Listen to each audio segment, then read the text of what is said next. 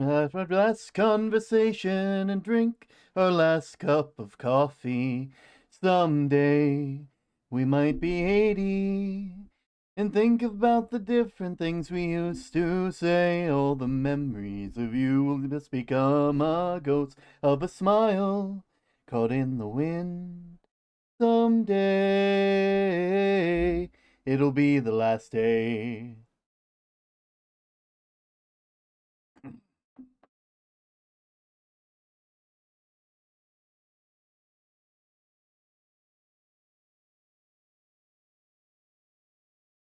One day it would be over. The moon could seem so far away despite all the adventures that we promised we'd go on again and again. All the memories of you and all the stories we were a part of, lost in the wind. Someday, someday, it'll be the last day.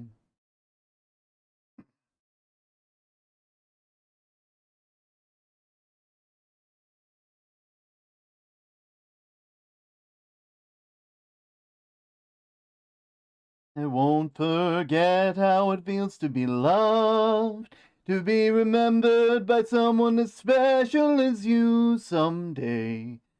I will drink the last cup of coffee with a smile.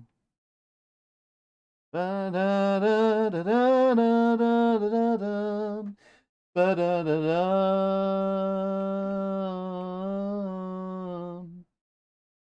Ba-da.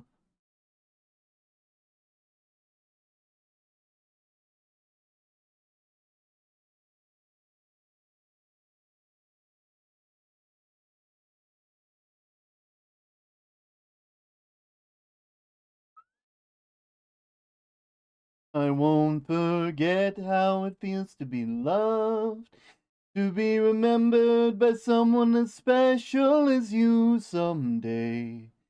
I will drink the last cup of coffee with a smile.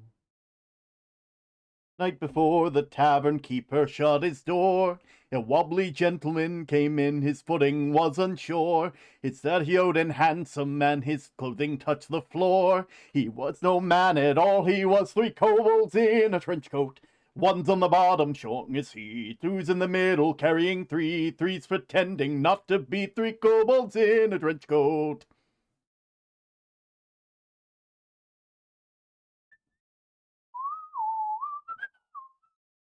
The maiden was in her nightly stroll.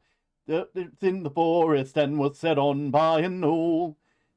So the gentleman who's the old and tall, he was no help at all. He was 3 kobolds in a trench coat.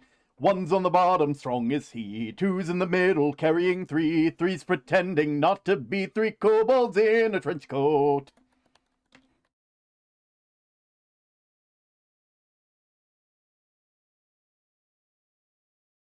Once there was a kingdom that huge upon the land. Thins all wished him dead, this rule they couldn't stand. One day he just fell dead, been with no hand.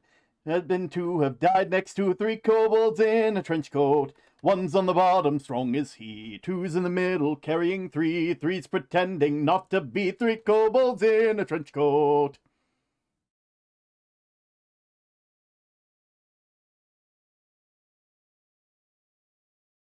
People of the kingdom, the men's praise they did sing, believing that he was the one who slew their awful king. Put on his head a crown, and on the throne they did him bring. But little did they know he was 3 kobolds in a trench coat. 1's on the bottom, strong as he. 2's in the middle, carrying 3. 3's pretending not to be 3 kobolds in a trench coat.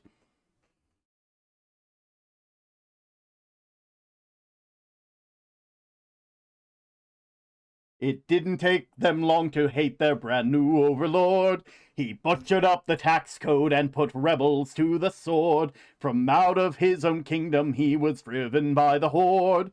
The economy had been ruined by 3 kobolds in a trench coat. One's on the bottom, strong is he. Two's in the middle, carrying three. Three's pretending not to be. Three kobolds in a trench coat.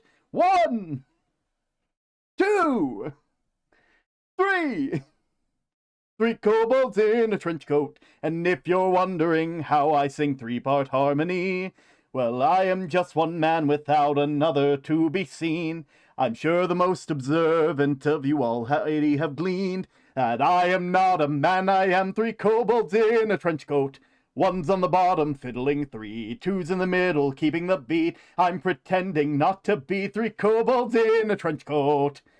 Pretending not to be 3 kobolds in a trench coat.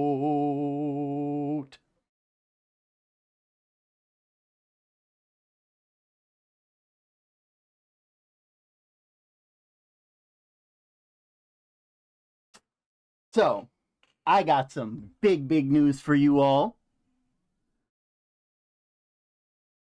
I have my interview soon. I'm so excited. I'm so excited. It's like I'm gonna be.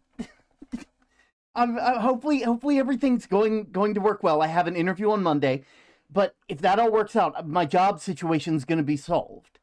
I'm so excited. It's like I've already talked to the manager about it. They would have gotten to me earlier if like the company's like notification system had actually gotten to them earlier. He's gonna be employed. Oh my god, I'm so excited, everybody. It's gonna be great. Oh my word. Oh, it's gonna be great. It's like I got a thing on Monday. What's even better is that they're gonna interview me on Monday, and this boss of mine, who I used to work with a while back, already knows that they more or less want me as a shift lead. But because they already have a shift lead in training, they're gonna wait to finish their training. So I'm gonna be working a normal job, and then in about 3 weeks, I'll be getting the training for shift lead, which means higher pay, more responsibilities, but I'm so excited. I'm so ready. I'm so ready to be back. I'll be real. Being unemployed is so stressful. It's like, I mean, like it's on the one hand, it's not as stressful because like, you know, you don't have as much that like you have to worry about because you're not heading into work every day or every week. You're not like having to deal with all those responsibilities, but also just watching the bank account slowly drain as you're trying to get back into the job market is the worst feeling. The worst feeling. I'm not gonna lie, like I need to say this right now. You guys saved me. You guys saved me with the September stuff that we did last month. If it were not for you guys, I don't think that I would like. I mean, I would have made it. I would have been fine, but I would not have made it as unscathed as I did. And so I want to thank you guys for that. I want to thank you guys so much for that. I could not do this without you guys. And you guys know that by now. You guys know how much I care about you. You guys know how much that I think you guys are the best. And it's just great. You know, honestly, it's so nice. It's nice knowing that everything is working out right. You know, it's like it was a bit shaky there at first, but I'm so excited that everything's going well. Like I got my new I got like my bullet journal. I've been able to do stuff in that. That's been really nice. I've been drawing a lot more. I got candy because like, you know, Halloween was yesterday, and so any extra candy is just for the taking. And it's like I got Milk Duds and Whoppers. I got Reese's. I got the whole smorgasbord of chocolatey and chocolatey combo candy. That honestly, that's actually what this is. There's also Kit Kats in here, I believe. I'm kind of okay with Kit Kats. So some Hershey bars. Not the best with Hershey bars personally, but like, you know, I believe, I'll be real, might be an unpopular opinion. Chocolate is an auxiliary confectionery. It should not be on its own. unless it's like an M&M, and then it has like the hard candy shell on the outside, and I can justify that. Like, but like a bar of chocolate, I feel like that is not not as good. Boo! Ah! Oh, I hope you guys had a wonderful holiday, a wonderful Halloween. I know if you guys are wondering about the spooky games that we were playing, they're still on the table. I'm going to make sure I finish them. I also have a game that I need to play because L sent it to me and paid for it, and that's like the fastest way to get me to play a game is to, at least for one stream, is to get me the game, which is hilarious to think about when you really get down to it. It's just, it's like you don't really think about the things like that. Like it's just, you know. Oh, but yeah, we've been doing good. We've been doing good. How's everybody else's day been? How's everybody else been doing? I've been you guys. I've told you how I'm doing. Let me get the throne, not the throne, the tome, the tome. We'll get the tome, and then we'll know exactly what question we should ask for today while we wait for you guys to let me know how your day's been. Let's see. Let's see.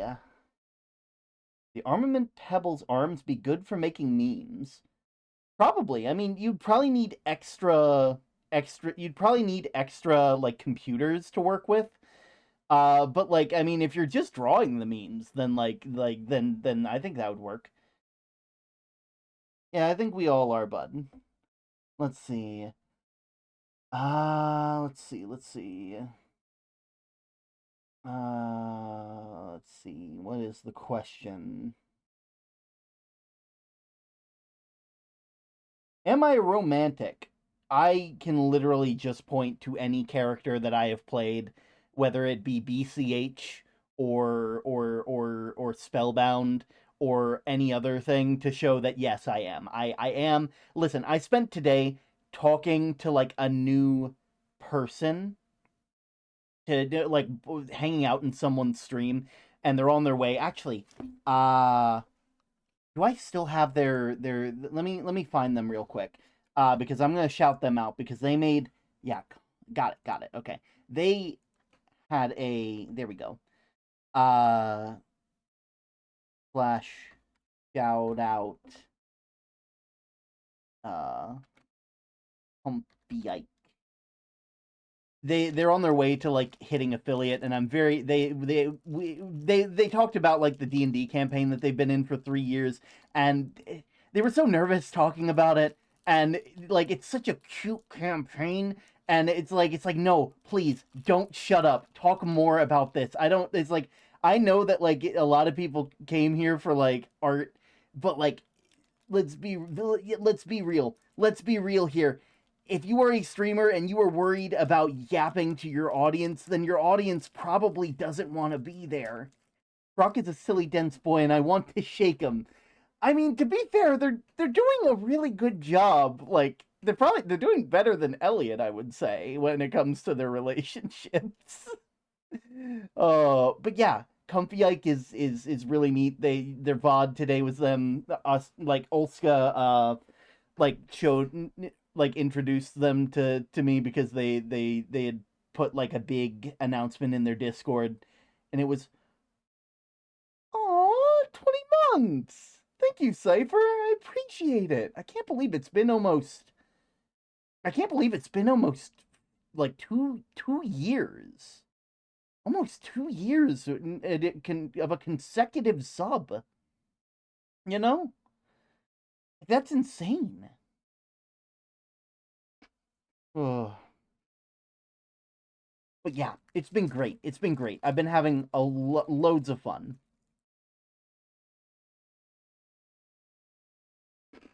But yeah, it's been something else. I know I haven't gotten a snack yet, but I'm eating Whoppers right now, and I love them. I love malt balls, and you guys can just deal with it. There we go. Oh, in that right? In that right, buttermilk? Yeah, that's right, buttermilk. I am more than okay to drink and eat on my stream as I please. I want to shake him affectionately, you know? Just, he's so silly. He really is. Like, Kurok is the character that I play that for when, like, the horrors are endless, and yet there's a shirt for this. One sec. I'm gonna find the shirt, and then I'm gonna pull it up on stream. And then you're all gonna be like, yep, that's Kurok. And we're all gonna sit here and understand that, yes, that is Kurok. Uh,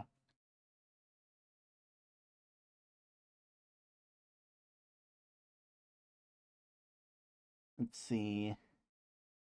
Okay, it's... There we go. Mulk. Give him the mulk, John! Oh, it's supposed to storm tomorrow. I don't like rain. That's a shame. Personally, I'm a pretty, like, I used to not really like rain. And then, like, this is gonna sound really cheesy. This is gonna sound really weird. But, like, I was I played Spellbound, and like we did the whole like arc of like SB Term and SB Sky getting to know each other, and like I never the way they described rain, and the way that they explained how like calming it is, and now whenever I see it, I think about my friend Sky. I think about Sky, and it's like my friends have turned this thing that's usually like an upsetting thing for most people into into like a delight.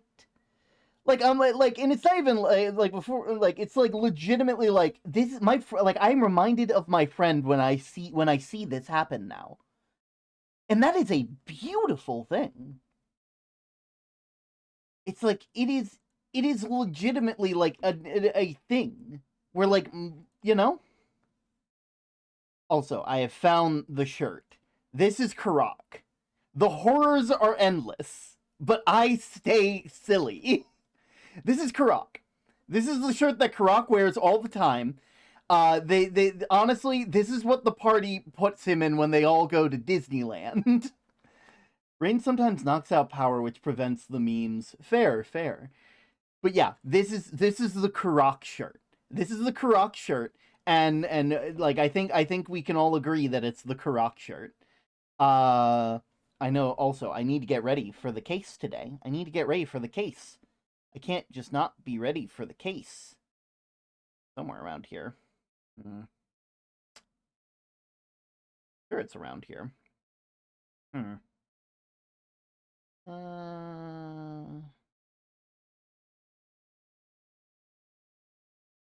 I can't find my badge. It's gonna be fine. I don't think I'll need my badge. You know, it'll be fine. I'll be okay. Anyway.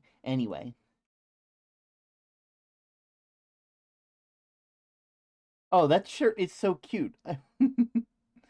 Oh, absolutely. Absolutely. But yes, like again, I know it sounds weird. But like oh my god, I forgot. Here you go. There we go. Oh, but I hope you guys all have had a lovely day as always. I'm gonna go ahead and hop into the game because we've been waiting. We've been waiting, and I know you guys have been waiting. I'm ready to see Von Karma bite the curb in 4K in a video game. In a video game. Not in real life, in a video game. But also Von Karma.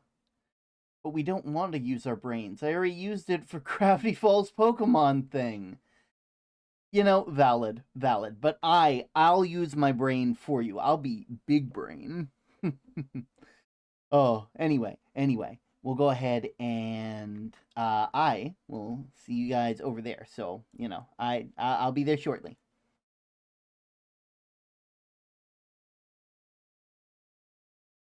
There we go. All right. Oh, let me just. Oh, there we go. Oh, video games don't do real damage. All right. I hope you guys are ready. It's time. Oh, I say it's time, and then I forget to put my phone up so I can see you guys in chat all the time. I just forget to do it. I forget to pull you guys up, and then we're sitting here, like I don't know, Also, you still have your prosecutor's badge. They have a better badge than me. I have no badge. Any badge is better than no badge. Oh, it'll be okay. We'll live. We'll survive. We'll survive. I'll be okay. I'll be fine. I'll be fine. I'll be fine. I don't need a badge. I don't need it. I promise. Oh god. Oh, okay. Actually, this time.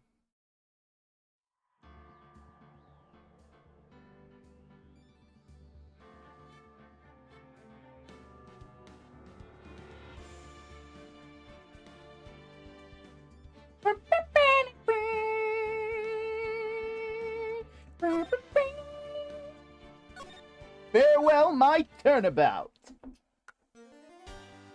Okay. So.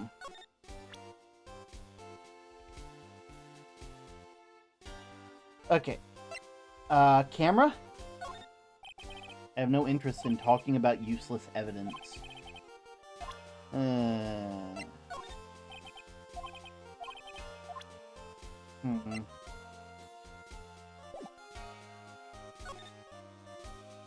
Alright, you probably won't gain much from getting my brain cells due to Warforged have brains. You know, that's a good question. One that I unfortunately do not have an answer to. Alright, I believe we were trying...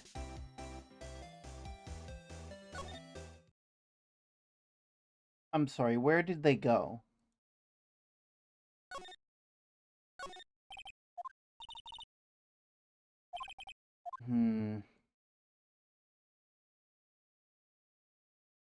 Where did they go, though? Like, legitimately.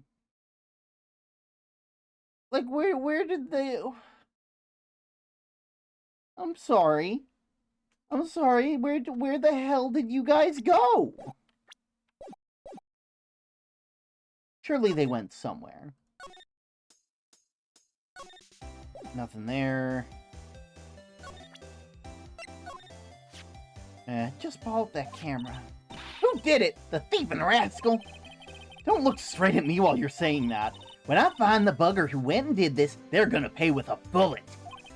And if you do that, don't expect me to defend you. You know, valid, honestly. Press conference ticket. Seems like the Nickel Samurai is to confess something at the post-ceremony show. Anything in Kurita's? Surely there's something.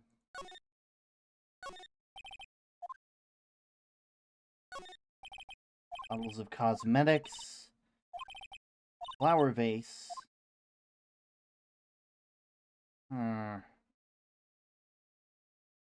Here. How is attorney? I just got back in, and I'm trying to figure out where the heck I'm supposed to continue from, if that makes sense. Everybody else is more or less, you know, where did they come from? But where did they go? Where did they come from, Cotton Eye Joe? I've been married a long time ago, so where'd you come from, where'd you go? Where'd you come from, Cotton Eye Joe?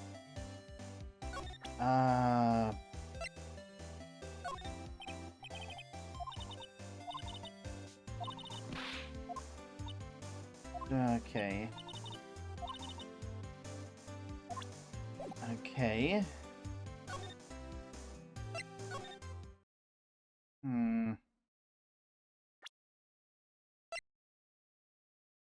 Okay, D-Killer, Nickel Samurai, Radio Transceiver, Hottest Camera, crime scene photo.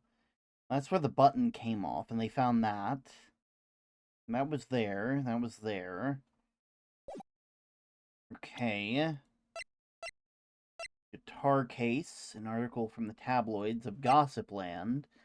Found next to the victim, empty. There's some water, but only on top of the lid.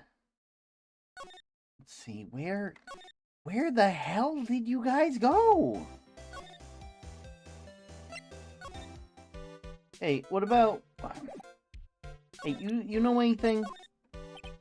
Sorry. What about this? That guitar case. Oh, Swans.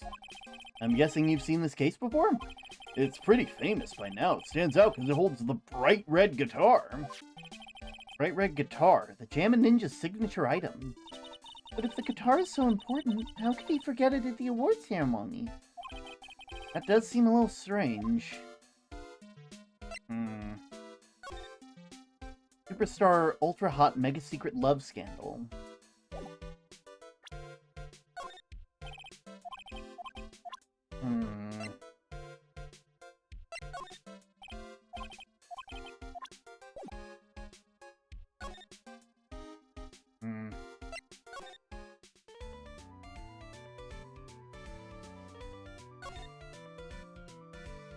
None of these.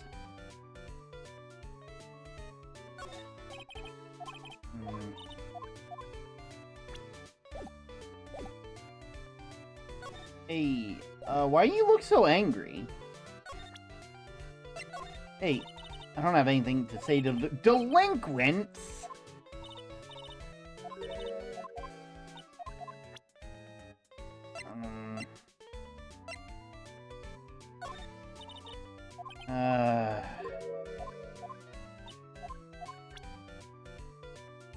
Do you have anything you can tell me?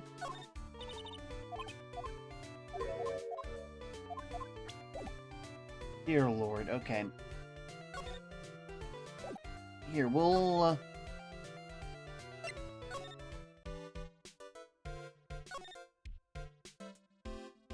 Detention center, maybe? Nope. Move off to the Criminal Affairs Department. Lurk. Anything? Missing suicide note. Okay, I'm sorry. I didn't know that you had more to talk about, Miles. Why'd you let me run off like that? No. Miss Impax's death was most certainly a suicide. Of that, there's no mistake. However, we could not find her suicide note. That's when the police began to suspect that someone had hidden it. A suicide note? But how do you know Miss Impaxy had even written such a note? There was no solid evidence. However, we did find traces of ink on her right index finger, which makes the likelihood of a suicide note very high. But who would hide such a thing? The police think it was Mr. Juan Corrida himself. The victim?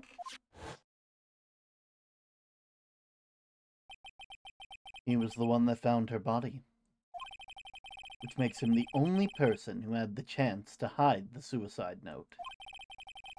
Mr. Corrida hid his own manager's suicide note? Why?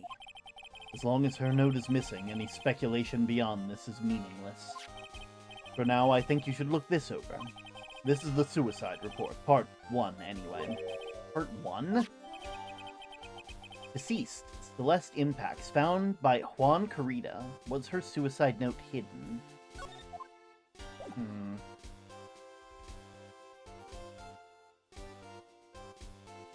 Well, first things first. I just want more information on this from you. I don't like to look through reports. I like suicide reports even less. Honestly, understandable. This is definitely a that yo moment. Worst of all, there are reports that have multiple parts, like that one. That has 2. 2 parts?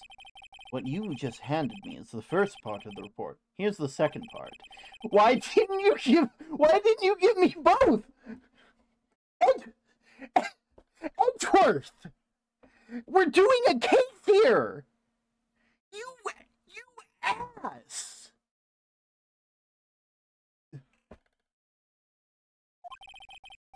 The attempter's name is Adrian Andrews. Miss Andrews? What did she do? She tried to kill herself? That doesn't seem like the kind of person to try and kill herself, though. You think she's a strong career woman? That's just what she wants you to think. Adrian Andrews. She has a certain secret she's always trying to hide. A secret? Her dependent nature. That's what she really likes on the inside. That's what she's really like on the inside. Miss Andrews, dependent. Talk about the exact opposite of what that woman is. Are you not going to give me the... Cool, you're just not going to give me the other half of it. Which, please. Huh? Oh, Greg, I hate to tell you this. This might be something on your end. Everything looks completely fine for me. I haven't dropped a single frame today. It's like, I got a delay of 5 seconds.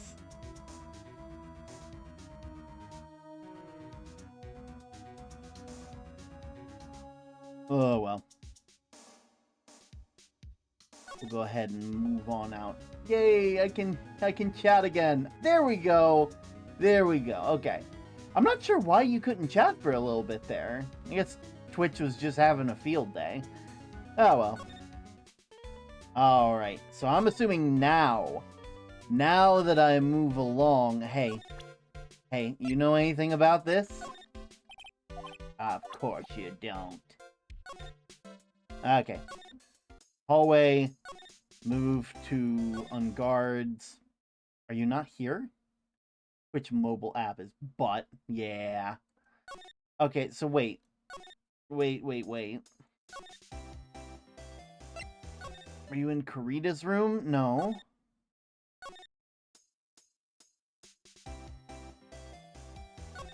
Hey, have you seen this suicide note? Do you know anything?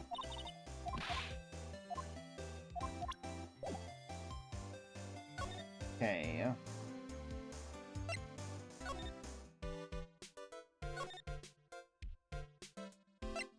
Oh, wait, maybe if I go to the detention center now.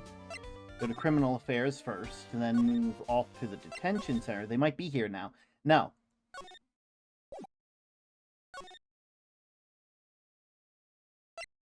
Hey.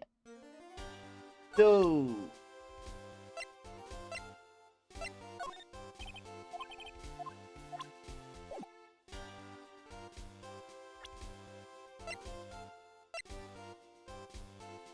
There's suicide note hidden. Less impact.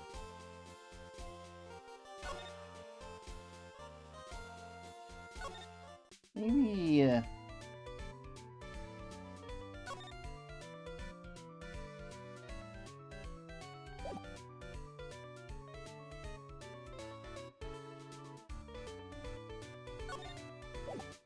Hey, what about you? Do you know anything about this? Surely you do. Okay, cool.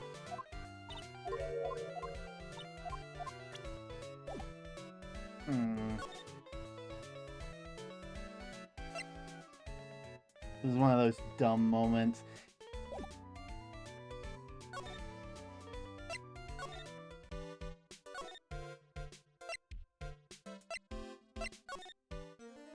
Hey, Edgeworth?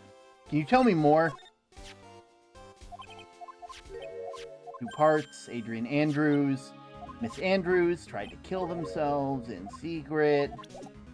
Okay. Wait a minute. Why is that at the top? Why is that at the top? Why would you put it at the goddamn top?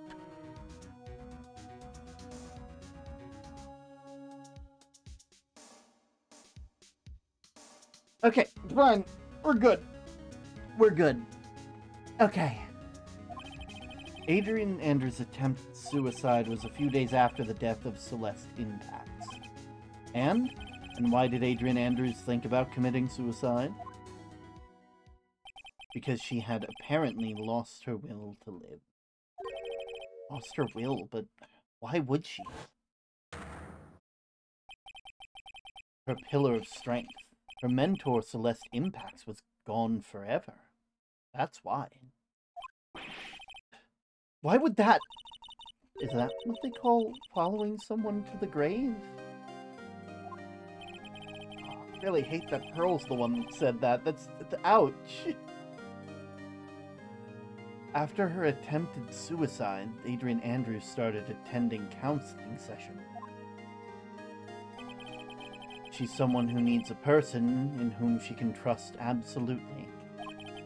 Once she finds that person, she'll do anything she can to keep them near. Without such an anchor in her life, her crippling anxiety stifles her action to live. And that's the nature of her dependency on others. When Celeste Impact suddenly committed suicide, the world before her turned pitch dark. That, according to Adrian Andrews herself, then that means her super confident attitude, it's all a facade. Yeah, that's a cool game. She's only copying her mentor's behavior to hold herself together. How terrible. Attempted suicide report. Added to the court record.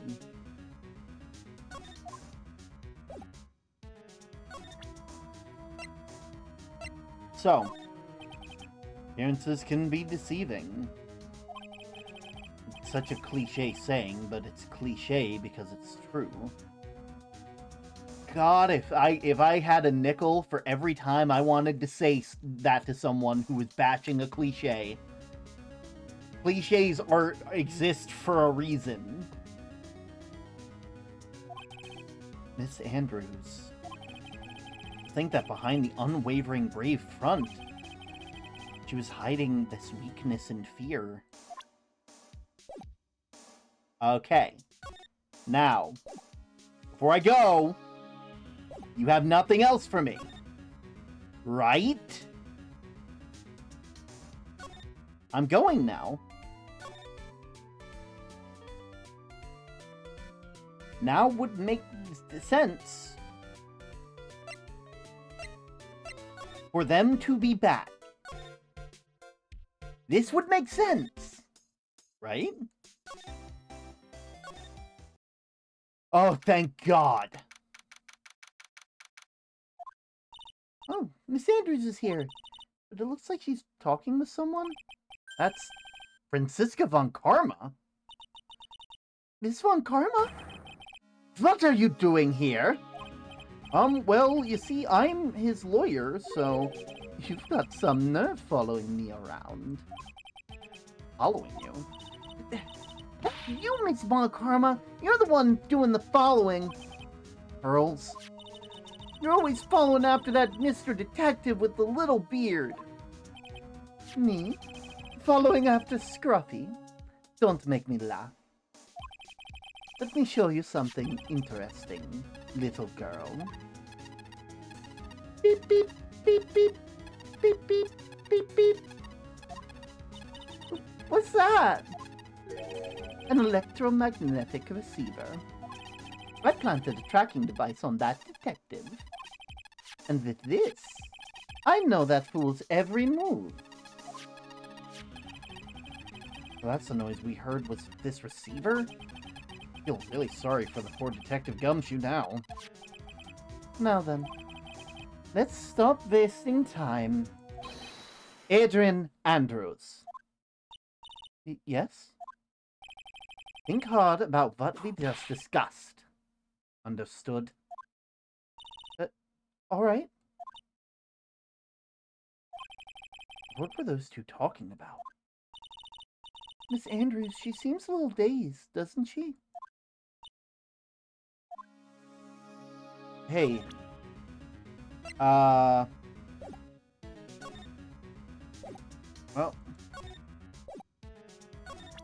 Oh.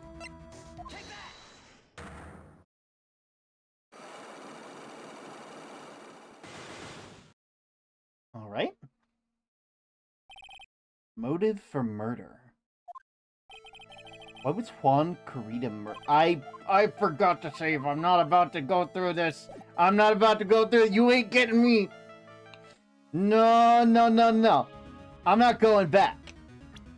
You can't make me. You can't convince me to go back.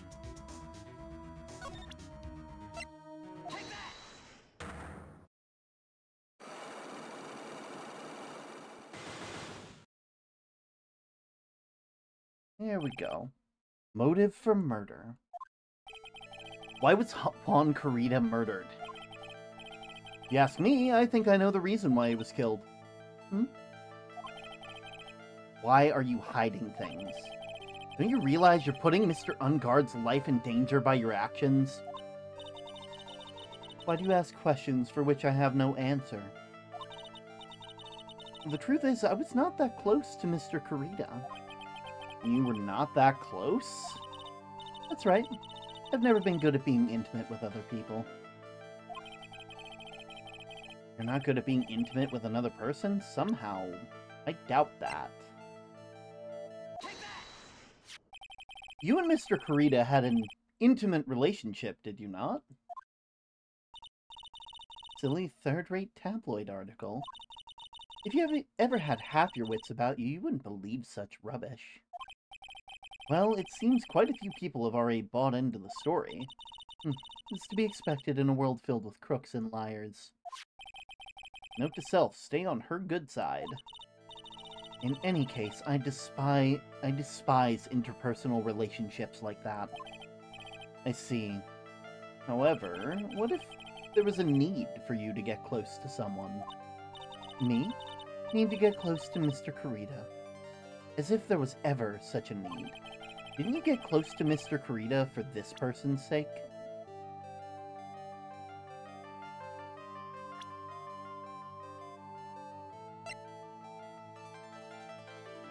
See, I want to say it's either their own sake or Mr. Corrida's sake.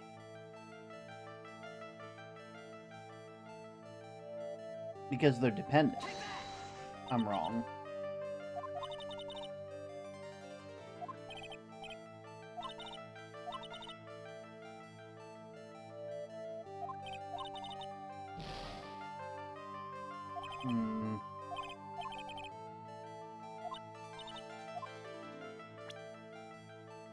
This person's sake. There we go. Your mentor. How do you know about Celeste? Miss Impact, she committed suicide, did she not? But it looks like no one knows why. Right before her death, she was Juan Corrida's manager. So, I believe you got close to Mr. Corrida so you could find out more about her suicide. You have a great imagination. You may have a future yet as a slimy mudracker for putrid third-rate tabloids. Mrs. Andrews? There's no mystery surrounding her death. None. It would be pointless for me to force myself into a relationship for nothing. Is that really true? I don't believe you. I don't believe that you were completely at ease with her suicide. Considering the fact that her suicide note was hidden. Or at least possibly hidden. It's never found. It looks like the police were under the suspicion that someone had it. Like, maybe the person who discovered her body, Mr. Corrida? Juan? And Miss Andrews, I believe you thought the same thing. And that's why you became intimate with Mr. Corrida. I've sat by quietly and listened to you and your insulting ramblings long enough. It's true that Celeste was my mentor. However, allow me to say this again, it had nothing to do with me. I didn't even know about her suicide. Their suicide note was never found. I'm a person who doesn't care about what goes on in the lives of others. That's the impression you like to give. However, I don't think that's who you really are. What? I have evidence that says otherwise. This proves that Celeste Impacts was someone very special to you. Miss Andrews, you nearly went through with it too, didn't you? Went through what? Ending your own life. Miss Andrews, you look and act like a very strong woman who has it all together. You don't ask for anyone's help, relying only on yourself. Yes, Have you found your daily pebbles? Pitchfork, just because you're a prosecutor doesn't mean you get to interrupt the questioning of the witness from the defense. You hear me? Okay? Do I make myself clear? I better. Very independent ever since I can remember. However, that's all just a lie. A facade. You've always searched out people on whom you can depend on. You were dependent on Miss Impacts, weren't you? Which is why, when she passed away, you lost everything you had. Stop!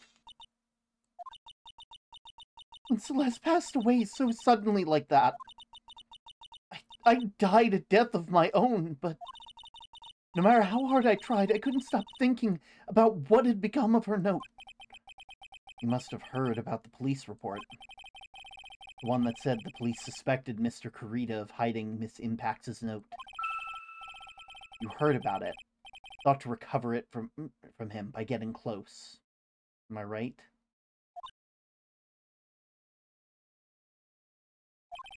If that's the case, then everything changes. What do you mean? What topic did we start this conversation on again? It was, why was the victim killed?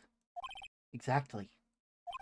Somehow, Miss Andrews, it seems that you have become the one with the reason to want Mr. Kurita dead. Me? Miss Impacts was everything to you. And then she died. And you would do anything to find out why she killed herself. Even commit murder. Murder?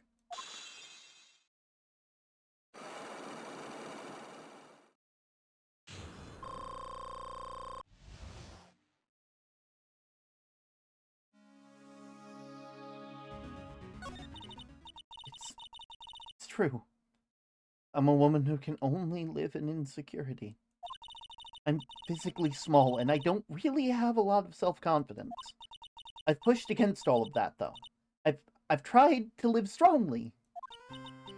I never wanted anyone to find out the truth. Miss Andrews? This one thing, it's the one thing I wanted to take with me to the grave. It was my secret.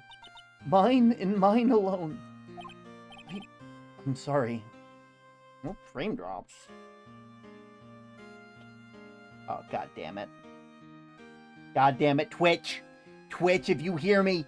If you hear me, Twitch. Give me my bitrate back. I know it's you. I don't need these hiccups. Listen here, you little shit. Jeffrey Bezos, get down here. I will smack your bald head. Give me my frames back. Listen here, you little shit. I will do whatever it takes to get my frames back for my audience. God damn it. Jeffrey Bezos.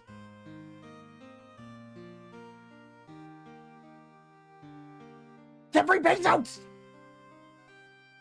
Ping going off. I don't know. The thing is that it's absolute, like, here's the thing. You guys have probably noticed this from a lot of other VTubers and shit like that, like Olive and Sky and Mage and a bunch of other people. There's just been, like, rolling, like, bitrate hiccups. And I don't know why. I don't know for the life of me why this happens.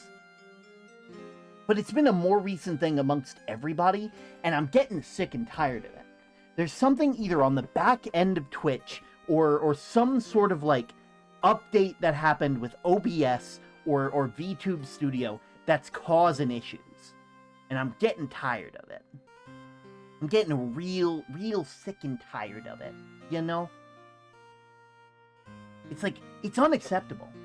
This is not how this stuff should be going. Like, go on, crash. If you're gonna hit 0, crash. Do it, OBS. Do it.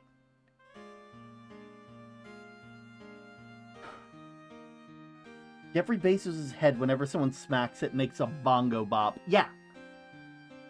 God, it's like, I don't even know why it happens. Because there's not, look at my stream. Nothing's happening. Nothing is happening on my end. Like, I have a single model, it's like I got some emotes here. I got some emotes here. I got some stuff here.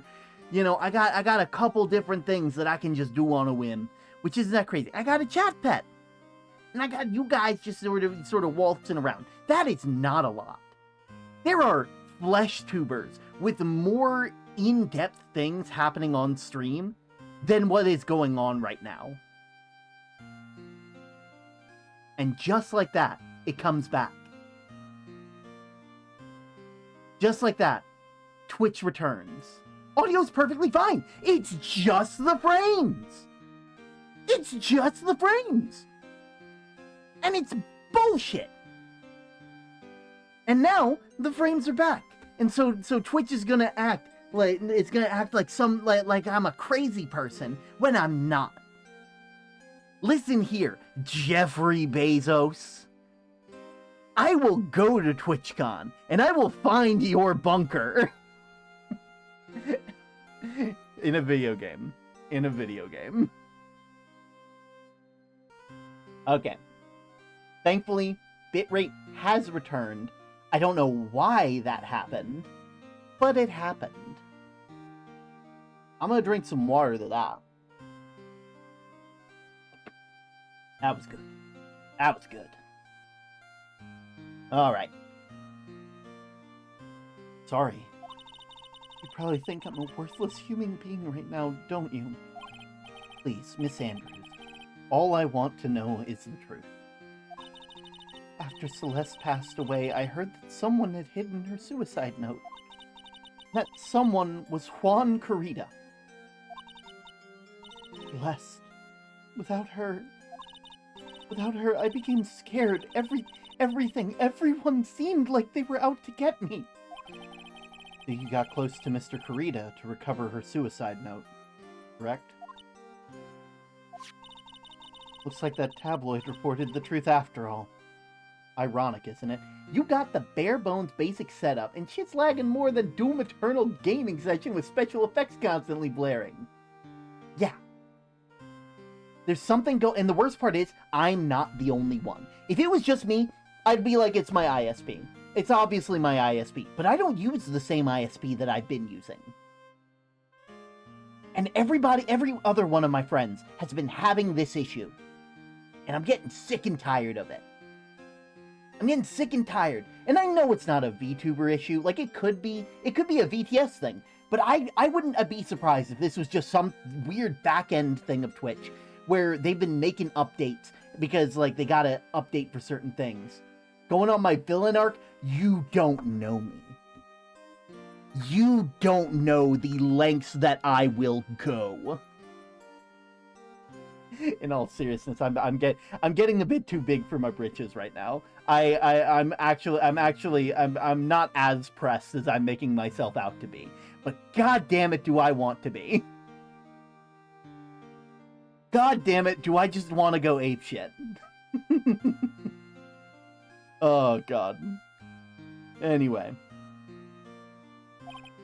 Well, like they say, wherever there's smoke, there's fire. And if they purposely add fuel to the fire, they keep a celebrity world burning. But, as for the suicide note, I didn't and wouldn't kill anyone for it. Bro's the Joker. No, well, I am not current day Joker. I am like Batman animated series Joker. Like the silly kind of Joker that's more than willing to like that won't fight the IRS. I'm like Adam West Batman Joker. I'm Surf King of Gotham Joker. I'm Golden Age hit you with a cream pie Joker. That's me. I'm just a silly little guy. You know? I'll be real. Hot take. I don't like the newer Batman movies. I say newer as if like I don't like The Dark Knight or The Dark Knight Rises. I don't like any of those because I think that they absolutely forget what Bruce is at the end of the day. They like animated series took the time to show that Batman does care about his like villains at least a tiny bit. You know? Like there are so many scenes of them of like, you know, them helping Harley and Harley being like, "Oh, why would you do that?" And them just being like, "I had a bad day once too." Because that's the difference between the Joker and Batman. Is that like the Joker, he had a bad day and he let it ruin him. The Batman had a bad day and allowed himself and like tried to turn it into something that would help others. And like you know, like the episodes with like Dr. Freeze where they end up like they're like, "Yeah, we're going to keep your wife on ice because you deserve that." Yeah, the animated series hit different, and it deserves to hit different. It is like I always hate like the thing where it's like, oh, like Batman, you know, like with all their Robins, like they're creating child soldiers, which to be fair, not the best look, but also like most of the kids in Batman, most of the Robins, Batman like at first at least like a couple of the Robins after the first one, they're very like Batman's very much like you don't need to be in hero work, and they don't let him stop. Do you like the comics? I don't read the comics. I don't read the comics. Anyway, I'm going on a tangent, and I need to not be on a tangent right now. Now it's going to be starting in 5 minutes. I gotta get to a break point before then. It just doesn't suit me, that's all. Well, that's enough for now. I still have work to do, so I understand. Oh, I have one small favor to ask. My attempted suicide. It's like I'd like for you to keep it a secret. Miss Andrews? If people found out about my weakness, I would sooner choose to die than live. All right, I understand. We'll keep it a secret. Andrews, I guess she's the overthinking type. She probably never says anything without carefully thinking it through first. Thank you for your discretion. Mr. Nick, can I ask you something? What is it? Miss Andrews has been playing with that card in her hand since a little while back. That card.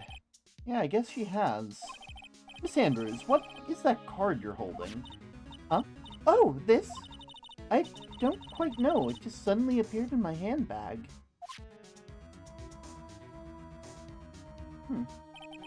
What is it? It looks like a seashell? That's what it looks like, doesn't it? Honestly, I don't remember owning this card. I wonder where I picked it up from. Or not remembering something clearly. Sounds like that's a rare occurrence. Well, I must be off. I leave Mr. Ungard in your capable hands. Aw.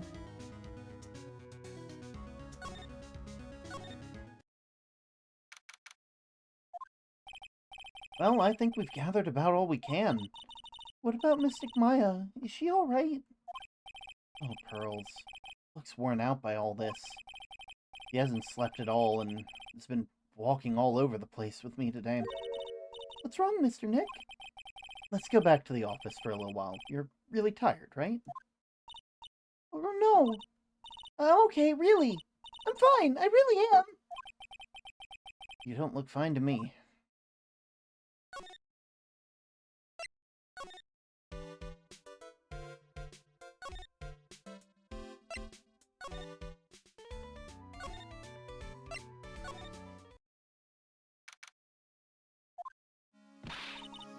With the card. I'm gonna bet that the card is like a calling card. Maybe. Like for the assassin. What now? Well, we did find one thing out. Miss Andrews has a motive. You mean Miss Impact's suicide note? That's right. She was also the one to discover the victim's body. Clever. Hmm? Mr. Nick, the transceiver! Hello? Wright & Co. Law Offices. Mr. Attorney, you're not answering the phone. But Maya, where's Maya? As I promised, I have not gone within a few feet of her this whole time. Ooh. Which is why I assume she is suppose she's absolutely famished. What? So I suggest you win a quick acquittal, my friend. At any cost. Wouldn't you agree? Wait, Maya, let me hear her! Very well. Ask Maya! Maya, is that you? Sis, ask my sis! Maya, damn it! He cut me off! Mystic Maya said ask my sis, didn't she? Yes. What is... You know what she means by that, Phoenix. Come on, Phoenix. You're a hopeless one. Sorry. Ah! Mia! I have a message from Maya, so come. Ask me anything you want about her. Situation? How's Maya? She's safe, for now. Kidnapper is one to keep his word, it seems. Glad she's safe, but Mia, how did you know? As soon as she was locked up, Maya called for me. I read the note she left. Then I gathered as much information about her surroundings as I could. I didn't know you could use spirit channeling like that. Pretty smart of her. And the kidnapper? The kidnapper! What's he like? I don't know. Apparently, Maya went to answer a phone call in the hotel and was drugged there. And? I didn't see the face of her attacker. Maya's locked up in a very dark place right now. I'll tell you everything I heard when I was with her. And you were with her?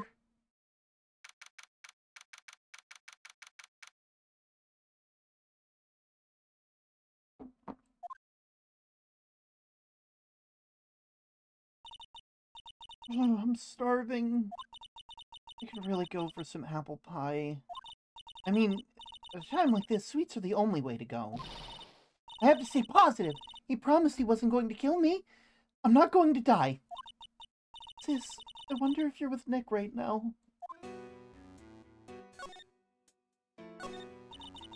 All sorts of things piled up here, but it's too dark to see.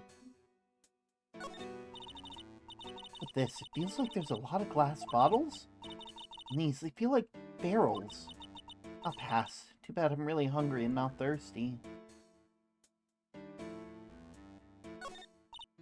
Oh. Ads have begun. So that means that we sit around. And we don't do nothing to nobody. Whew. I'm gonna eat myself a box of Milk Duds. What are your opinions on Milk Duds? What's your opinions on Milk Duds, everybody? I bet they're pretty good.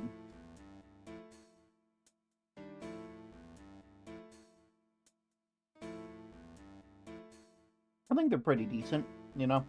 Personally more a fan of, like, hard candy caramel, but, like, regular caramel's fine. You can't really get chewy caramel any other way. Kind of sad when you think about it. There's probably some kid who really loves chewy caramel, but doesn't like chocolate. Can you imagine?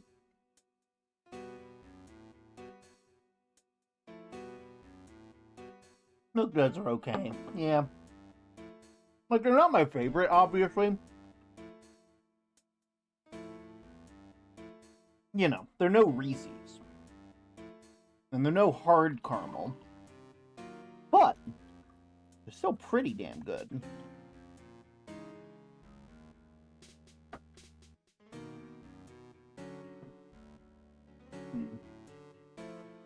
actually... I should be fine for water until the next break, I feel.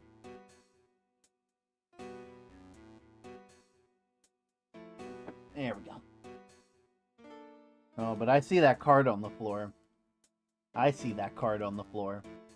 I'm happy we're getting the answer quickly, because otherwise I would have absolutely forgotten about it. I would have sat there, and I would have been like, oh my god, what do you... They'd be like a card, and I'd be like, what card? Why is this familiar? Oh. I mean, it also feels like something that, like, they're going to have. Like, it feels like their story about it being, like, it just showing up in their bag isn't a lie, but I don't think it's the full story. Because they're playing with it, you know? Like, they're not just sitting there, like, they don't just have it. Like, they are actively fidgeting with it. And that's sus as fuck.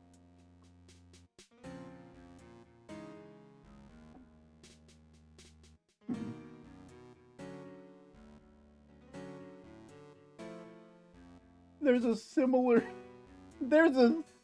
caramel sweet called Nip. I once got detention for saying I love Nip while talking about the candy. Oh my word. Hilarious. Hilarious.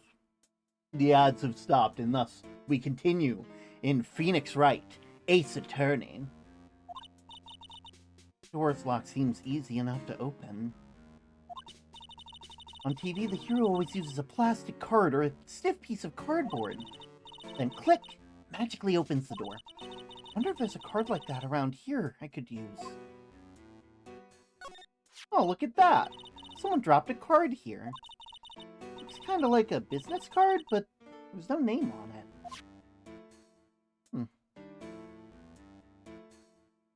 Picture of a seashell, I think. What a strange card.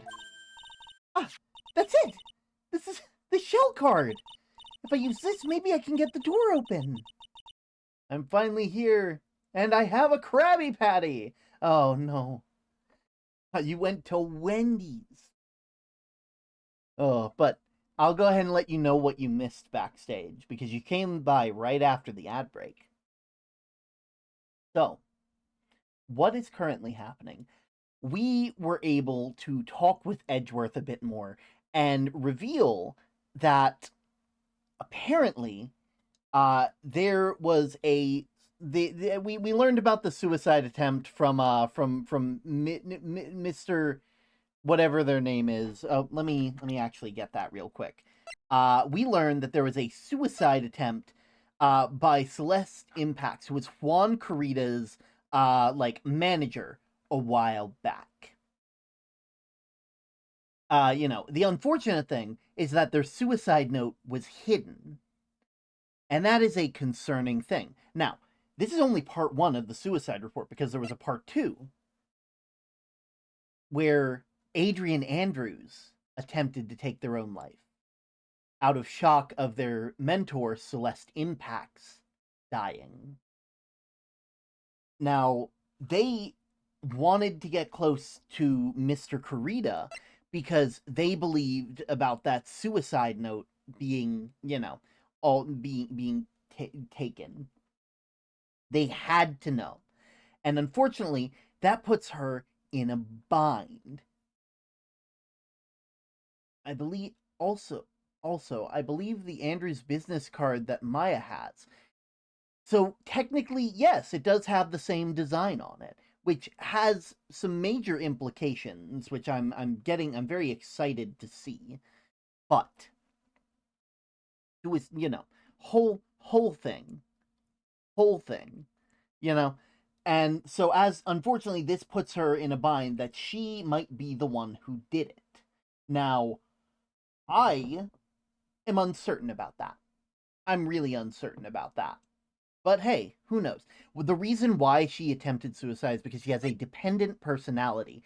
And without their mentor in their life, they felt like they could not go on. And they I guess they after, they were stopped in their attempt, they decided to try and find out more about how it ended. But yeah. And the card that Miss Andrews has, Maya just picked up. So that's where we are right now. You'll be my key out of here. I had a feeling this card might be useful. I'm a genius. Alright, now if you'll excuse me, Mr. Kidnapper. Click. I did it! Okay, now I'm getting the heck out of here. I shouldn't keep Nick waiting, or worried. Bubblegum, hello Bubblegum.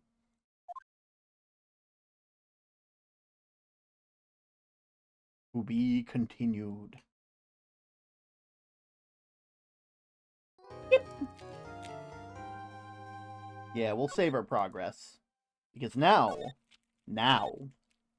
we have important stuff.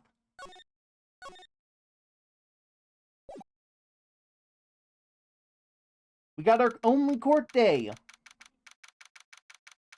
District Court Defendant Lobby number 3.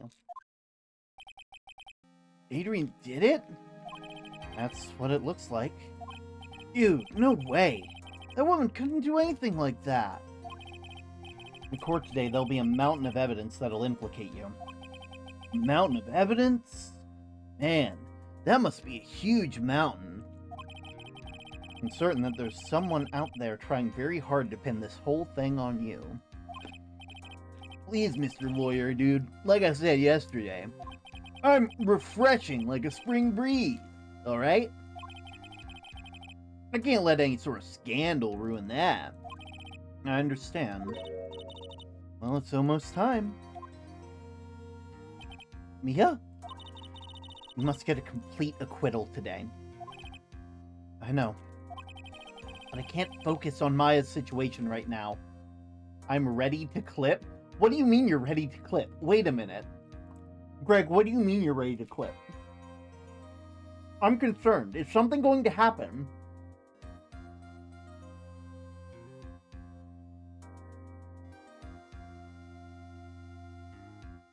It'll be fine. Or pearls either. No matter what, I have to focus on winning this case by the end of the day. Indeed. Well, let's get going. Yes, him. This is right. Good morning. This is it, Mr. Attorney. The day of the trial. Maya, she's unharmed, right? Well, when I checked on her earlier this morning, she seemed a bit, how we say, scared. Don't worry. People don't die that easily. Besides, what you really should be concentrating on is winning today's trial. For my sake as well as yours, you must win today's trial. Which is why I sent you a little present this morning. Present? What in the world would you want to give me?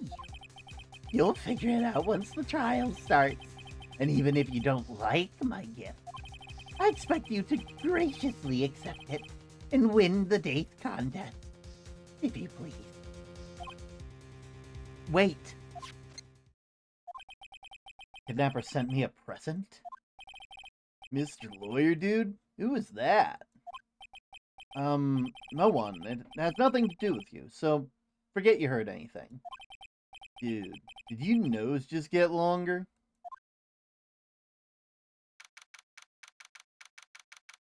I really don't trust the guy. I hate to say that. I'm getting ick. And I don't know why. Because, like, it feels like they're putting up a front, and that might just be the voice that I gave them. But it absolutely feels like they're playing dumb. You know? Like, why would anybody want to frame... Like, first off, why would anybody want to frame them? And second off, why is it so important that they win the trial? Like, why is that such an issue? If they're innocent, it will arrive.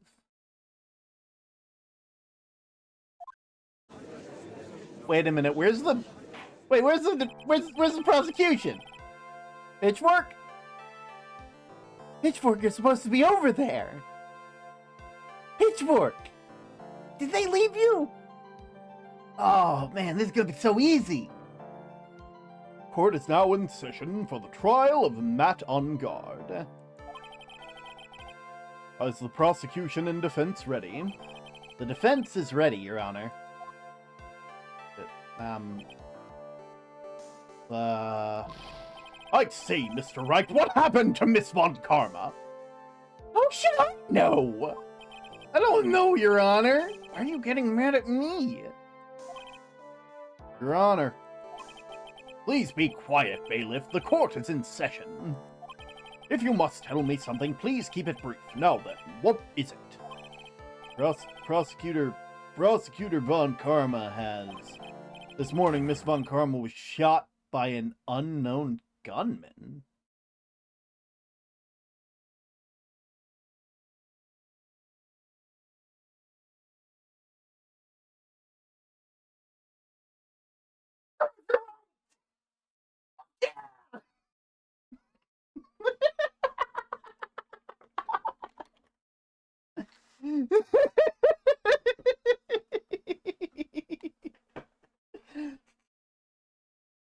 Oh, I'm just joking.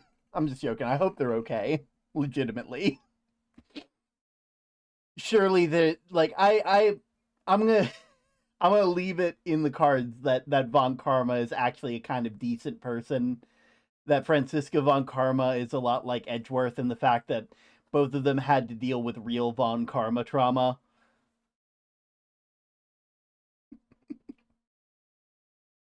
This morning, Miss Von Karma was shot by an unknown gunman. What? Shot? Fork is in the sheet gay convention. Oh, God. Somehow. I think the present that the man was talking about. Is present? Miss Von Karma is one of the top prosecutors in the country at the moment. If she were to disappear, it would be to your advantage. This is totally insane. Miss Von Karma, is she alright? I don't have the answer. She's alive and in stable condition. That's good. Whew. I thought he'd show up. My man! Come over here, Edgy! Come over here, Edgy! Oh my god, your music is the bomb! Oh...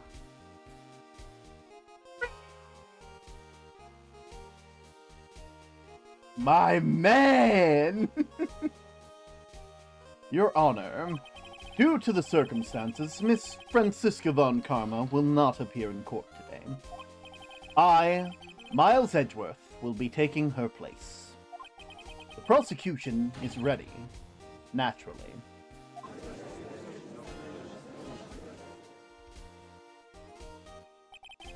Miss Von Karma was shot in her right shoulder and is currently undergoing surgery. I wish mobile had clip editing right now. I can only get 30-second clips. Don't worry, Greg. Usually, here's what I do with clips that I don't think a lot of people realize. If a clip happens and there is enough funny content in there, but the context is lost, I go back to that section of the VOD and I find it and I make a clip. Because I understand that sometimes that problem happens. Last thing I want is for anybody to feel like they can't do the actual... that they're not going to get the funny videos. And honestly, like, I never want to discourage people from trying to clip just because the tools aren't quite right, you know? Got in her right shoulder and is currently undergoing surgery. Luckily, I have looked this case over and am familiar with the details. The prosecution seeks to prove the guilt of Mr. Matt on guard. The court acknowledges the prosecution. Right. I finally found the answer I was struggling for over my long journey this past year. What channel do clips go in? Oh, I'll just head and go on about it, but for now, if you want to go ahead and just post them in like media, like, you know, I'll see them all anyway when I go back to look through the VOD, but like, you know, if you want other people to see it, put it in media.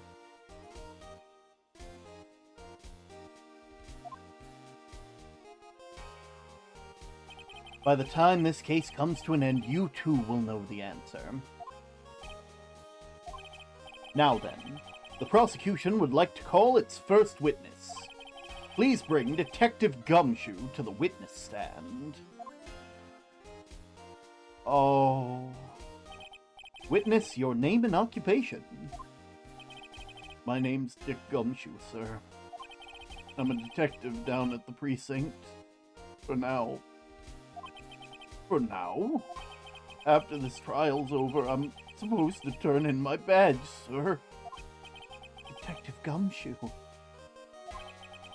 The prosecution has no need for the depressed witness. Lift your head up and face forward like a proud officer, Detective Dick Gumshoe. Yes, sir!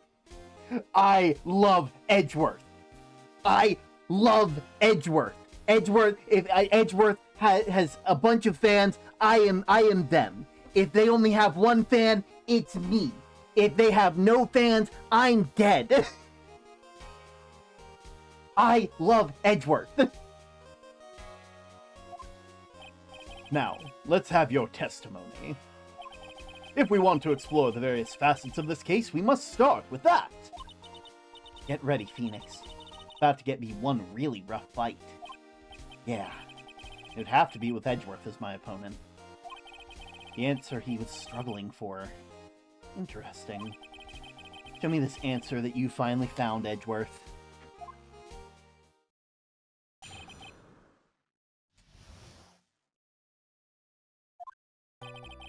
This murder happened, after the Hero of Heroes award ceremony, sir.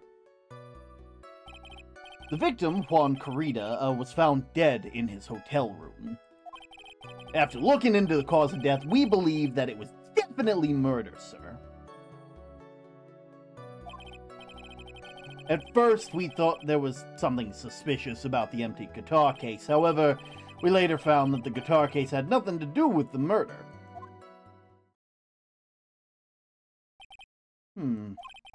After the awards ceremony ended, the victim was alone in his room. Yes, sir.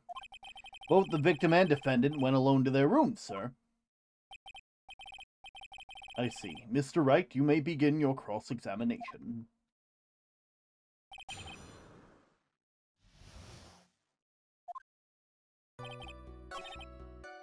Found dead. Looking into the cause of death. Certainly murder. I'd like to know more about that. The cause of death, wasn't that because Mr. Corrida was stabbed in the chest? Only a careless amateur would believe that, so something so brainless as that, pal. Take a good hard look at the crime photo. Now, real pro's attention would be drawn here, to the bandana. Banana? It's bandana, sir. The thing wrapped tightly around his neck. Krabby Patty sauce has a little kick to it, so it's really good. Nice! Ah, yes, I see. It's banana-scented bandana. I think the judge is having a stroke. Then what about the knife? It seems to be stuck in the victim's neck on chest on purpose after his death. Well, a crafty murder on our hands here. Strangled with a scarf and then stabbed with a knife. At first, we thought there was something suspicious about the empty guitar case. And why did you think that? Because it was empty, pal! The Jammin' Ninja doesn't go anywhere without his bright red guitar. And we couldn't find anything at the scene of the crime. Oh, well this... And then how about this theory? A fan really wanted the guitar and did the crime to get it. How's that? Wouldn't he be smelling burnt toast? You know, he might. He might be smelling that right now. Like, he's smelling like banana bread. He's thinking about Fruit Loops. We thought of that, but the only fingerprints on the victims, on the guitar case, were the victims. Only the victims, huh? I see.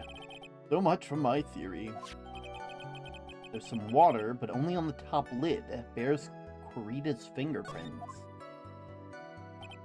Where we later found that it had nothing to do with the murder. See, that's the most suspicious. What convinced you it had nothing to do with the case? The guitar wasn't at the Gatewater Hotel that night. But, well then, where was it? The bright red guitar was eventually found at the TV studio. The victim, Juan Corita, had apparently only taken the case with him, sir. So you mean he forgot to put the guitar inside the case? Yes, sir. Even when he went on stage for the ceremony, he didn't even have his guitar. So the guitar case was empty before he even got to the hotel. Yep, that's right. So it really had nothing to do with the case at all. I believe that is enough. First, the victim was choked to death with his bandana. Then, after the victim was dead, the killer deliberately stabbed him with a knife. Which brings me to my next point. Why, then, did the police arrest Matt on guard? Because there was reason enough to suspect him. Here it comes. Looks like Edgeworth's back in full swing.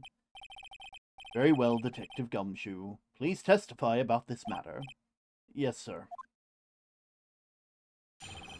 When you said loops, I thought you said I thought of the give me the loops brother meme. I love that one. Why arrest Matt on guard? Matt on guard and Juan Corita were huge rivals with each other. They each thought of the other as the other guy was in his way. That's motive enough in my book. As for evidence, there was the Jammin' Ninja's button. It was ripped off of the ninja costume and was found in Mr. Unguard's hakama. And the defendant's fingerprints were all over the knife. The defendant bought the knife for the crime, which makes this a premeditated murder. So the defendant's fingerprints were found on the knife used in the stabbing. It was sort of sticky on the handle, so the fingerprints came off pretty clearly, sir. Bears the victim's blood. Unguard's fingerprints on the grip. Gatewater is engraved. Why didn't he bring the guitar? See, that's what I'm thinking too. Because, like, it seems like a really important thing. It's hard to miss a red guitar, you know? It's hard to close a case and, like, pick it up and not know that it doesn't have the guitar in it, you know? And here's the button. That was found on the defendant's clothes, was it? And this button is also covered in blood. Yeah, we know the blood on it is the victim's blood, sir. What? Alright. All of this points very clearly to the defendant, doesn't it? Yes, it most certainly does, Your Honor. Ready to give up yet, Wright? I'll find a hole in your argument somehow. You can press as hard as you'd like. Just hurry up with your usually pointless questions. Yeah, there's a whole new energy now with Edgeworth back after a whole bit like there's a whole new energy. Matt and Guard were huge rivals. They thought each other was getting in their way. There's the Jammin' Ninja's button. It was ripped off and found Matt Unguard's hakama. The defendant's fingerprints were all over the knife. The defendant brought the knife to the crime, which makes this premeditated murder. There's no way that this was premeditated murder, even if he brought the knife.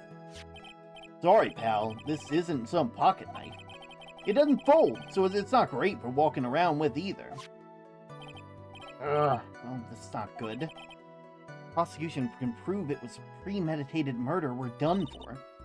Phoenix? There's something very interesting about what the detective said just now. Think carefully before it's too late. Button covered in the victim's blood and a knife with Unguard's fingerprints. Be grateful. If the judge were more rash, he would have already pounded that gavel. Dinner that night was T-Bone. It was T-Bone, which seems very suspicious.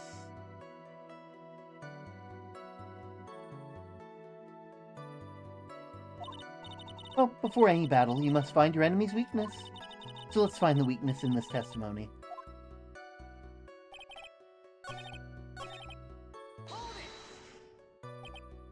Proof that the button belonged to the victim. What do you mean, pal? Oh, let me put it this way. I'm asking you if there's any evidence to back up your claim that this button was ripped off the Jammin' Ninja's costume. Oh, but can't you tell just by looking at it? And the victim's blood is on it. Anyone could have smeared that blood on this afterwards. Mr. Edgeworth, help me, sir! Alright, I knew it had to be a piece of evidence. Now to reel this one in. Thread. Huh? The button was attached to the costume by thread, obviously. And the thread snapped when the button was torn off. If you match up the ends of the thread with the costume and the threads of the button, it is a perfect match. Yeah, that's it! They're a perfect match, pal. That's Edgeworth for you. Never misses a beat. Ripped off the ninja costume. When was this button found? Pretty soon after the body was discovered. We rounded up everyone who knew Mr. Kurita. And then we did a search on them all. That's when we found the button. So it was almost immediately after the murder. The police didn't have a free time to lollygag and play tricks, unlike some people. Hey, what are you trying to say about me?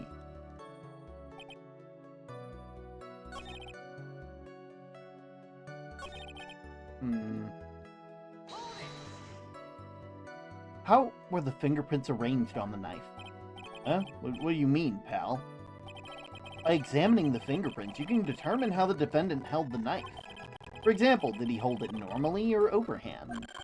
Oh, that's what you meant. Well, we didn't actually think of that. I can't believe the bumbling in this department. It's gonna be a whole trial of familiarities. I feel hopeless. I don't feel excuse you. Were you paying attention to the testimony? The defendant's fingerprints were all over the knife. There's no way to determine how the knife was held the moment of the murder. The defendant is the owner of the knife, then.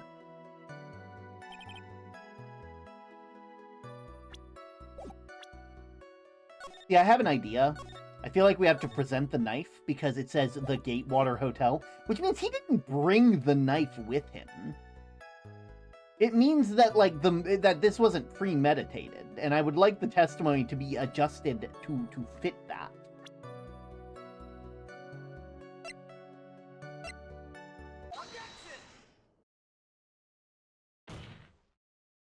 Wait a second. What? So the basis of your argument was that it was a premeditated murder? Is simply that my client bought a knife beforehand?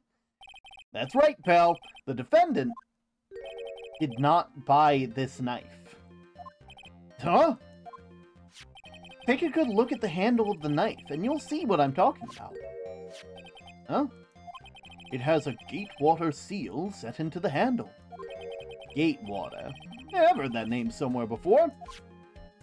That's the name of the hotel. The Gatewater Hotel. Uh-oh. The murder knife was actually property of the hotel, which means this murder was not premeditated. That's very true. This is very big. What is it, Mr. Edgeworth? I'm sorry, but the defense is simply too careless. What? I think whether the crime was premeditated or not has already been determined. How so? I admit this knife is hotel property. There's no one currently on the police force that's dumb enough not to realize that. But I didn't know.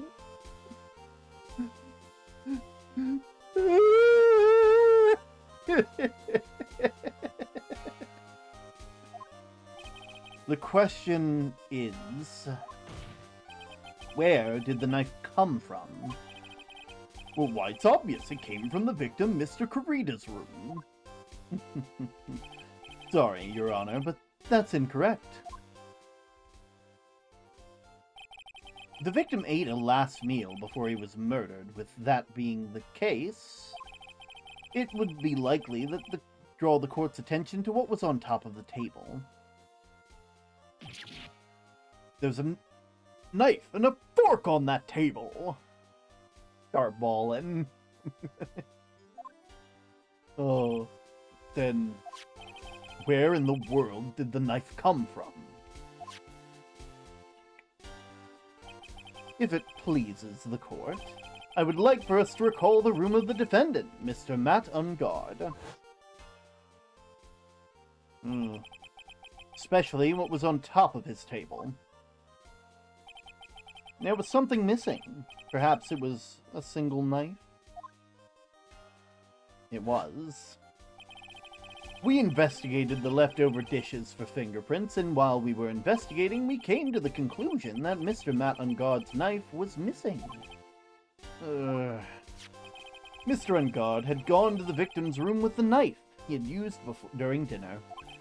Why would he carry a knife on a visit? To kill, of course. And with that, I believe the prosecution has proven this was a premeditated murder.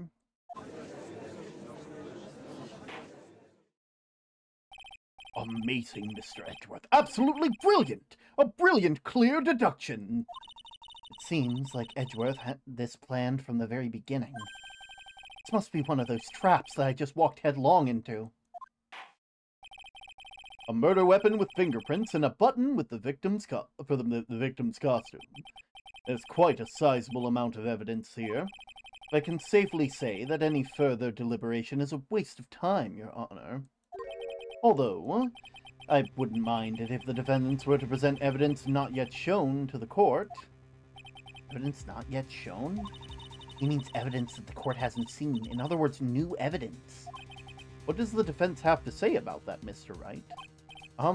Well...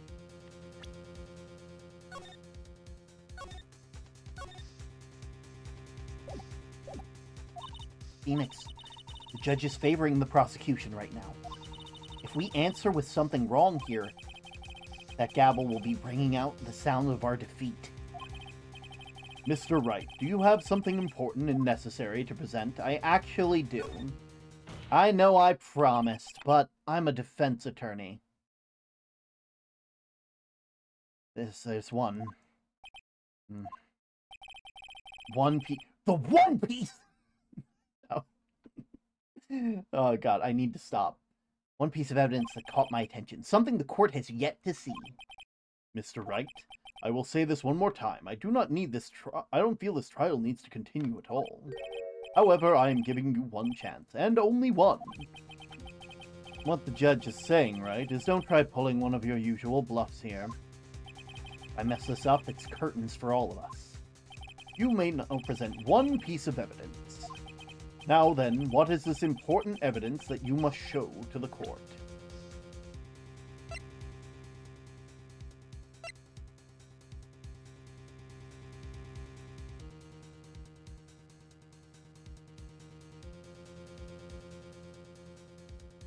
Yeah, I want to present the suicide report, but I don't know which one. So I'm gonna hope and pray. I'm wrong. I'm wrong. Sorry, Wright, but this time your bluffing steered you wrong. I can see nothing strange about this piece of evidence.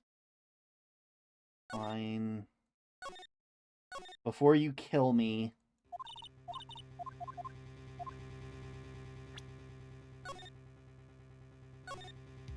Bad getting larger. Oh, I do.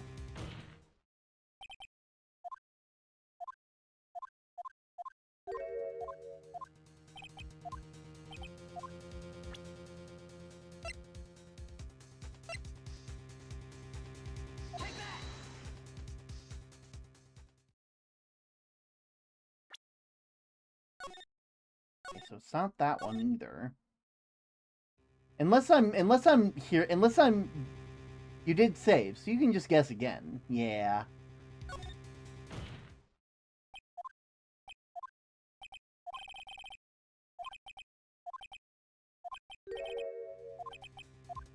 Something the court has yet to see.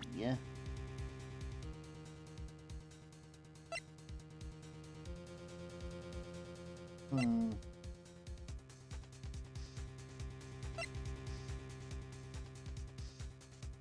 They've seen this one. They've seen that. They haven't seen this. They saw that.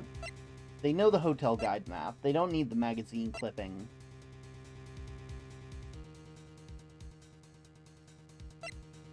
Hmm.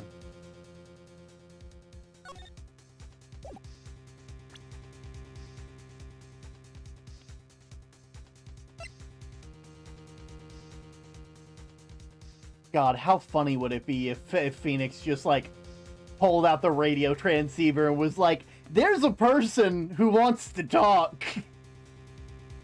But it can't be. Wine glass. This is a wine glass, is it not? Please look at the photo of the crime scene one more time. What did I miss? Not much. We're just figuring out some stuff about the crime. The scene is a mess because of the victim's struggle against the assailant. The vase was broken. His makeup is all over the floor. And all of these things were at one point sitting on top of the dresser. Well, yes, I see your point. However, this glass that was sitting on top of the dresser is mysteriously untouched. The only thing that had not fallen over along with everything else was this wine glass. This piece of evidence is more than strange enough to warrant further consideration. Well? What do you have to say? Well, yes, it is a little peculiar. Yeah, isn't it? I thought it was. You can stop looking at me with those puppy dog eyes of yours now. Start making those eyes at your boyfriend. What? Mr. Edgeworth, don't call me out by name! If makeup was spilled, wouldn't it have left footprints? Well, I don't think it's like a bunch of powdered makeup. Like it's like bottles of makeup, you know? Like, you know? You know, like screw-on caps and things like that, you know? Mr. Edgeworth. What is it, Your Honor? Your opinion? You don't need my opinion. Because there's no special meaning to that glass. What? It's safe to say that the glass was set there after the crime took place, by the person who discovered the body, Adrian Andrews, for example. She could have easily been so shocked that she set the glass down without thinking. That does sound very plausible, Mr. Wright. Could Miss Andrews really have set that glass down without thinking? I don't think so. If I appear weak here, the trial's over. I can look for my proof later. Sounds like me during when I was writing papers in college. For now, I should trust my instincts and point with certainty. They just might fall for it. You're thought-provoking enough. Tomato stuff to make fake blood. The defense would like to challenge the prosecution's theory. We would like to see something that proves it was Miss Andrews who set that cup on the table. You've turned this situation on its head yet again, as usual. Mr. Edgeworth, do you have any proof to back up your claim? There's no way he has anything. He's just bluffing.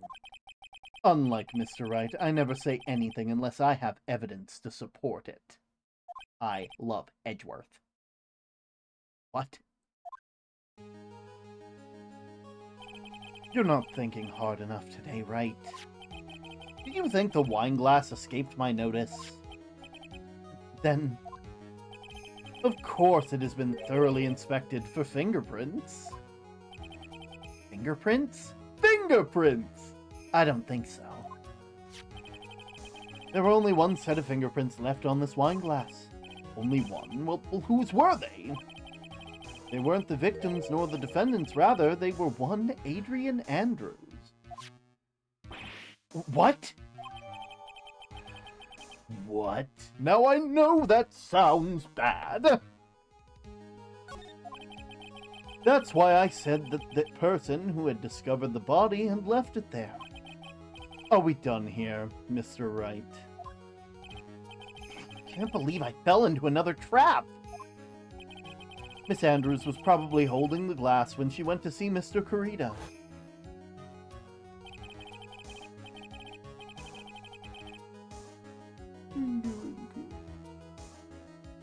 But upon seeing the dead body, she was stunned and set the glass down by the dresser. What you said makes a lot of sense.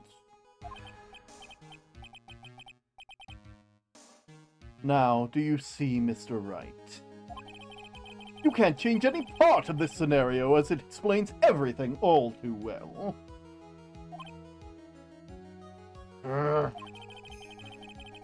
I've thought long and hard for the past year about what it means to be a prosecutor. And from here on out, I will show you the answer I have come to discover. Wait a second, Mr. Edgeworth! I think the prosecution has provided enough evidence for me to enter my verdict. Unfortunately, I can't allow you to pass judgment yet. The prosecution is yet another witness we would like the court to hear from. Another witness? Yes. Bailiff, please bring in the next witness. What in the world is Mr. Edgeworth thinking?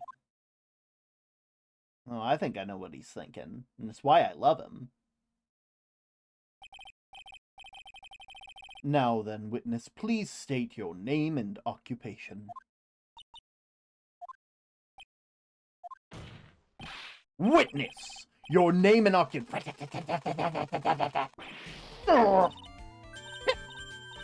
B-O-T-C-H-A. Gotcha! I wonder what happened to the calm composure he had earlier. Oh, boy, it's been, what, a year since we last met, hasn't it? You have to be more happy to see me. I saw the report with her testimony. But who knew what that under the helmet? It was that wicked witch of the witness stand. I tell you this time I know what I'm supposed to do. So today I'm going to tell you anything and everything. Even things that don't have to do with the terrible crime. But Miss Witness, that terrible crime is all the court needs to know.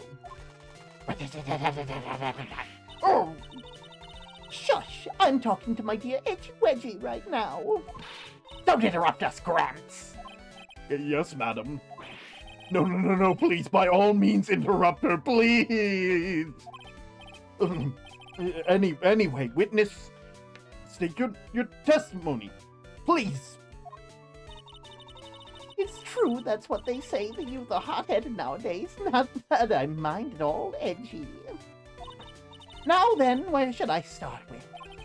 The witness was on security detail at the hotel at the night of the murder. Is this correct, Miss Old Bag? It was a great job being able to see my dear Juan. It was almost too much for my little heart to handle. You mean that you were a fan of the victim? Look, everyone is crazy over that unguard, saying he's cute in a fresh way or something. But not me. I wouldn't say anything so silly. After all, I have no interest in a little child like him. I'm only interested in the real man, Juan Corrida. But those two were the same age. Anyway, as I was saying, I was pacing in front of his room that night. Very well, please tell the court what you witnessed on the night of the murder. Leave it to me, Edgy Poo. What you witnessed.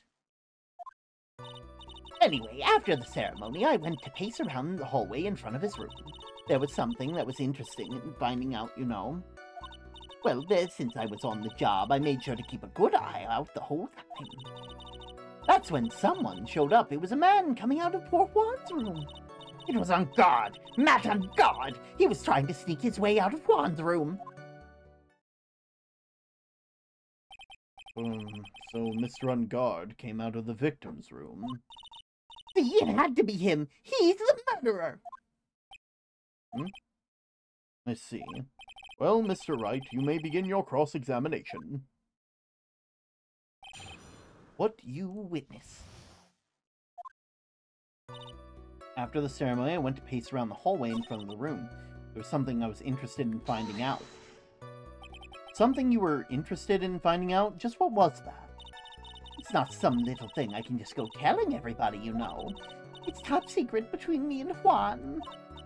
Oh, and Edgy Poo, of course. Mr. Edgeworth, what is the thing she's interested in? I have no idea. I despise gossip, Your Honor. Gossip. But should it prove relevant, we could always have it appended to her testimony later. Looks like we shouldn't force it. Did the witness stay in the vicinity of the victim's door?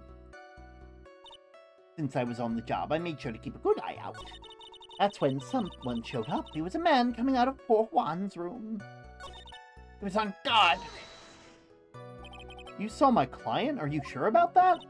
Yesy. Really? Annoying brat. When I say I saw someone, I saw that person. Why do I get the sense of deja vu? Maybe to avoid a repeat of last year, I should delve into this a bit further. Yeah, what was the person's clothes? Tell the court about the man's clothes in more detail. Oh, what a troublesome man you are, really, if it was something like that matters. But it does. Well, now that it was... Ah, yes, it was that thing. What thing? That gaudy thing he's always wearing, that racing jacket.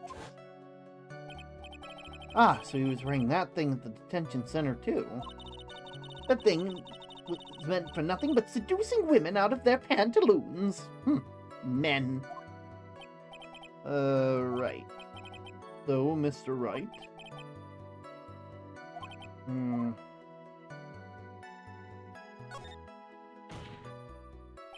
Of course it's important, Your Honor. And perhaps you'd like to point out what part of the testimony was important. Don't you see it, Edgeworth?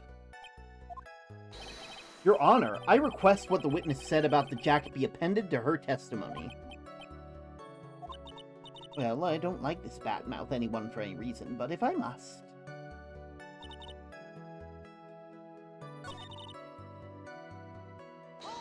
So I need something specific.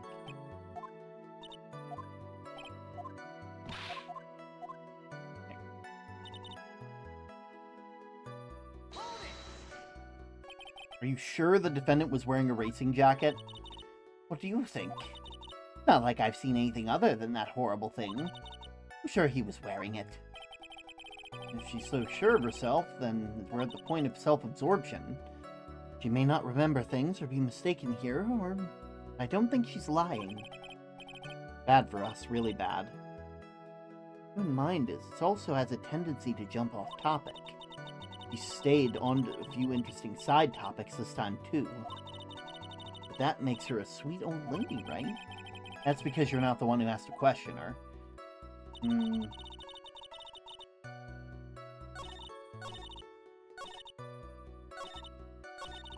was wearing that racing jacket.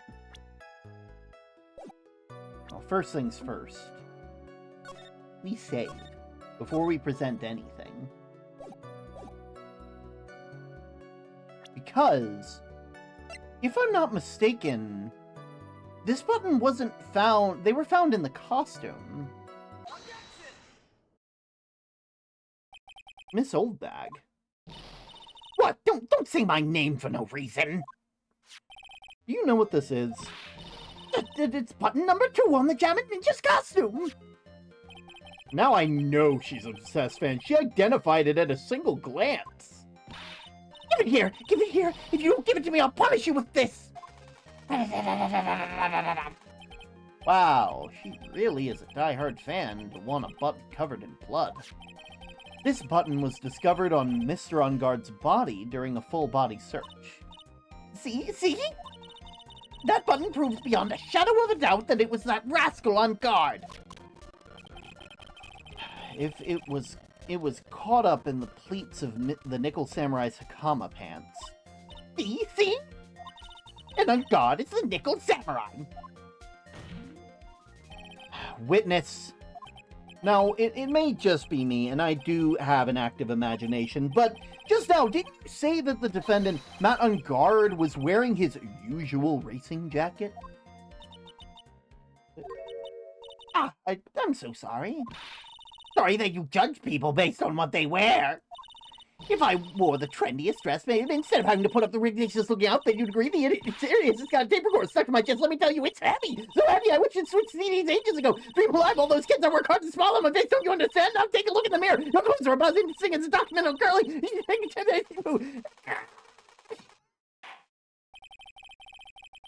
Now hold your tongue for 1 second. So what you saw in actuality was not Mr. Ungard, the man, but Mr. Ungard, the Nickel Samurai. But when you think about it, they're really one in the same anyway. Miss Old Bag, this is a very important point we're talking about. Do you think so too? Well, it might be something worth considering. Let's just say it's important and agree with me for a change. Witness, think carefully and try to remember about as much as you can before you testify. All right, if you insist. I should be the one sighing, not you. Who I saw. On guard, yes, now I remember. The Nickel Samurai, that's right, it was the Nickel Samurai that I saw. Yes, it would have been convenient for him to wear that costume during the murder. He had to go to the post-ceremony stage show right after the crime, you know. So he must have worn the Nickel Samurai costume when he was stabbing poor Juan. I knew it. I knew you'd say he was inside the costume! What? You think you could have been someone else inside the costume? Don't be a bad little boy thinking about such rude things. But the possibility does exist! You youngins today, I told you there's no way it was anyone else. How do you know that? Because I said so. That's and what I say is the truth. At least she's just as delightful a witness as she was a year ago. Mr. Wright, you may cross-examine the witness. Do we have to? Like, do we have to? Legitimately?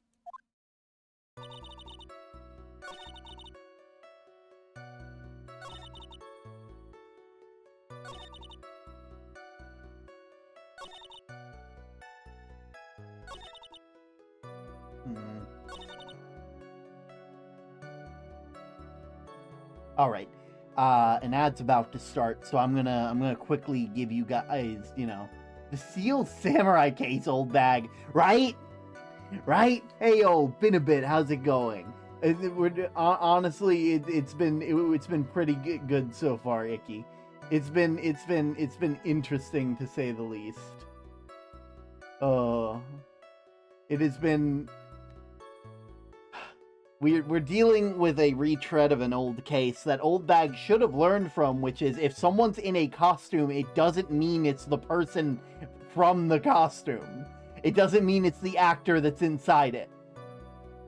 Jack Hammer was inside the Steel Samurai suit. Exactly. They should know this by now. But no, they came back for round 2. That's fine. That's fine. Round 2, baby. Yeah, I didn't hear no bell, Old Bag. Ugh. Also, I am going to turn on my ceiling fan because I'm getting way too heated for this, and an ad's about to start anyway, so it doesn't really matter. There we go. I'll keep it at medium speed. And medium. Old bag looks puntable. Is it just me? They do look puntable.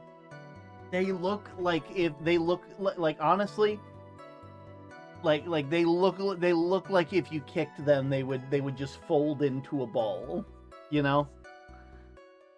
It's like they dare to hold that ray gun with their pinky out as if they are some kind of fancy schmancy person, and I ain't buying it.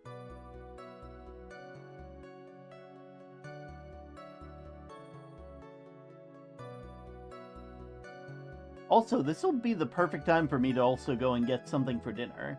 I've been kind of snacking throughout the day, so, you know.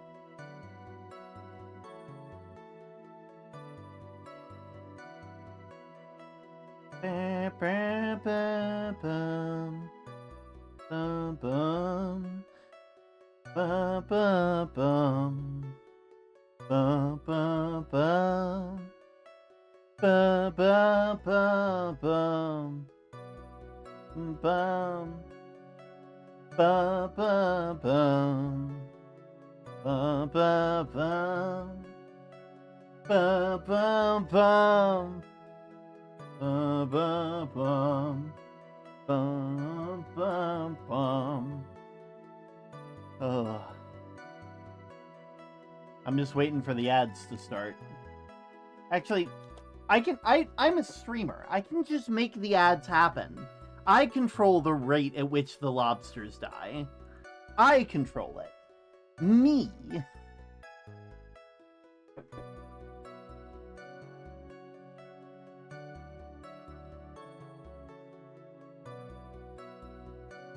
I control the rate.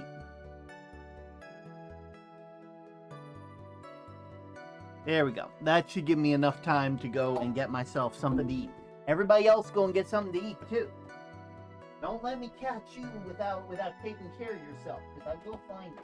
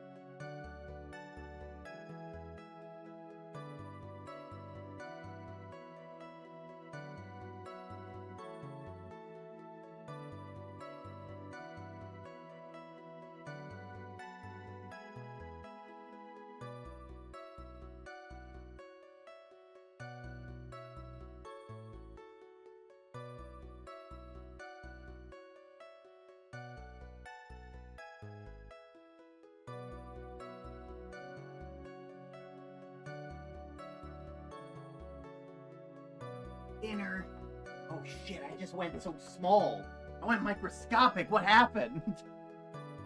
I went microscopic for a second there. I'd love to, but I'm still being loaded. Fair. Got that truck time. Got my first Christmas ad of the year. I have yet to see any Christmas ads yet. And I count myself lucky. You know, Mariah Carey has not escaped containment for me yet. Oh, but I got dinner. And my dinner, I forgot to fill up my water. I might go microscopic again.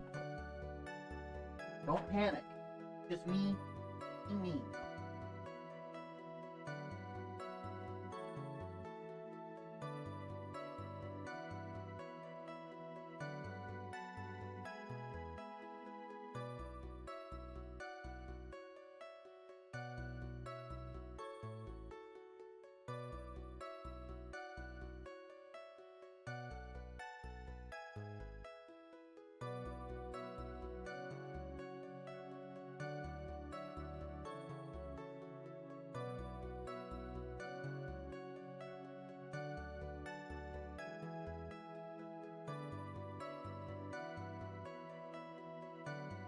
There we go. Got my stuff. I got dinner. There we go.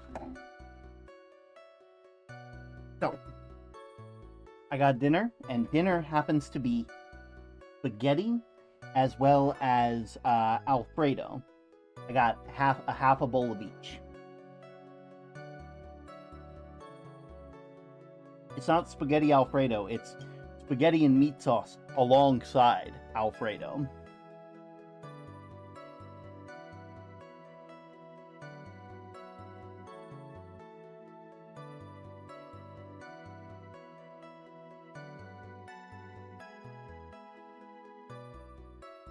Yeah, usually I'd eat dinner before stream, but I started early, so, you know? And so that means I have to eat. Yo! You guys entered in while I was eating! How are you guys doing? Enter the I would appreciate it if you didn't. I'd really appreciate it if you didn't. But all that being said, welcome in Raiders. Welcome in Little Cloud Raiders. My name is Term. I'm the Axolotl of the Lighthouse, and I do my best to create a calm and cozy atmosphere for those of us just trying to find refuge from the storms of day-to-day life. Thank you for the follow, Foxden. Welcome to the Lighthouse. I'm happy we'll be seeing a bit more of you. I hope you guys all had a lovely, lovely stream. It looks like you guys were having fun doing some web fishing, if I'm not mistaken. Let's see. It is... yeah, there it is. Web fishing. How was web fishing? The Grincher didn't show back up, did they? They didn't try anything, did they? Thank you for the care package, by the way. Just in time. I just got myself a soda pop.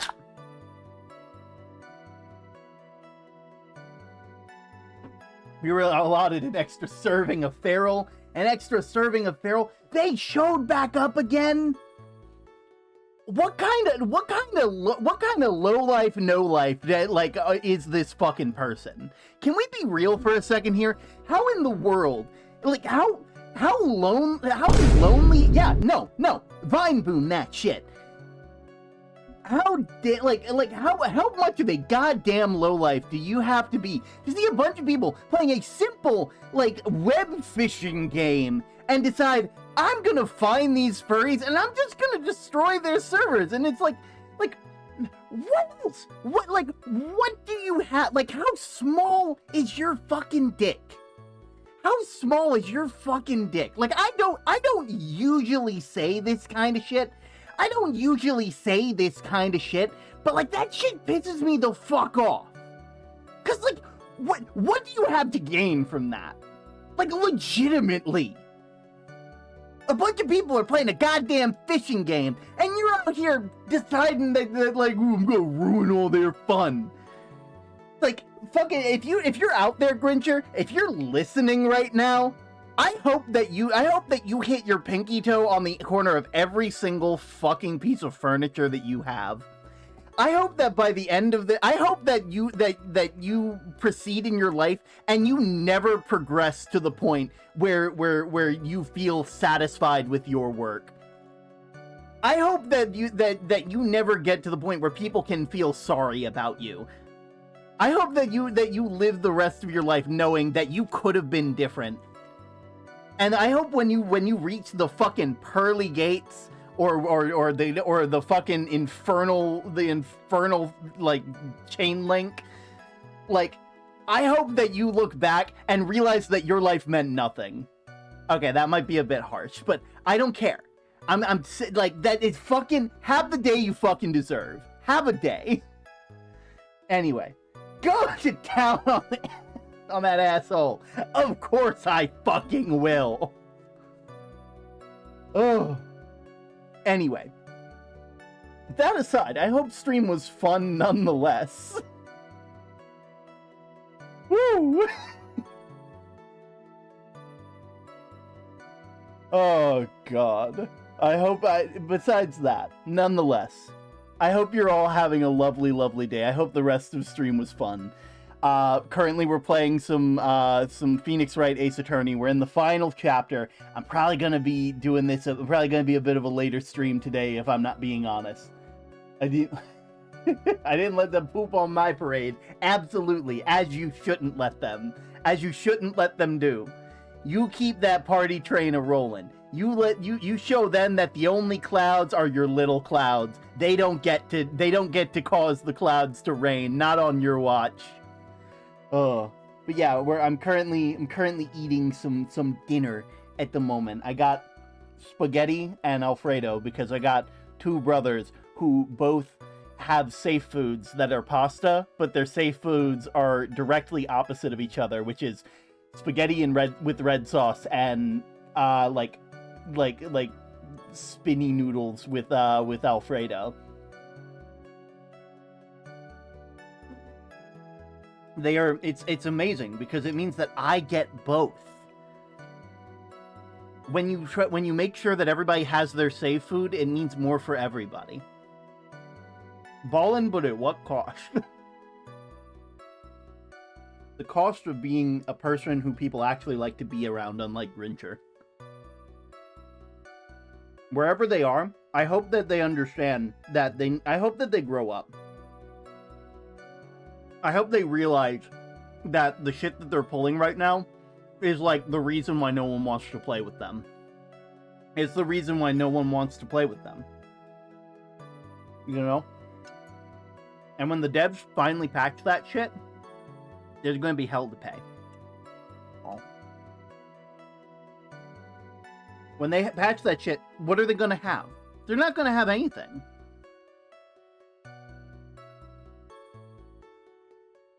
I hope they find the love and human interaction that they're obviously missing. Yeah.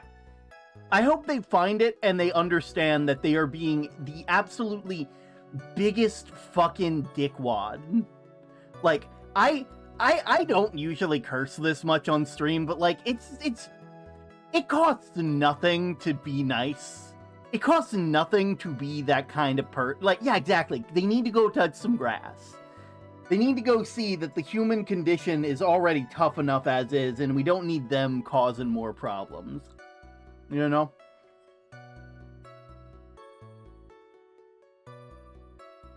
I feel like that whole rant is just gonna be, I'm gonna have to highlight that whole rant and turn it into a video of me just being like, I hope this happens to you. I hope this happens to you and you never fucking recover.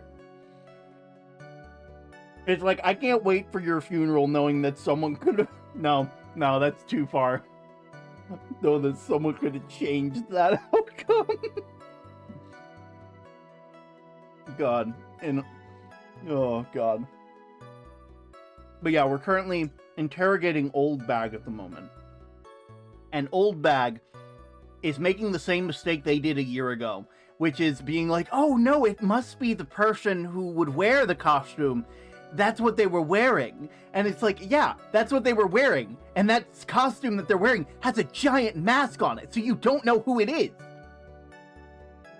Stop trying to play this card again. We've been here. Speaking of terrible people, Old Bag. Exactly. Listen here. Where the fuck did I go? I fucking turned into Ant-Man for a second there. This is not a threat, it's a promise. Yeah, it's a fucking promise. It's a fucking promise.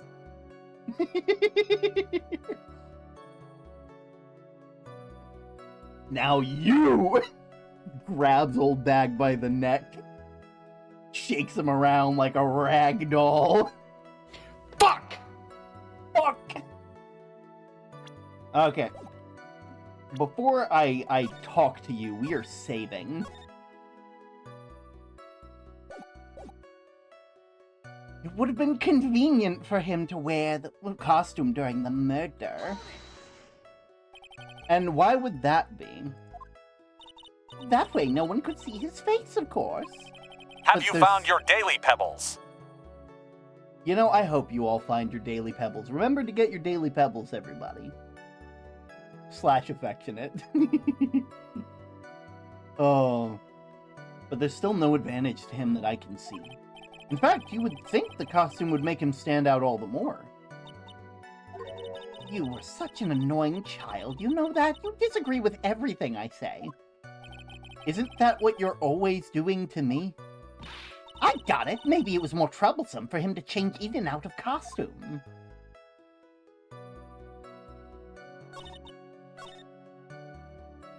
That's who you saw? The Nickel Samurai. Be a little more careful with your testimony. Not too long ago, you said they were wearing a racing jacket, and now he's not. Not too long ago? Then let me ask you this. When you were itty-bitty, what was your grand dream? Huh? What did you want to be when you grew up, whippersnapper? My dream, huh? Well, I wanted to be Judge Wagner, hero of the public's court. So what? See? And look where you are now. You're not Judge Wagner, are you? Are you? Well... What I said earlier, who puts any weight into things like that? We put a lot of weight into it when it's the matter of fucking perjury. The now is everything. I can't be held responsible for the past. You heard the witness. We can't hold anybody by their past. You're free to go. You're free to go. Every criminal ever. Since when did court become theatrics over testimony? Since you joined Phoenix. I hate to tell you this. All that matters is that man was in that costume. Isn't that enough? Just...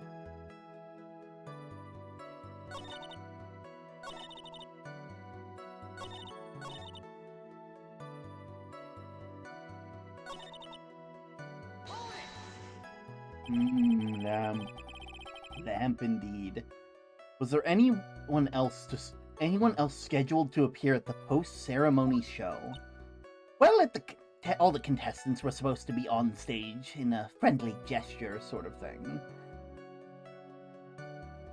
When the current album got leaked, Tyler told fans to turn their volume up and started singing nicely, then released the air in a balloon into the microphone, hence why I don't listen to leaks.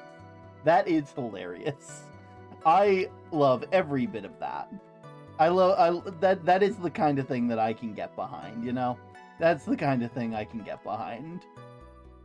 DTA, oh, I need to put that back up. Ah, shit. I knew I missed something in my mix it up thing. I believe let me see what I have Pitchfork set to. I believe it's 100, I think it's 100 bits for messages, and there's also like a point redeem for it called Pull Pitchfork String, I believe. I could be wrong about that though, so let me double check for you, because I don't want you... Yeah, minimum bits someone must give to trigger TTS is 100. Supposedly. That's what it says. That's what I'm sticking to. Alright. Now, where were we? Right. All the contestants were... It's a friendly gesture. And that included the Jammin' Ninja? Of course it included him. That's why when Ungard came out of dear Juan's room, I didn't give it a second thought. I see. Well, anyway... So he must have worn the Nickel Samurai costume when he was stabbing poor Juan. So let me ask you one last time. The person you saw was just the Nickel Samurai? As showy as ever. Haven't I been saying that from the very beginning? Can I throw in the towel yet? You don't need to think too hard on this one. There's a contradiction in your testimony, and it's sitting in plain sight. The question is what the contradiction means for us. Well, I have to figure out what you're talking about first, but okay.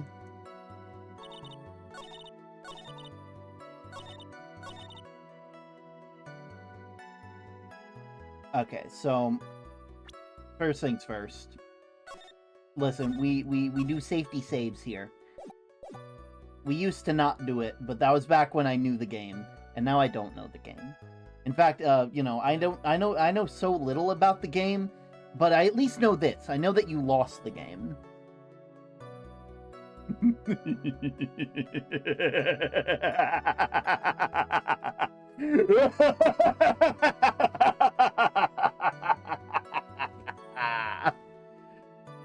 Oh.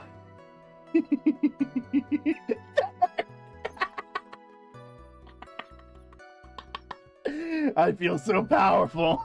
I feel so powerful.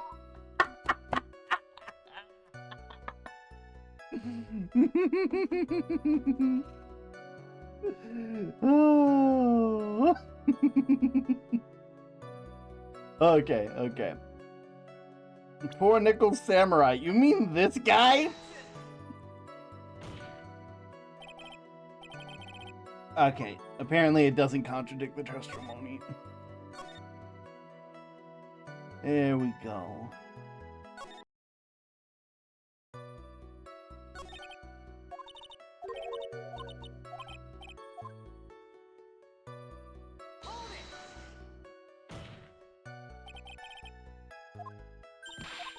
Youthfulness isn't what it used to be, so you should... Okay. Striking figure by the sea stands all alone. It is he, the Nickel Samurai! Mr. Edgeworth, can you please do something about the racket? Witness, I'll give you a piece of gum later if you'll be good and stick to just the facts. Okay! You promise, right? This is high school.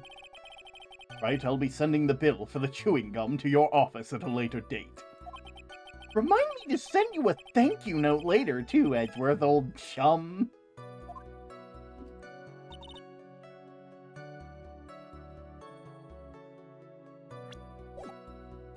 Okay, you saw the Nickel Samurai. You saw them. The Nickel Samurai. Well, again...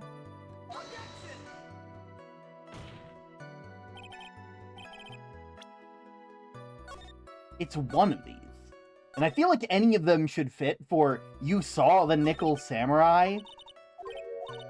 You know? I feel like if you saw the Nickel Samurai, then that means you didn't see On Guard.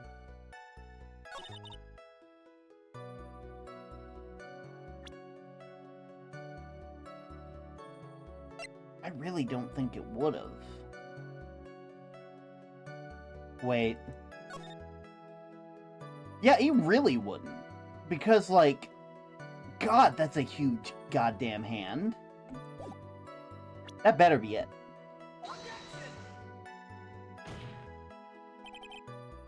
Is that not... I'm starting to think that I might be a bit stupid.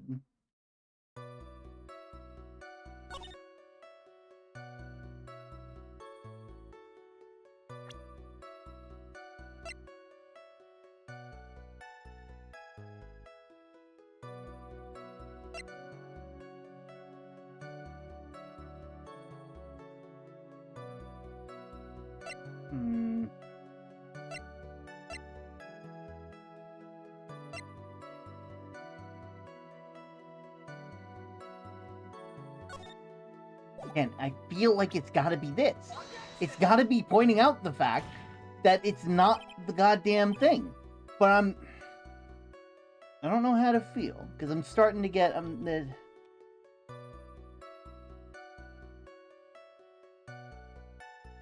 it's none of those, so... Might...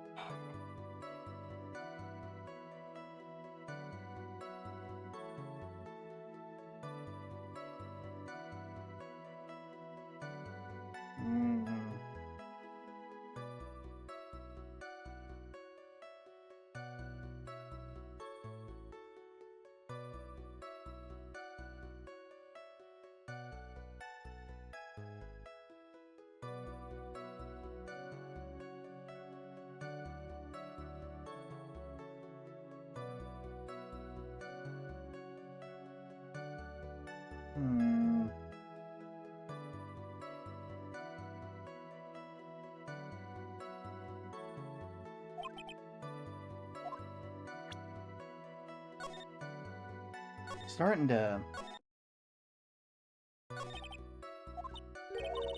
Okay, let me go through it again. It's on guard. I now remember Nickel Samurai. That's who you saw. It would be convenient for them to wear it. He had to go to the post-ceremony, so he must have worn the costume when he was stabbing poor Juan.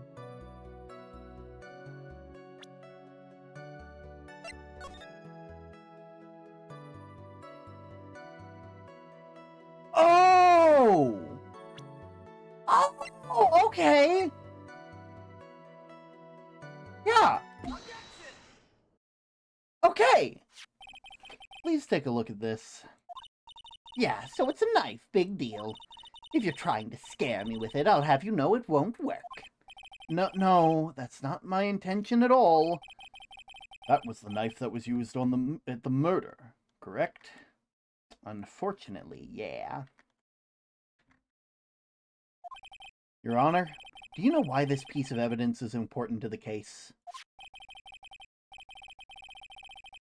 You don't even have to ask. It's because the defendant's fingerprints are on it. Is that what you're driving at? That is exactly what I'm driving at.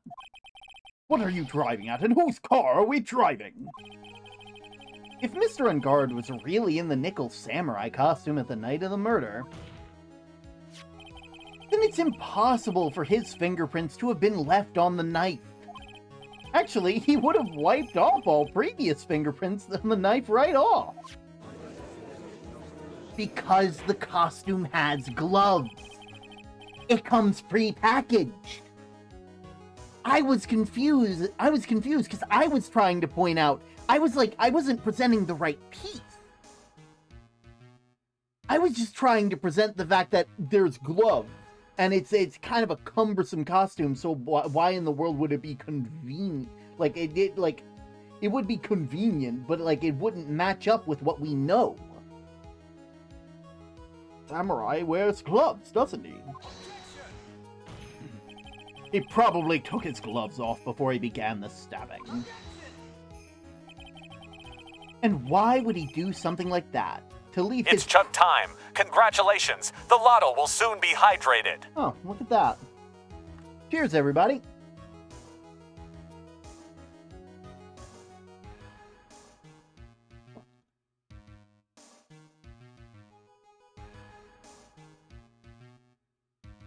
We're hiding in plain sight. But he couldn't have left fingerprints on the knife if he was wearing the costume. And they're very adamant that he's using the costume. So either Old Bag is wrong, and all of their stuff is correct, or it wasn't the person wearing the Nickel Samurai costume who killed them. There was no way he could have done something like that. However, there was one possibility. Then let's hear your possibility. It's very shrimple. I'm sorry, what the fuck did you just say, Edgeworth? Simple. Frill issue, what did you fucking say to me? The defendant went into the victim's room while in costume as the Nickel Samurai. At the time, the defendant held no intent to murder. He was probably just going to relax and talk with the victim about the stage show. Which is why he took his gloves off. But the murder still did take place. It's well known that there was bad blood between the defendant and the victim. Yes, I've heard that before. Well, Mr. Wright, what do you have to say about Mr. Edgeworth's theory? Let me get this straight. Edgeworth's theory goes like this. When the defendant went to the victim's room, he had no intention of killing him. Now, up to this point, are there any problems? Yeah, there's a huge contradiction about this. This theory contradicts something earlier in the testimony. What are you babbling about? Now, for argument's sake, let's suppose Mr. Ungard was the killer, and if that's the case, I think it's impossible for the killer to have gone to the victim's room without intent. And it would be the knife. The knife. This one that was used by Mr. Ungard at dinner. Yes, we established that. Which means that if my client was in fact the killer, then he brought this knife with him when he came to visit Mr. Kurita.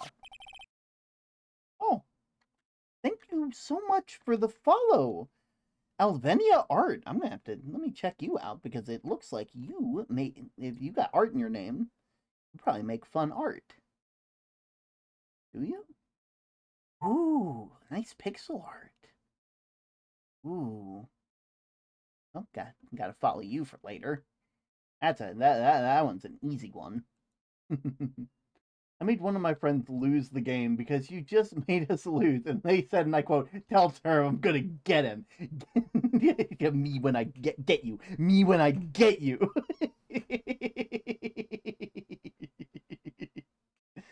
I suppose. However, you just said it yourself. At that time, the defendant held no intent to murder. If that were true, then why would he bring a knife? He wouldn't, would he? Which means, Mr. Edgeworth, your theory was flawed from supposition 1. And one more thing. If the murderer was wearing the costume at the time of the murder, then there should be glove marks left on the knife.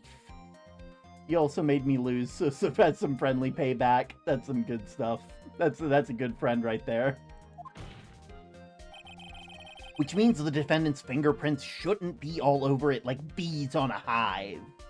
Like bees on a hive.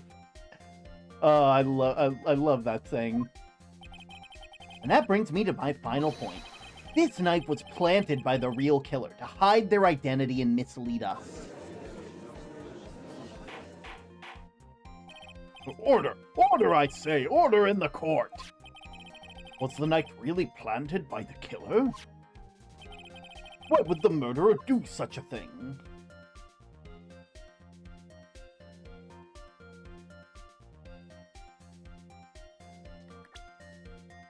Listen, I'm not about to...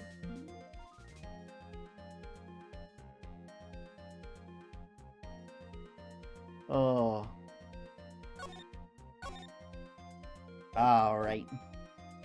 To frame Matt on guard. It was to frame my client, Mr. Ungard, of course. The frame? Aren't you forcing the interpretation just a little too hard on that one? But you just established that the witness saw the nickel samurai in costume. And if that were true, then there wouldn't be a single fingerprint on this knife.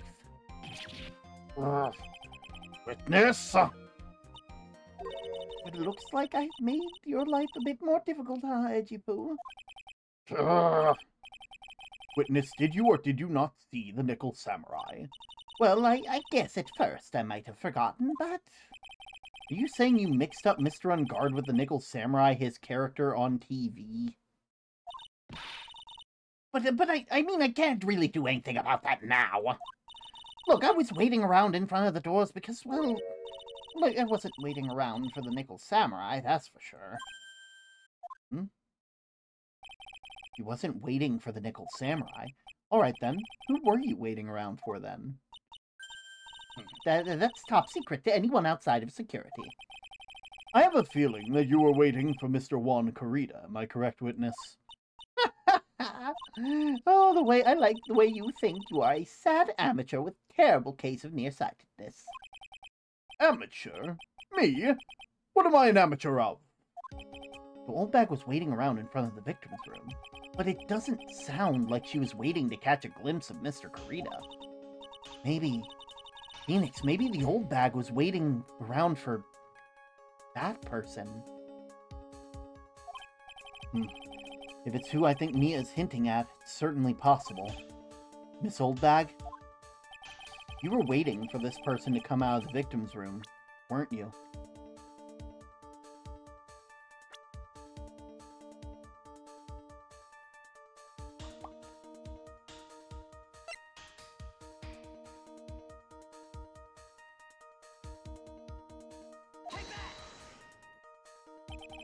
Who is that person?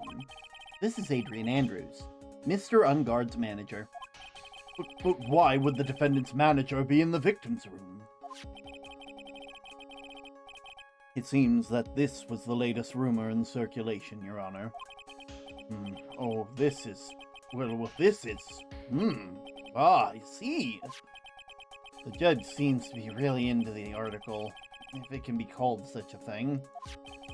This manager, with the initials AA, are you saying it's... Adrian Andrews? Without a doubt, the witness thought so as well. Looks like you found me out. Well, that's fine. I can throw away the whole sworn to confidentiality stuff then. Witness? What in the world are you... Watch out, Phoenix. Got a bad feeling about this. A very bad feeling. I've got some information, some very secret information from a certain source. So that's why I was doing my own little investigation in secret, of course. But what for? Oh, just for myself, personal reasons and all that. Well, Mr. Edgeworth, how will you proceed from here? I really don't want to do this, however, I cannot simply let this point slide. I see. Very well then, witness, please testify to this secret information. Get ready. This is going to take the wind out of you youngins. I'm sure we're all capable of handling this. Really, it's not like we're 10 years old. Secret information. That Ungard is one evil man. He thought he could ruin poor Juan by causing a huge scandal. So to do that, he sent his own manager to get in close with Juan. I cannot condone such dirty tricks, so I took action. Oh, and this is top secret. You got that? Nobody else but you and me know yet. Okay? The defendant sent his manager. What a distasteful topic for the court. What? No, nobody's above gossip. And it isn't their saying the truth is never unpleasant. Never heard that one before. Mr. Edgeworth, what about this Adrian Andrews person? We have looked into the matter and found that the truth of the article proposes is, in fact, baseless gossip. But should this be true, then this proves that the defendant did bear ill will towards the victim. This means I have to smash the rumor once and for all. Now then, Mr. Wright, you may cross-examine your witness. Be careful. The old bag seems rather excited now. That's right, Ungard is nothing but your average foul-blooded youth. Probably one of the weirdest Ace Attorney cases. Weirdest? Probably not. Let's be real. Listen, last game's finale had us cross-examining a parrot. So, like, I think we'd need to jump a shark pretty high for that one. But it was Andrews who did that, not Ungard. Time to fire up the afterburners and hit the highway to the danger zone. Fuck yeah.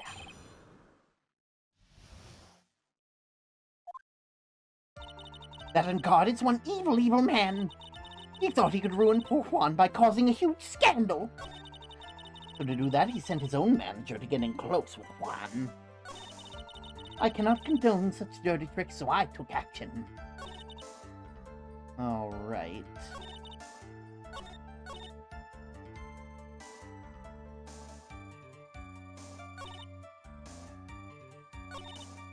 Thought he could ruin poor Juan by causing a huge scandal, so to do that he sent his own manager to get in close with Juan.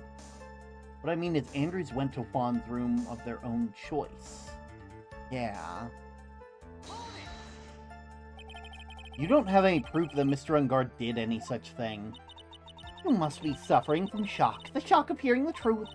And now, since you're in so much shock, you can't do anything, right? You are right, I can't do anything. But boy, do I wish I could do something about you. Me when I get you. Me when I fucking get you. Alright, Sonny, show me what you got. Can you show me proof that Ungard didn't bear any ill will towards Juan? Do I? Modest camera. Tabloid of Gossipland. Car case, wine glass. Photo of Juan Carita at the murder scene.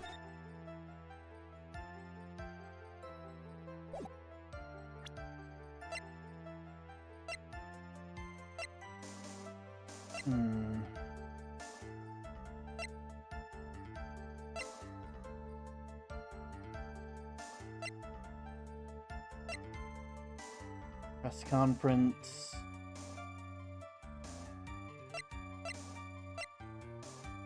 Magazine clipping.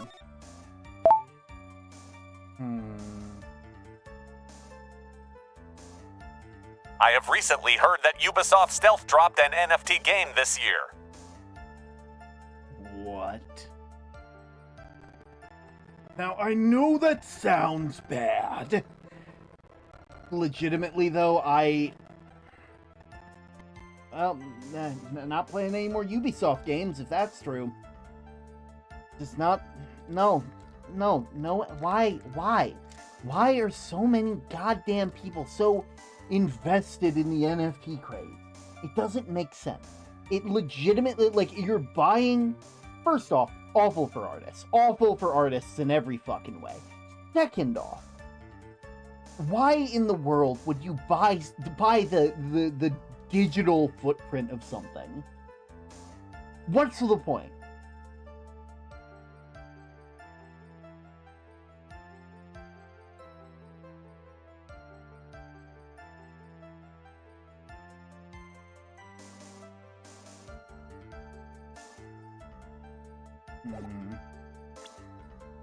Do we have proof?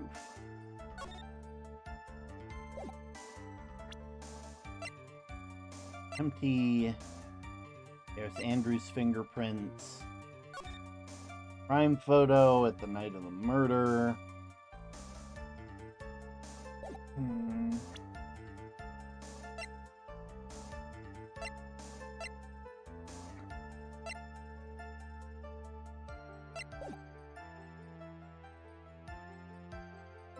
I don't think we have anything yet. I don't have anything to offer. See, just as I thought. You were lecturing me about saying things without proof. You have just given me a free pass to say whatever I want, whenever I want, silly boy. For me and my big mouth. That's the way the cookie crumbles for you, anyway. Okay. Causing a huge scandal. A scandal? What do you mean by that? You're a dim-witted one, aren't you? I can't believe you don't know what a scandal is. Pretty sure that's, like, the thing that you put on your feet, right? Like that footwear? I'm joking. Honestly, what are they teaching kids in middle school these days? No, I wasn't asking what the word scandal means, even I know that much. Well, what avant-garde thought they could own a monopoly on popularity. So to do that, he sent his manager to get close to Juan, and I cannot condone such dirty tricks. So what did you mean by you took action? Like I already told you, I was lying in wait close to the crime scene. Once that slimy woman came out of Juan's room, I was going to capture her and teach her a good lesson. Something you youngins need. You were going to teach her a good lesson? I was going to make her eat the dangerous beams of my ray gun. Like this! No, stop!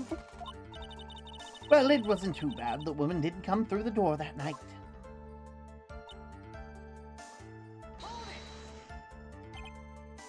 Wait. What? I'm a busy woman. Tea time with the kids is over. Secret information that no one else knows yet. If that's true, then how do you know this secret information? Well, that's because I'm a pro. Yes, that's it. It's secret. Even if you drill a hole in my brain, you'll never find out. How in the world did the old bat get such a secret piece of information? Press further. Yeah, it's true. It's called Champion Tactics Remora. Basically, you buy what's effectively a Warhammer mini, but you gotta buy it on the blockchain or whatever the fuck it's called. And it can fight for... they made NFT Skylanders. NFT Skylanders. Fucking NFT Skylanders. What? Why? Ugh. My brain is going to fucking explode. Jesus. If you don't be I'm sorry, I wasn't prepared for what Phoenix is telling Old Bag. If you don't be a good girl and tell me where you got the secret information, you won't get to go home today. Itchy Poo, what are you doing? Help me! Not really Skylander, just a digital thing you gotta buy that's more than a house. God damn it. Oh, fuck. What do I have to do with this? Just do this for me and you'll get your reward. I don't want your reward, but you don't leave me much of a choice. The witness could have gotten her information from anywhere. It's even possible that it was spontaneously made up inside the witness's head. And he lectures me on being recklessly blabbering. As long as we don't know where the information came from, it's quite a waste of time to focus on this line of questioning. Where did they get it? Just another tidbit of gossip. But you can't just ignore it either. It makes your client look bad. Well, I don't think I heard anything really out of the ordinary. There has to be something we can catch her on.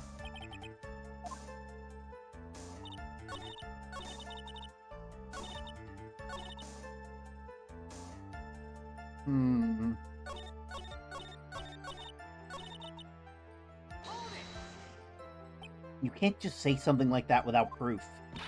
But it's true, that woman was getting intimate with poor Juan. Look, it says right here, doesn't it? Manager to the stars, Miss A.A. But the name of the magazine that it came from is Gossip Land.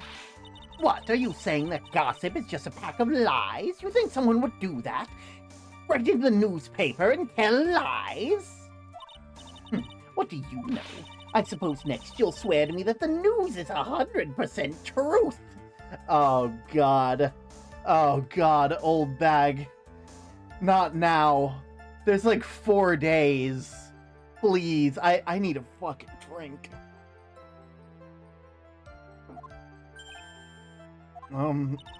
Honestly, Sonny, you can't discriminate between the news and gossip. Yes, discrimination is bad, Mr. Wright. Discriminate? When did I do anything like that? Anyway, on God will never get me to say touche. I feel like you're saying something like a joke, and I don't get it.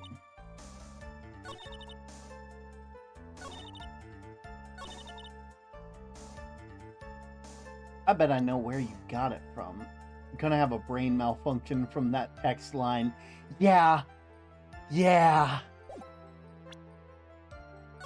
And I'm just gonna say this now, while I have you guys.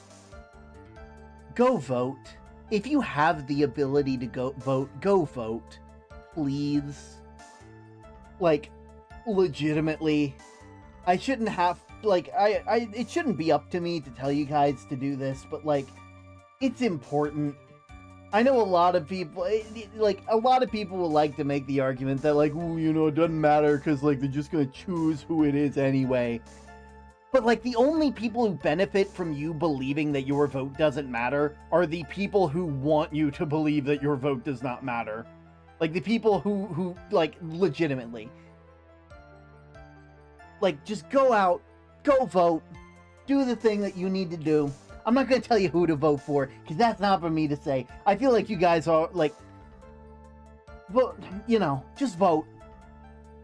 This system only works if everybody does their part. So please.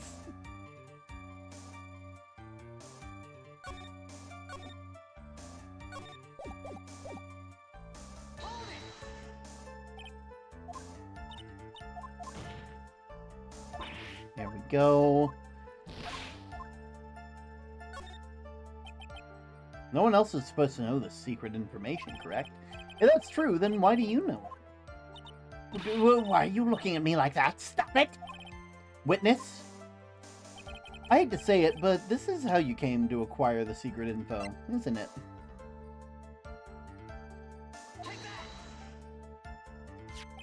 The investigative photographer Lotta Hart. Oh yes, I remember that mischievous girl. She reported that she lost a certain note she had written to herself. She reported such a thing? On that piece of paper, she had written down some of her outrageous impressions about the relationship between the victim and Miss Andrews. What outrageous ideas, you say? No, I said impressions. Then everything written on this piece of paper is completely meaningless. Ah, that's it. That's the note. No, you see, this is something completely different. This is a top secret list of groceries to buy. And you're the one who took Miss Hart's note. I'm a huge fan of Juan's, that's why. That infamous puppy-head whippersnapper. She's working with that evil on guard. She said so herself. On guard, I'm his sidekick. She was so happy, smiling like a silly duck. I was only checking what she had written. Yeah, none of us believe that. Oh, you believe me, don't you? I was only trying to help out like the angel that I am. Only a little piece of paper. I've never taken anything else before. You really should come with a supply of cheese to match that vintage wine. Fucking burn, Edgeworth. Fucking burn. Well, it was only a piece of paper. I suppose we can overlook it just this once. It looks like she's really sorry. Did I forgive her?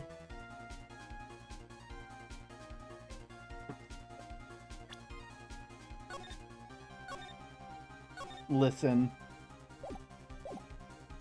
Pile on that pressure. If I let up on her now, she'll get away. I have to find some way to inflict a deafening blow onto the prosecution. A proverbial vine boom. Witness, you said that the only thing you stole was that note. Is that correct? Stole? Why don't you listen more carefully, you annoying brat? I saved this piece of paper from the terrible lonely trash can, that's all. You're lying, damn it! And I can prove it! Are you putting your credibility under scrutiny again? Miss Oldbag, I don't believe that the note is the only thing you stole that night. Nah, guess what? Lotta's camera. Miss Oldbag, that note was with a camera inside its case, wasn't it? A camera? Yesterday, Lotta Hart was raising a huge stink over her camera. She kept saying something like, my sweetie $1,600 camera disappeared on me. Why, witness! What is it, Gramps? If you have the note, then it's only logical that you have the camera, too. Looks like you found me out again, Sonny. Is this the camera you're looking for? That's... What? Even though I look it, I'm still a person, you know. I still eat meals like you. I fall in love and borrow things from people. I think your definition of borrow is a little off. I saw that woman's business card, and then when I noticed it said, Blind Bag Celebrity Photographer Extraordinaire. Well, when I saw that, I had to know what sort of pictures she had taken. I'm a professional security guard. It's my business to know these things. Bailiff, check the camera's photos. Hurry! We must examine them at once.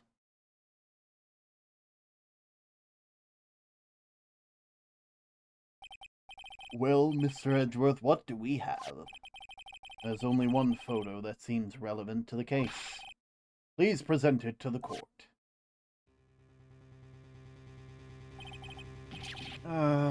This is the Nickel Samurai. Yeah, this is sus. and way too convenient. See, I told you, it's the guy I saw. This proves that the witness was not lying earlier about this matter. Lotta's photo added to the court record. But what does it all mean, Mr. Edgeworth? This photo itself does not prove that the person is the defendant. However, in his own confession, Mr. Ungard clearly stated that, at the time of the murder, he was still in his nickel samurai costume. If that's the case, then this nickel samurai is the defendant. I actually love the upcoming twist. So help me. How did it come to this? I think this brings us to the end, and we have examined every piece of evidence thoroughly. Final comments, Mr. Wright. The court will consider them before we close. Do you agree that this photo is decisive evidence against your client? If this photo really is decisive, then we're done for. But if I raise an objection here and blow it, then I'll put Maya's life in jeopardy. Can't make a mistake here. There's only one road out of this mess. This photo that Lotta took, there's something strange about it. There's something strange with this photo. I knew this was coming, Mr. Wright. Your thoughts, Edgeworth? I think we can all agree that there's nothing strange about this photo. There's no way for the defense to debunk this photo, even with a bunker buster. What the fuck is a bunker buster? A debunk with a bunker buster? Is that what you're planning to do, Mr. Wright? Yes, I'm planning to bring a fucking missile to this courtroom. Anyway, please, look at the photo one more time. If you really believe you can honestly find something wrong with the photo, then you should only need one chance, correct? Man, they really like their one chances in this game. Well, I have to find something wrong with the photo. Where in the heck did she take this photo from? All out of focus. Why can't she take a good shot, especially when it counts? Now then, let's hear your objection. What's strange about this photo?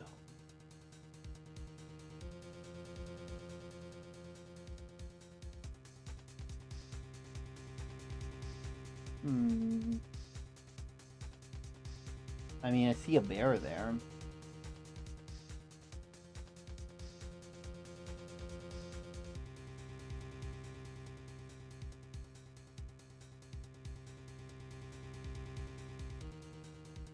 But I feel like that's not the thing, though.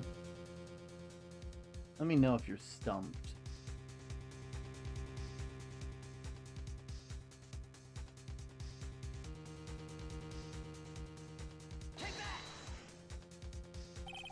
Strange thing is somewhere around here, I think. Somewhere around here, I think. Am I seeing something you all are not? It looks like there was no problem with the photo after all. Problem is your brain, Your Honor. It's the brain of that lawyer. Wait. Fine.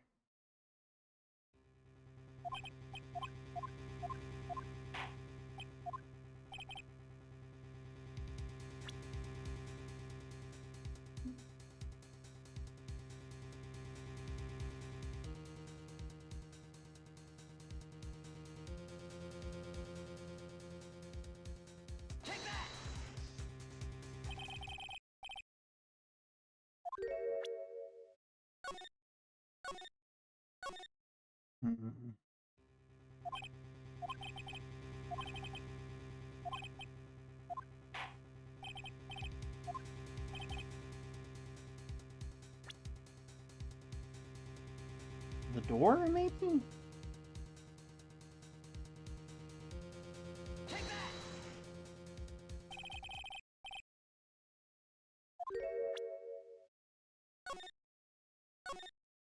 If it's just gonna have me point at the goddamn...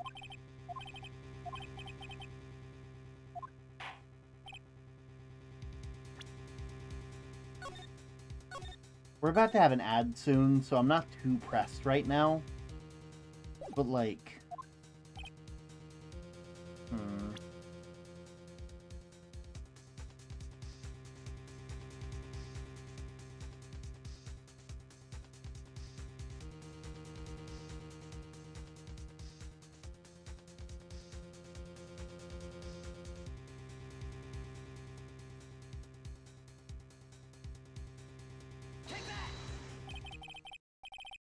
There we go.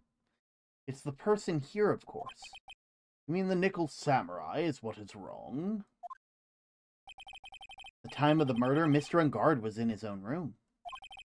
Means that Nickel Samurai is... If you think that's all it takes, you should reconsider your choice of occupation. I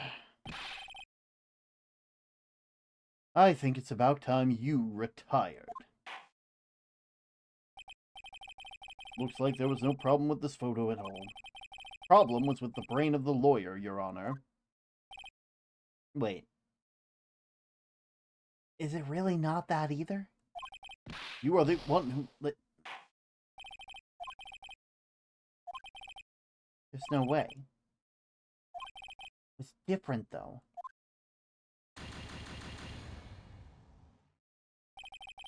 The accused will surrender to the court immediately.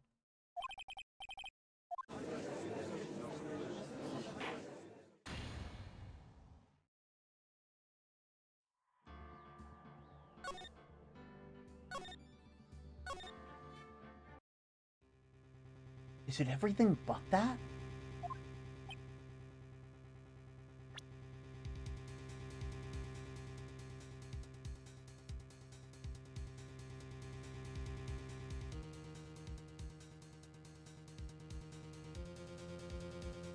I'm just gonna wait for the you know, I'm gonna run an ad real quick. I'll be right back. Dear Lord. Like, it can't be, right? Like, it can't just be anything but the samurai, right? That'd be weird, right? That'd be really weird. But also, I'm not opposed to it. Yeah, I did.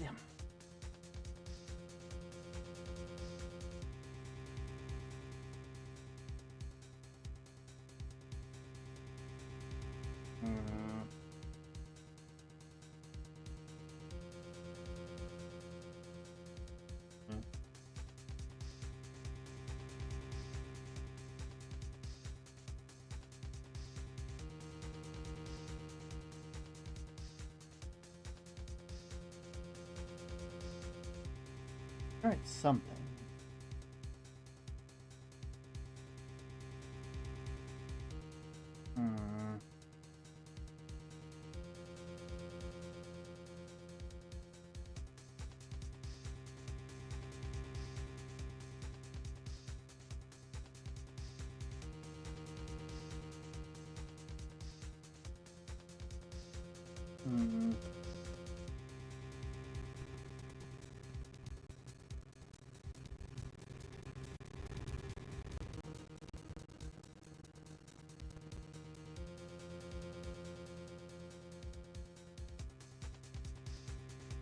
Surely I'm missing something, right?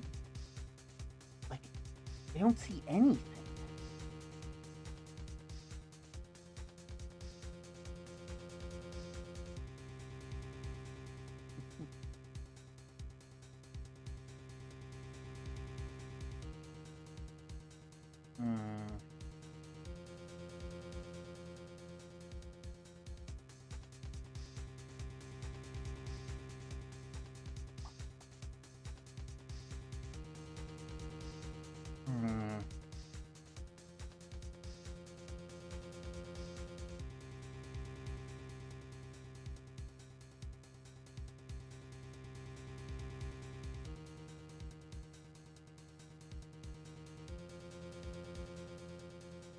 Wait. Wait. Wait a minute. Wait. Oh, you silly. You silly. I can't believe I let you trick me like that. Okay. Okay, I can... You know what? Fair game. Fair game. That's on me. I should have been thinking outside the box. I should have been thinking outside the box, game. You're sneaky. You're really sneaky. I thought you had me. Here. I would like to direct the court's attention to this area right here. What are you pointing to? His ankles? If you could see this person's ankles, that would be one thing. However, you can't. And what does that mean? The costumed person in the photo could not have been Mr. Unguard. What up? What up, Volska? What is the meaning of this?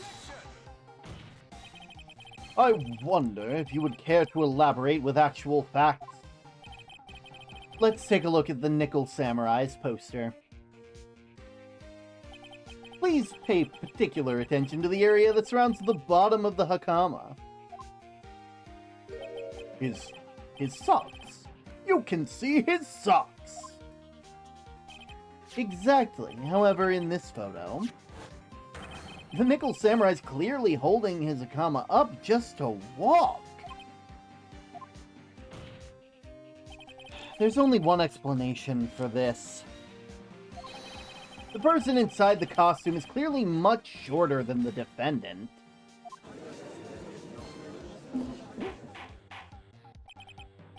Alright, I think I've turned things around for myself this time. That's curious. Huh? What is? Edgeworth's unusually calm today. That's true. He's just letting the trial run itself, as if he's only along for the ride. Along for the ride? What do you mean by that? I can only guess that perhaps he doesn't feel under attack at all. He doesn't feel under attack? Then I haven't damaged his case? Mr. Edgeworth, where does this leave us?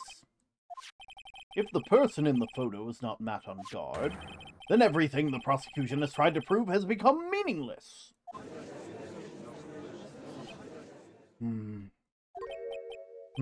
I figured it would come to this.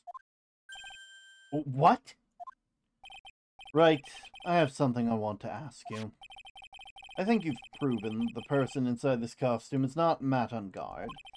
In that case, who is this a photo of? I'm sorry, it's not my responsibility to say who it is. My responsibility is to prove that it's not the fucking defendant. Wait, what crazy pills are you eating, Edgeworth? I'm sorry. I thought I was meant to find out my client's innocence, not find the person's killer, the victim's killer. I'm not a detective. Don't chew on that. Don't stress over it, Phoenix. It's very simple.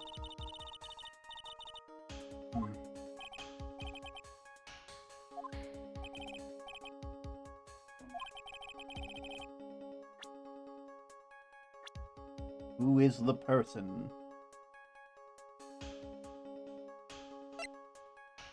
It can only be one person.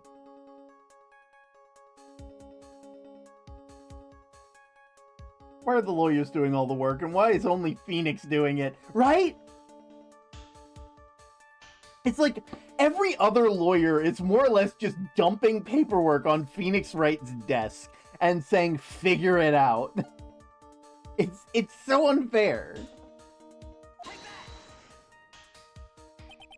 Adrian Andrews? If you want to know who the Nickel Samurai is, it's none other than this woman. And why would you say it must be Miss Andrews? What in the world points you to her? For starters, she's short. And she can freely move in and out of Mr. Engard's room. Finally, she had dinner with Mr. Engard that night. How does this all add up? It means that it makes it very easy for her to get a certain item. Certain knife with Mr. Engard's fingerprints all over it. The knife that was used as a murder weapon.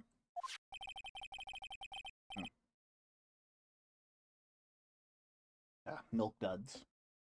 So good. Not the best, but good. Damn right, no need to call her a lowercase person.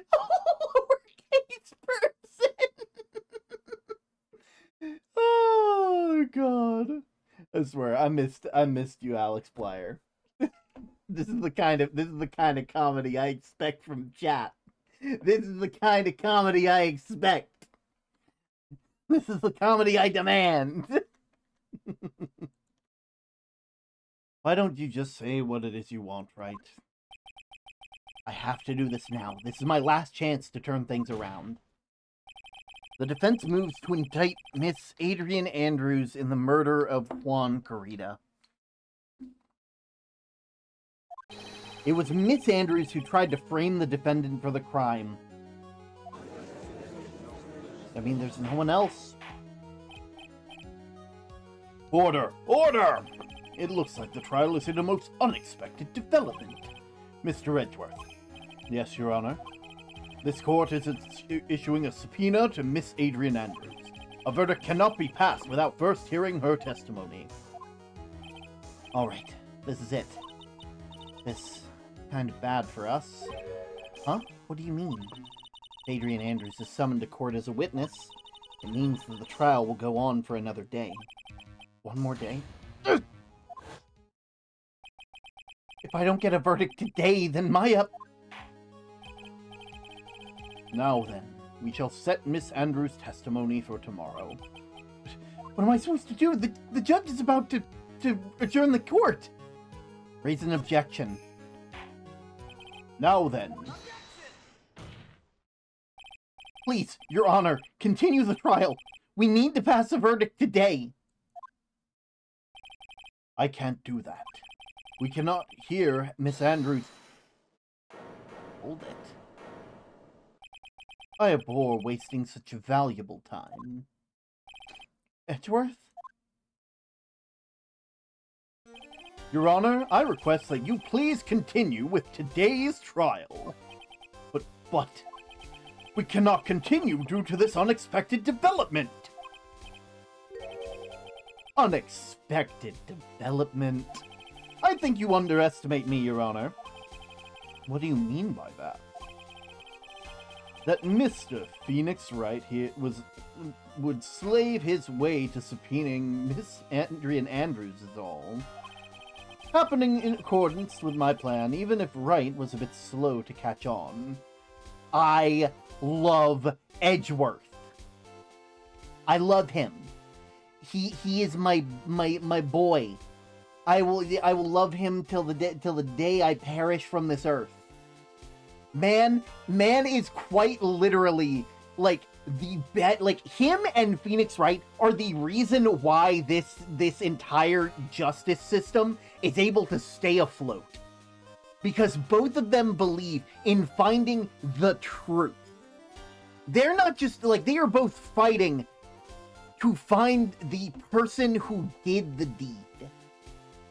And sure, that leaves Phoenix in a very unfortunate position of doing all the fucking work. God, if it's not good. And he doesn't even know about the hostage. And he doesn't even know about the hostage. He simply is like, I know that Miss Adrian Andrews could be useful in this case. They are close to this event. They know that there is a possibility that they could be the murderer. They are more than willing to have this shit prepared. And I love him for it. What?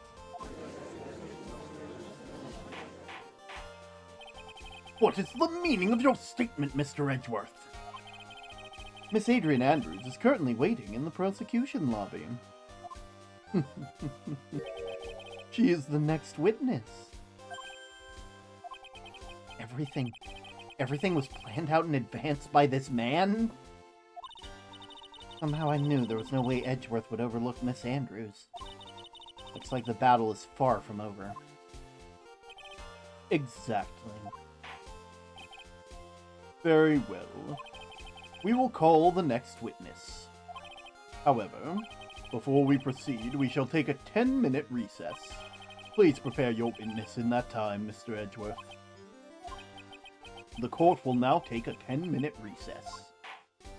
Edgeworth is a fucking legend. I love him.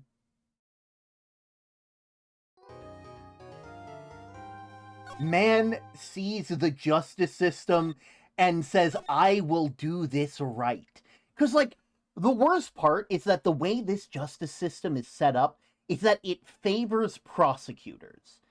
It favors the prosecution. Because if they filibuster, if they wait around, if they stall out the time and let the case draw to a third day, it only benefits them. He'll do it right. I see what you did there. Oh, wait. No, fuck that. No. That is for the third game. March 22nd, 2:14 p.m. District Court Defendant Lobby number 3. Dude, I can't believe that, Adrian. No way! Not cool! And not cool and collected Adrian Andrews. She was your manager. It would have been very easy for her to pull this off. The only person who had easy access to that knife you used at dinner was, well, her. You after the ceremony during the break, huh? I was sleeping like a log the entire time. See, she could also have easily planted the covered button in your hakama. Because she was the one that came to wake me up. Then, dude, you're saying it really was her? Yep, she's the real killer. She was the one who murdered Juan Carita. But why? I thought she was buds with Juan. She has her own agenda. Her own agenda? What are you talking about? I'm sure you'll see when the trial's over. It'll be alright. I'll get you your acquittal by the end of today. Get me a verdict that's refreshing like a spring breeze, okay, Mr. Lawyer Dude? Phoenix, you think her motive is related to Celeste Impact's missing suicide note, right? Yes.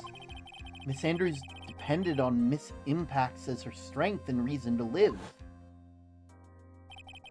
But then Miss Impact suddenly killed herself. It sounded like she left a suicide note, and the person thought to have hidden it is Juan Carita, the victim of the murder. And that's why I think Miss Andrews got close to Mr. Carita. All to get the suicide note back. It sounds plausible, but one thing bothers me. What's that? Who was it that first told us about their relationship? Better stated, Miss Andrews' dependency issue with regards to Impact. It was Edgeworth.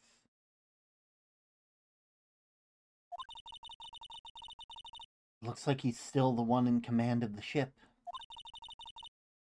Let your guard down yet. Don't forget, we know the true killer is Maya's kidnapper. Yeah, we do.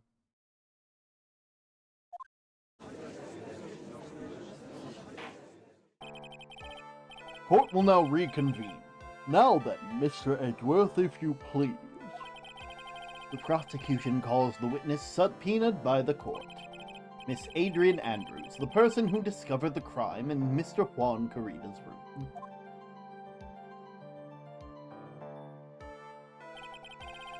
What is your occupation? I'm the manager of the defendant in this case, Mr. Matt Ungard. I see. Now then. Before we begin, Your Honor, I have one request? I mean, I'm sure we can manage that. Yes, sure. What is it? I'm sure everyone in this room is wondering the same thing, and would love to find out more about my relationship with the victim. After all, it was the topic of a certain weekly magazine recently. No, I have no idea what you mean. I've never even heard of Gossipland. If the judge was ever a prosecution witness, he'd do all the work for me. Anyway, I was wondering if you could please tell us more about your relationship to the victim. Yes, well, I was seeing Mr. Kurita. I was also aware of a rivalry that existed between Nat and Juan.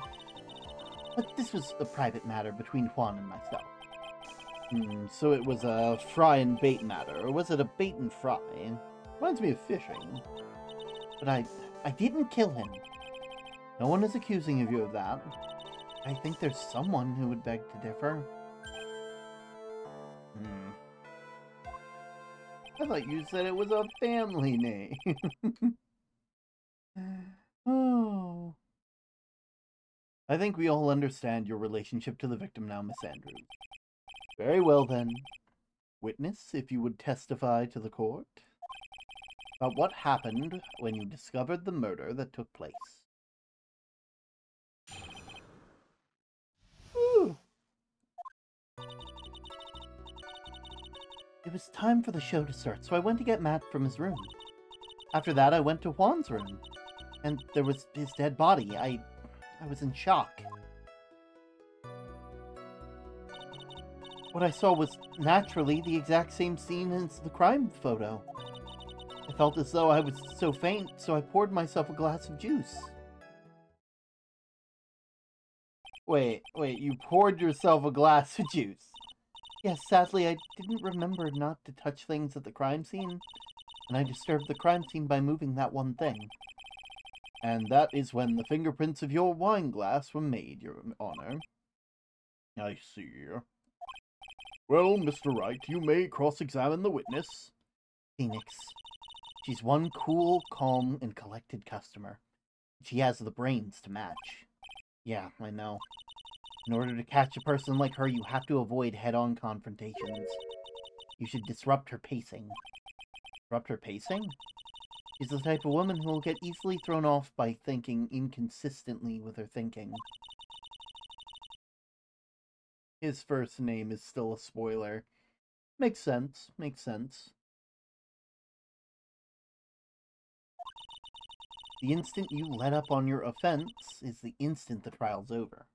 Understand? I got it. When I found the body. Time for the show to start, I went to get Matt in his room.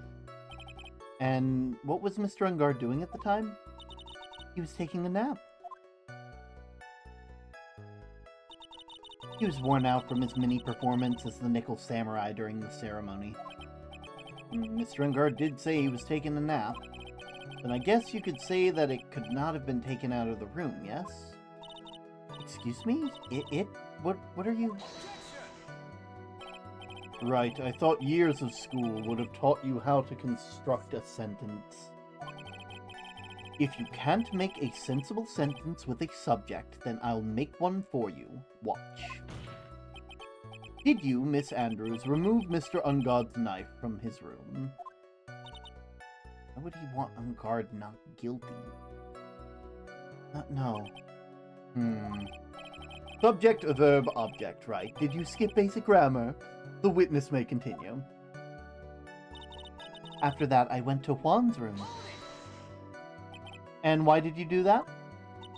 As a friendly gesture, Juan was to make an appearance with the other heroes. The show was supposed to be a show of friendship. And is that the only reason? I beg your pardon? What were you implying? You had a certain goal in mind when you started to get close to him, correct? So perhaps you had more personal matters to discuss with the victim. Sorry, but I didn't have such intention in mind at the time. Can't get her to talk without a strong piece of evidence, I guess. May we continue now. Witness, what did you see when you got to the room? And there was his dead body. I was in shock. You were in shock? What? Was I not supposed to be? Miss Andrews is a very calculating person, and despite how close they were, I doubt they had any romantic feelings. Anyone randomly stumbling on a dead body would be in shock. And you can't seriously expect a young beauty like her not to be shocked. Somehow I don't think beauty has anything to do with being shocked or not.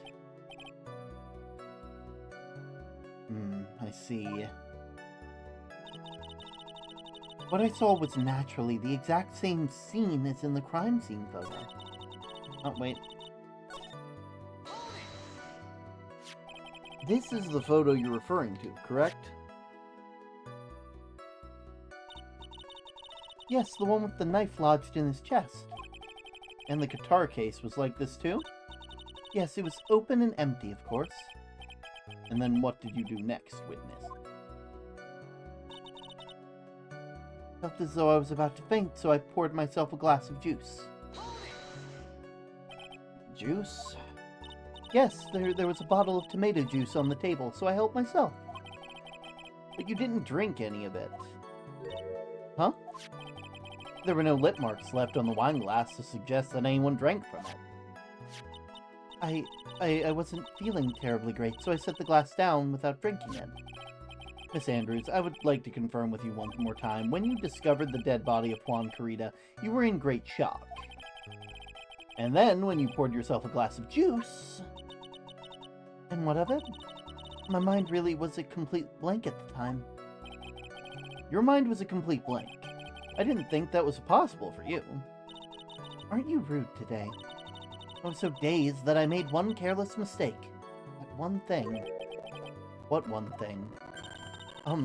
Never mind. It's no big deal. What was she starting to say just now? No, press further. What was that one thing? Miss Andrews? I'm convinced that you said you made a mistake at the scene of the crime. What I really want to know is what this mistake was. Actually, so would I. I'm sorry, it's just, it's kind of embarrassing.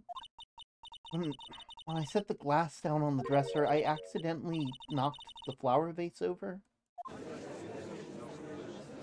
Oh.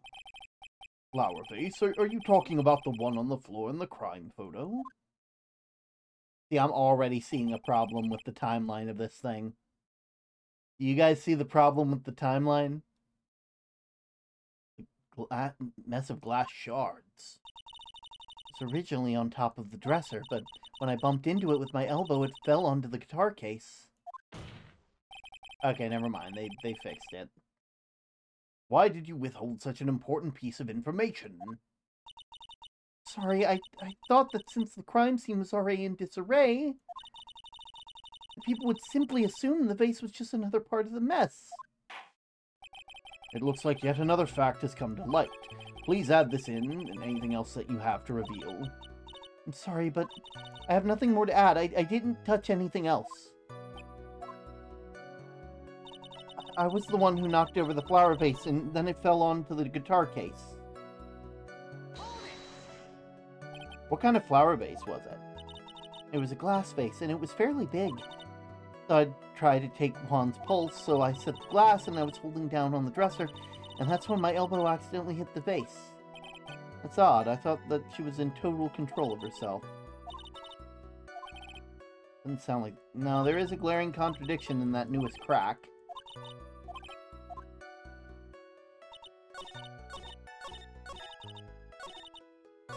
Oh, goddammit. 1, 2, 3, 4, 5.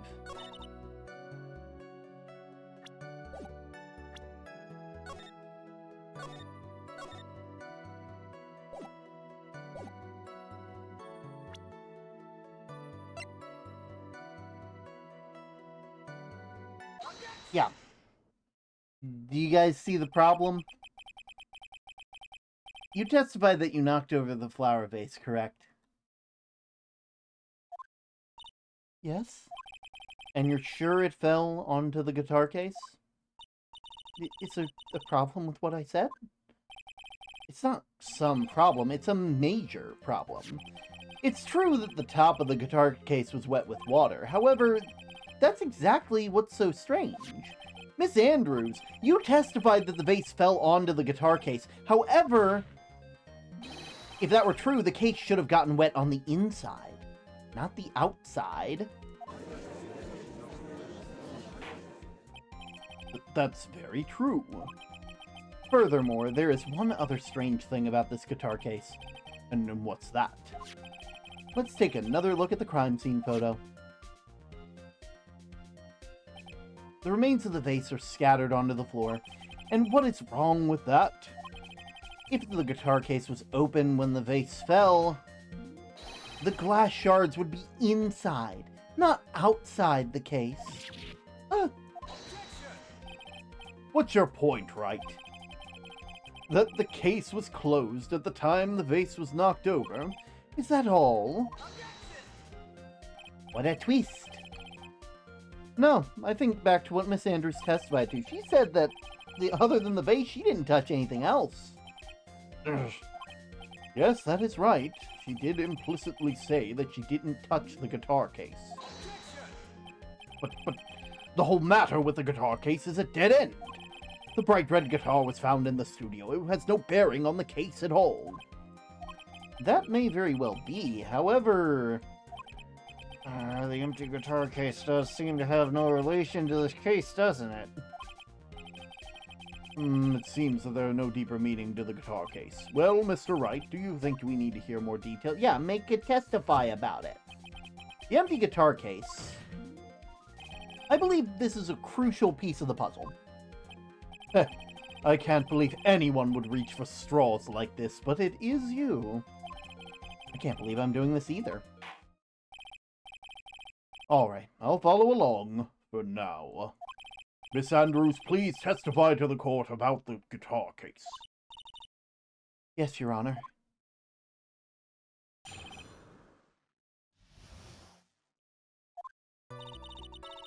I don't remember too clearly because I was a bit dazed. I suppose I must have opened the guitar case after I knocked the vase over? It's not a big deal though, right? The case was empty after all. As for why I opened the case, even I don't know. Looks like it really wasn't important. This wastefulness is such a familiar feeling, but now it's almost comforting. Anyway, I'll just go ahead and start the cross-examination. Using anyway to change the topic. A convenient escape for a weak man. God, take me out to dinner first, Edgeworth, please. The guitar case. El Nippa. I don't remember too clearly, because I was a bit dazed.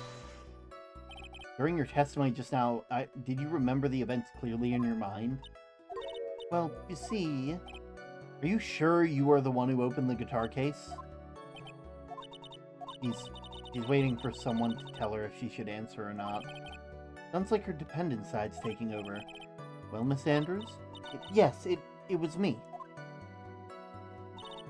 I must have opened the guitar case after I knocked the vase over. So you opened the guitar case? Yes, well, maybe. Why did you open the guitar case? Huh? Mr. Kurita's dead body was right there in front of you, wasn't it? I wouldn't think the first thing you'd do would be call for help, not open a guitar case. As the witness has said multiple times, when she found the dead body, she was dazed. Maybe I was curious to know if the bright red guitar was alright or not. I thought maybe the criminal took it. Why would she care about that bright red guitar? But getting back on topic, it's not a big deal though, right? The case was empty after all. Was it really empty? I was just wondering if maybe when you opened the case, the guitar was still inside. How long have you been a lawyer, Mr. Wright? Have a little professionalism. The bright red guitar was found at the studio. These trials would be over in half the time if you would just pay attention. Yes, pay more attention, Mr. Wright. Sorry. As for... Was that because you were shocked and dazed at discovering the victim's body? Yes, that's probably it. I'm not going to get anywhere if I continue pressing her like this. The only way to make her talk is with evidence. I guess I should give it a try. Come on, Phoenix, we can't afford to let up on her now. I wasn't planning on letting up, but... Objection! The witness is cringe! Objection! The witness is cringe! That's what I'm saying! Oh. I wasn't planning on letting up, but she's at her weakest. I'm sure a weapon is hiding somewhere in the court record. Suppose I must have opened the guitar case after I knocked the vase over. It's not a big deal, though. The case was empty, after all. As for why I opened the case, even I don't know. See, I call bullshit, my friend. I call massive bullshit. Because I know you were looking for something. I know you were looking for it. Not good enough. The statement contradicts the evidence. Oh, God.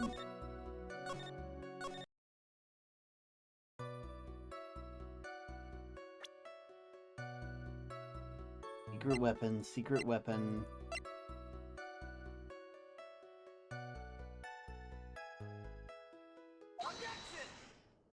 Oh, because their fingerprints aren't on it. There's no way you were the one that opened the guitar case. Why would you say that? It's elementary, my dear. Because their only fingerprints on the guitar case are those of the victims.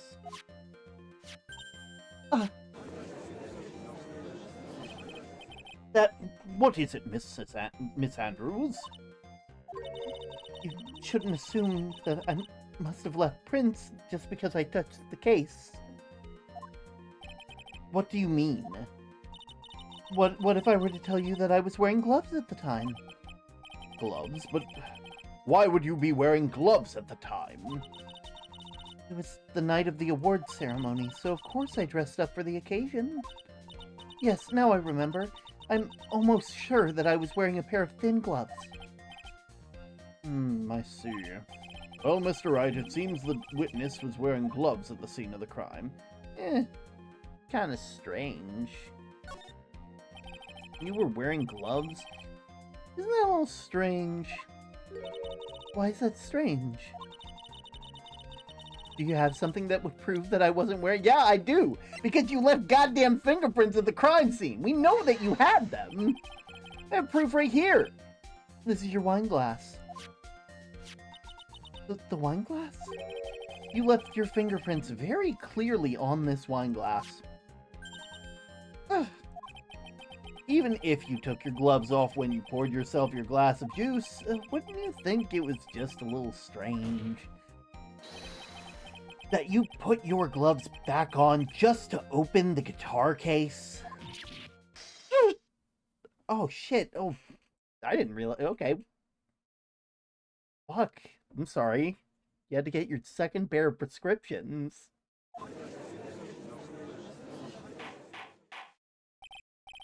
Order! Order! Looks like you hit the nail on the head this time. What do you mean? I believe the guitar case plays a very important role here.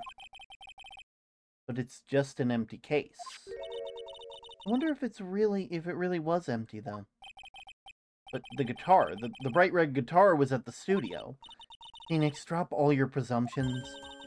What was in the guitar case, but that was not the bright red guitar? You don't mean... It was a bright white guitar? No, wait, that's not right either. Oh, we're getting her. We're getting her. I admit it would be unnatural for someone to do that. The witness was not wearing gloves, despite the fact that that on the case. Your Honor, this is obviously a defense's usual misdirection tactic at work. Steer the court towards an unrelated topic and lull us into its misguided. No, Your Honor, please recall that Miss Andrews had testified that the vase fell onto the guitar case, which means that the case was closed when the crime took place. However, it was wide open in the photo of the crime scene. Hello, Ink. I hope you're having a lovely day. I'm sure the guitar case was some relation to the murder. If you're so sure, Mr. Wright, then I'm sure you can somehow substantiate your outrageous claim. Correct? How are you today? I'm great. I'm doing wonderful. Honestly, the little year at a glance, like year in pixels thing to track my mood is going to be pretty high today, if I do say so myself. Please enlighten us on why the guitar case has anything to do with the murder. Can you do that, Mr. Wright? Well, let's suppose for a second that the bright red guitar was not the only thing that could have been in that case. Bright red guitar was not the only thing. I'll go and save. Just to be safe. Safety saves. You don't mean to suggest there was a bright black guitar in the... So, you intend to push your theory on that the case was not empty. Is that it, Mr. Wright? I wouldn't say something I didn't intend to prove. Deflate that head of yours. You haven't proven anything yet. Now then, let us have it. What was inside the case at the time of the murder? I bet, and stay with me here, that it was actually... And why would something like that be inside the guitar case? Let alone this one. Why, Mr. Wright, why? Well, I just thought it might have been possible. I have a suggestion. Why don't you put that in the void where your brain is supposed to be? And never bring it out again! Wonderful to hear. Can a foolish fool get some love? Do you still think you can prove your theory? Can you prove that the guitar case was not empty at the time of the murder? I'm just gonna save right here. I'll take the bite. I'll bite the bullet on that one.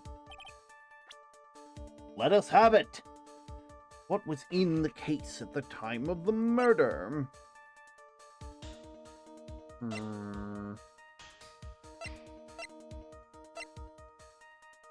Lotta's photo. No.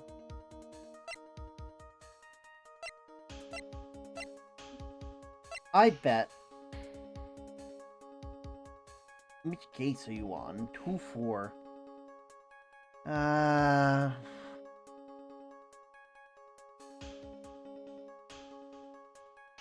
See, I don't think it's the button. Because why would it be the button? Why would it be the button? Unless it was never a murder. It was a frame. It wasn't just a frame job. Corita was trying to frame his death on guard himself. Okay, that was more a joke than anything else, but farewell my turnabout.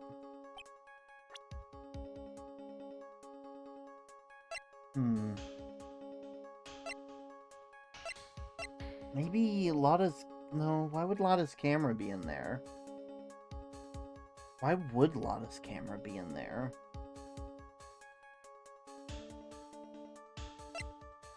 Article from Gossipland.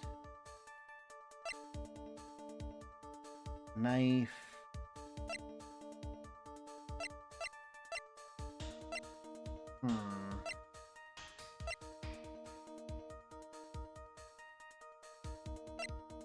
Have you found your daily pebbles? I have found the Daily Pebbles. That's all good. Hmm.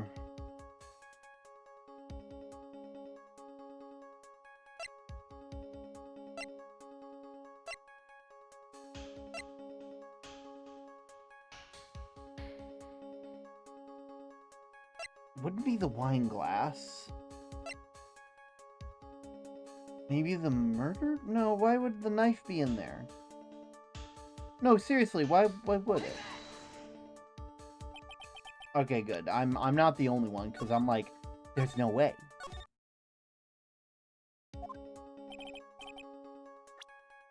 There we loudest camera?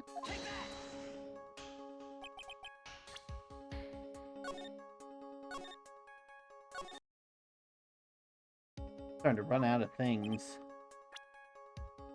Wouldn't be the Magatama. Wouldn't be the Steel Samurai. It wouldn't be a press conference ticket. Can't be.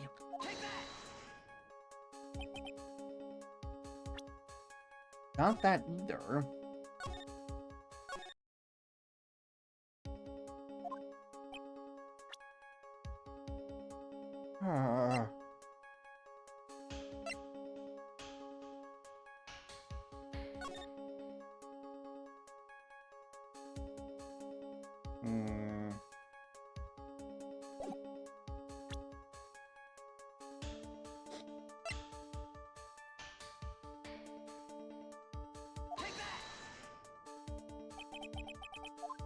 Yeah, the great guessing game. I'm figuring out what the heck it is. Not loudest camera. We did that.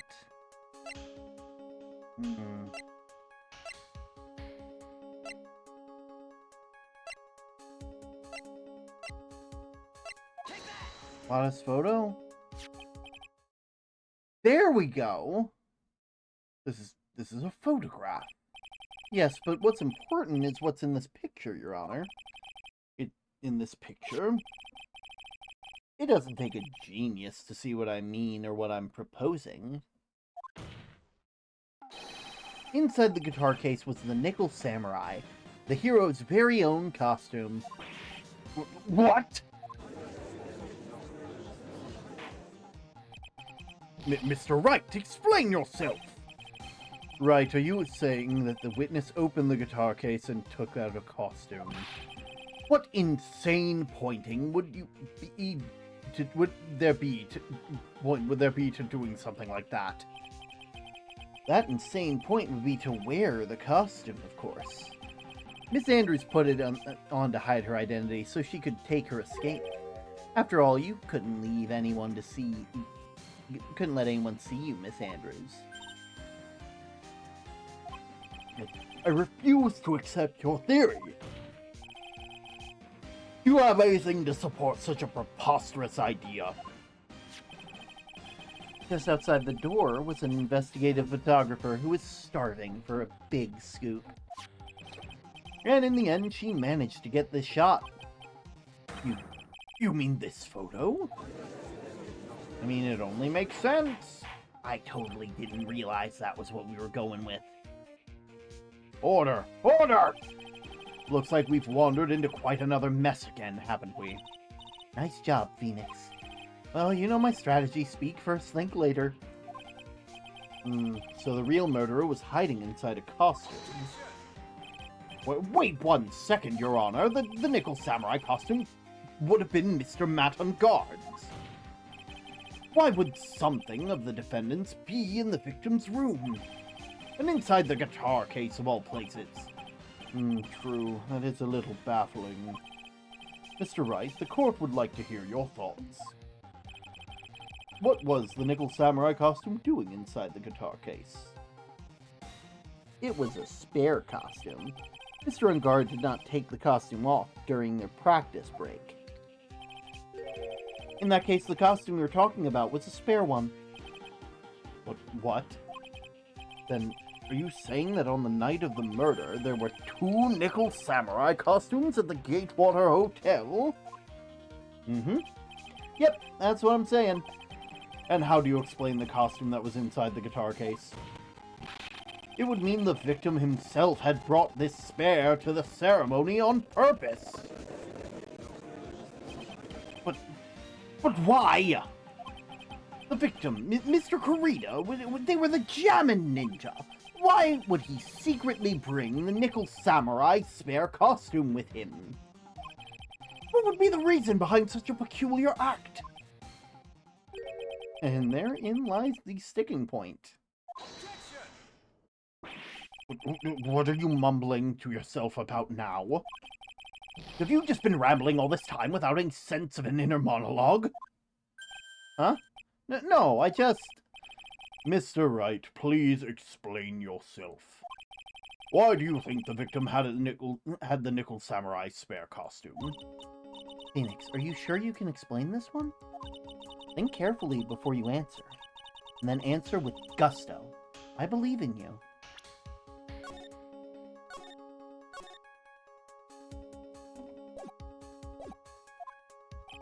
Alright, this is what I think. The reason the victim brought the Nickel Samurai spare costume to the hotel was... The reason they brought it as a spare costume...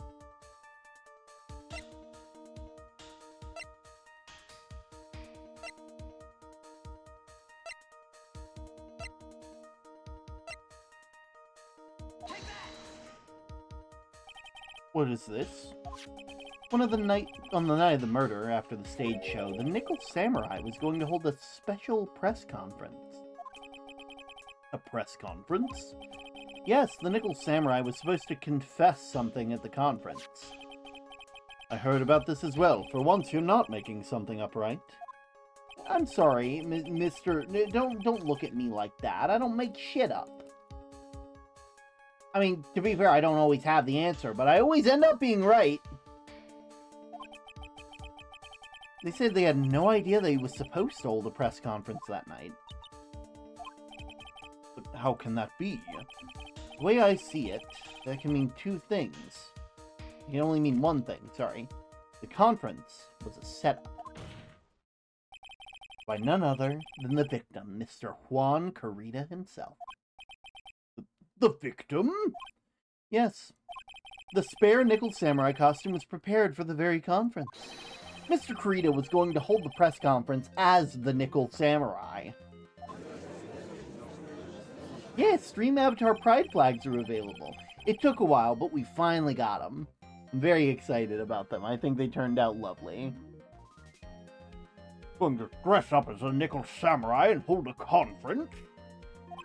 But what would the victim do such a thing? That's something I don't quite know yet. However, what I am concerned with right now is what was it intended to be revealed at said conference. The Nickel Samurai was going to confess something. And by confess, I'd wager he was going to reveal something about himself.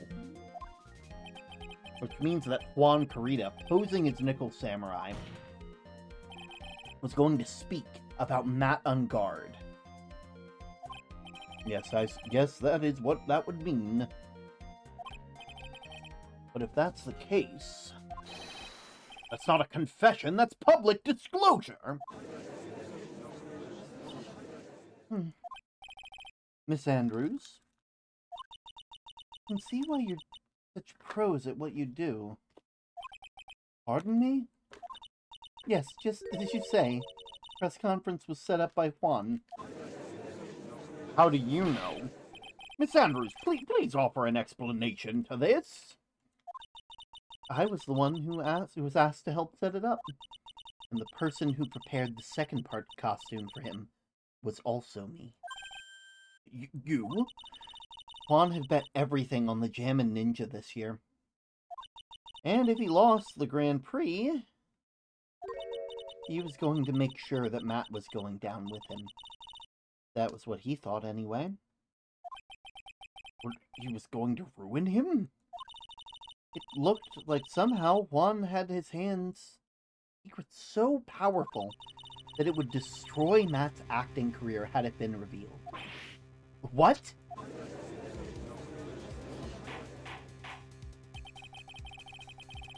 And you know what the secret of Mr. Unguard's is, Miss Andrews? That's something only Juan knew. I don't know what it is. I see. I've probably been coming off quite suspicious to everyone, but that's to be expected.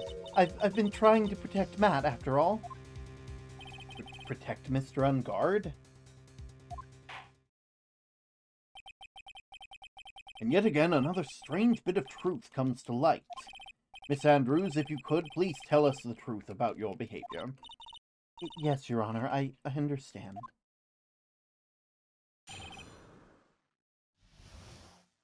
Protecting Matt. From the moment I saw the crime scene, I had a feeling that Matt was the murderer. Matt had to kill Juan no matter what. And he didn't have an alibi for what he was doing at the time of the murder. My thoughts were confirmed by the evidence, of course, and the button and the knife, but I'm Matt's manager, so I felt I had to protect him. That does account for everything. Well, I am the logical type. Finally seeing her true self. She's more nervous than a scared rabbit. If the defense can find no fault in the testimony, then I'm ready to make a ruling. Please keep that in mind when cross-examining Mr. Wright. Everything swung to the opposite end of the scale again. That just means I have to put my weight onto this and turn her logic upside down. Protecting Matt.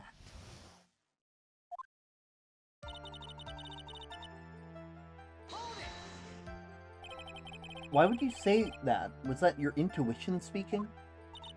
Don't confuse my methods of reasoning with your own. Ugh. If you want to prove that someone did something, you need 3 things. 3 things? A motive, an opportunity to commit the crime, and finally, decisive evidence. And if you think these 3 things through, the answer becomes quite clear. You should have already known that, Phoenix. They did teach that to us in school, at least. Not from what I remember. May I continue now? Matt had to kill Juan, no matter what. And he didn't have an alibi for what he was doing at the time of the murder. My thoughts were confirmed by the evidence, of course, the button and the knife. But I'm Matt's manager. Right, sorry, I'm just reading through your stuff.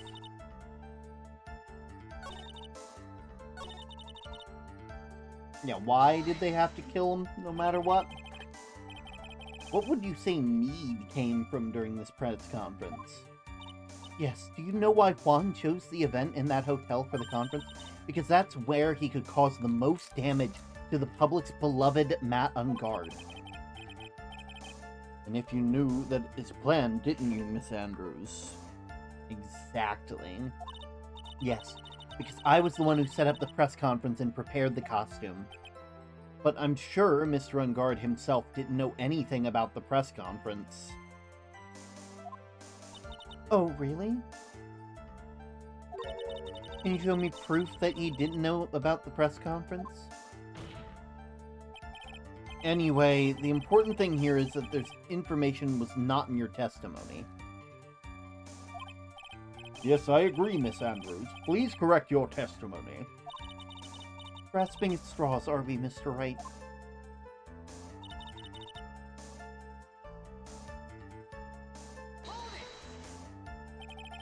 Has Mr. Unguard done something to hurt or betray you personally? Why do you ask? You were the one who helped Mr. Kurita with the press conference, and that event was supposed to bring down Mr. Unguard, yet you still helped out. The person on trial right now is Mr. Unguard, right? What the witness was thinking, helping the victim with his plans, is none of your concern. In any case, that means the defendant had the motive to kill. Why do I keep doing this to myself? And he didn't have an alibi for what he was doing at the time of the murder. Didn't you already testify earlier that Mr. Unguard was taking a nap in his room? Are you telling me now that that too was a lie so you could cover for Mr. Unguard? I'm not telling you anything of the sort. When I went to get him for the show, he honestly was sleeping. However, as to whether he was sleeping the entire time, that I cannot say. I was too busy setting up the stage at the time. I keep trying, but I keep finding no flaws. I can't say the same for the people here in the courtroom. The judge is glaring straight at Mia. Glaring at you, smart guy. My thoughts were confirmed by the evidence, of course. The button, the knife. You can hardly call the knife decisive evidence. The fingerprints on the knife can very well be a clever camouflage. Then what about the button? The button? It's clear from the crime scene that the victim and the murderer fought. During the fight, the killer ripped the button off of the Jammin' Ninja's costume. You're talking about this button, correct? The button was found in the pleats of Matt's Hakama, isn't that correct? You would think that it would make it very decisive evidence. Looks like you're outfoxed again, Mr. Wright. Anyway, the knife doesn't prove a thing. Please fix your testimony. I can't stand the sight of a man who can't gracefully accept his defeat. Thank goodness Mia can still look at me. With an icy stare, yes. Miss Andrews, for Mr. Wright's sake, please add this information to your testimony. That button was torn off Juan during a fight with Matt. And how do you know that? When the ends of the threads of the button and the costume were matched up, they were found to fit together perfectly, or so I heard. I've heard that before too. But why would Miss Andrews know about the case down to such fine detail? Don't look at me like that, just because I'm prepared and you're not. And I thought I had her this time.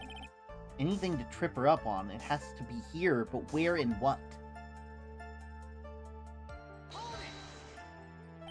But what you really did was stab a guy in the back, didn't you? And in the worst possible time. Who's to say she really stabbed the guy in the back, as you put it?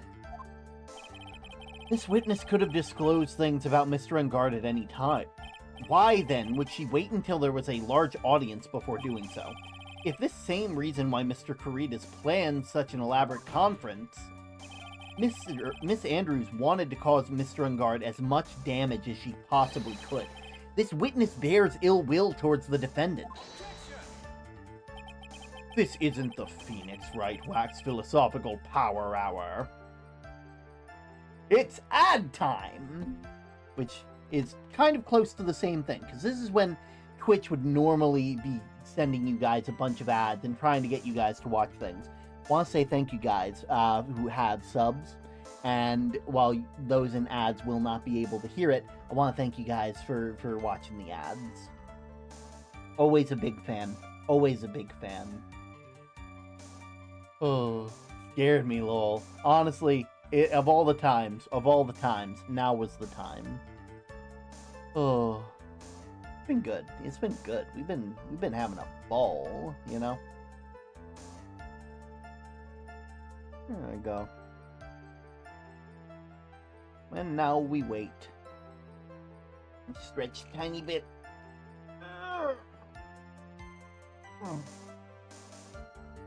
Shrimpify. Also gonna refill my water. I've been keeping my water in like an old whiskey decanter that I found at a thrift store, and it has made drinking water feel so much better. Just like a short like whiskey glass and some water, and suddenly everything feels right. I feel like the turtle from Rango.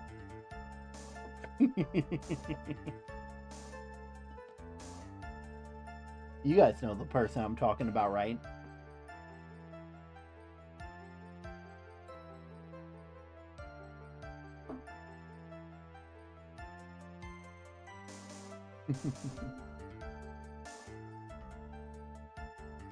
Oh.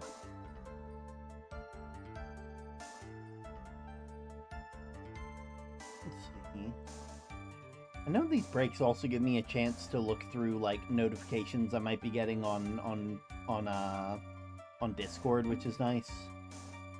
It's always wonderful for something like that.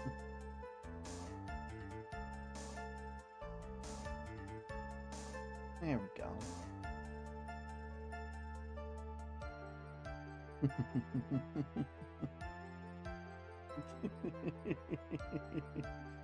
Oh. We're gonna get through this. We're gonna get through this tonight, even if it kills me. I'm only joking. It won't kill me.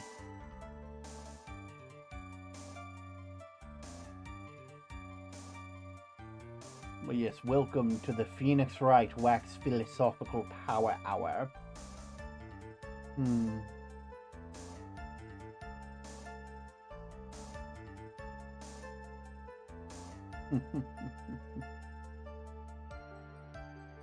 There we go.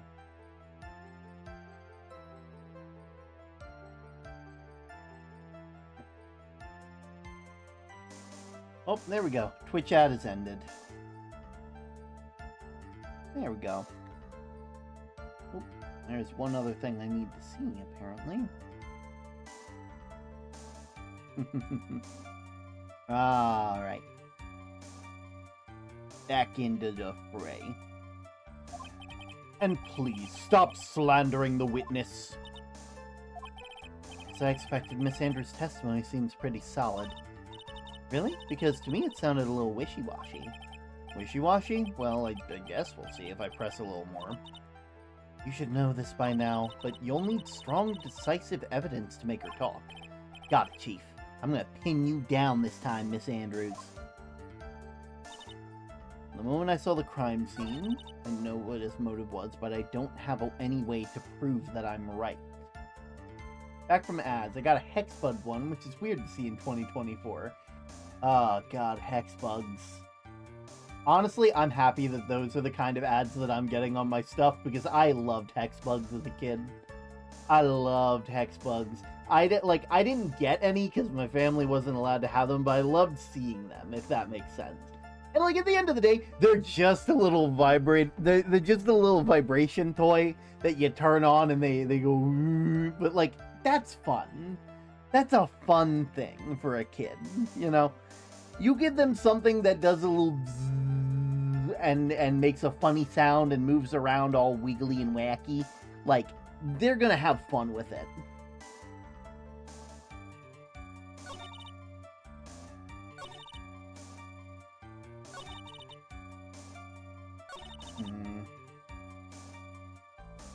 That button was torn off of Juan during the fight with Matt.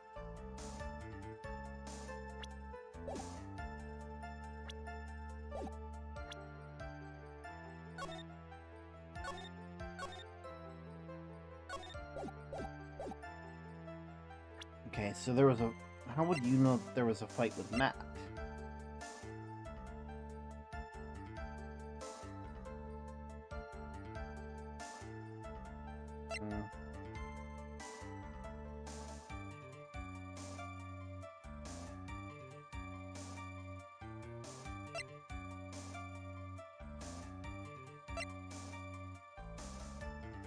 There was a new thing called the Gecko. Huh. So they need... The button was torn off of Juan during the fight with Matt. So...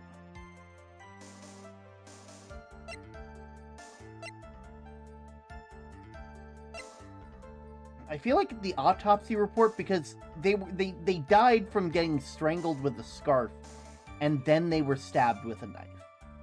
Why would you rip off the button while like, that feels... Yeah. This is the victim's autopsy report. It clearly states that the cause of death was strangulation by scarf. Strangulation? The knife stab to the victim was done after the victim had already died. And what does that mean? Let's examine the evidence. This button has the victim's blood on it, which would mean that he was ripped off of the costume when? After the knife was stabbed into the victim. Exactly, which means... It isn't possible that this button was torn off during the victim's final struggle, because the victim was strangled to death in that fight. That's right, Miss Andrews. There's no way this button was ripped off during the struggle. This button was consciously pulled from the victim's already dead body. Order! Order! What is the meaning of this, Wright? So, what if the button was torn off the body after the victim had already died? What does that change? Let me ask you one simple question, Mr. Edgeworth. Why was the button torn off? What purpose did that serve? What purpose? Yeah, we all know the button was not torn off during the fight, so the murderer took the time and effort to purposely rip this from the victim's body. That would mean that the murderer had something in mind, wouldn't it? Mr. Wright, does that mean... What does this mean? You know what the murderer wanted to do with the button, wasn't it? To pin the crime on guard. There was only one logical reason for doing something like that. It was to pin the crime on Mr. Unguard. There's no way anyone would have bloodied a button in their own pants. That's right, Mr. Unguard was set up. By the real killer, of course. And the real murderer is? Well, Mr. Wright, who in the world is the real killer? Obviously, it's D-Killer.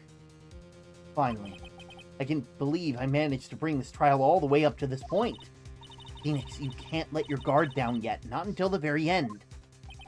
The real killer is the person who planned to frame Mr. Unguard is... Let me just make sure. Okay, cool.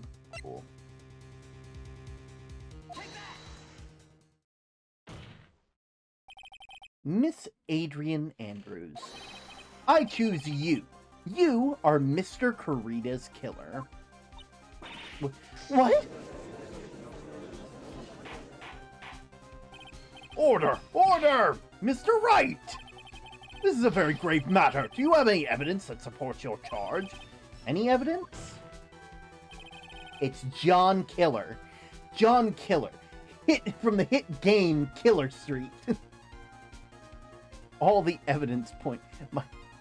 I feel like every single character or game series or person should have a John X name. Like you feel me?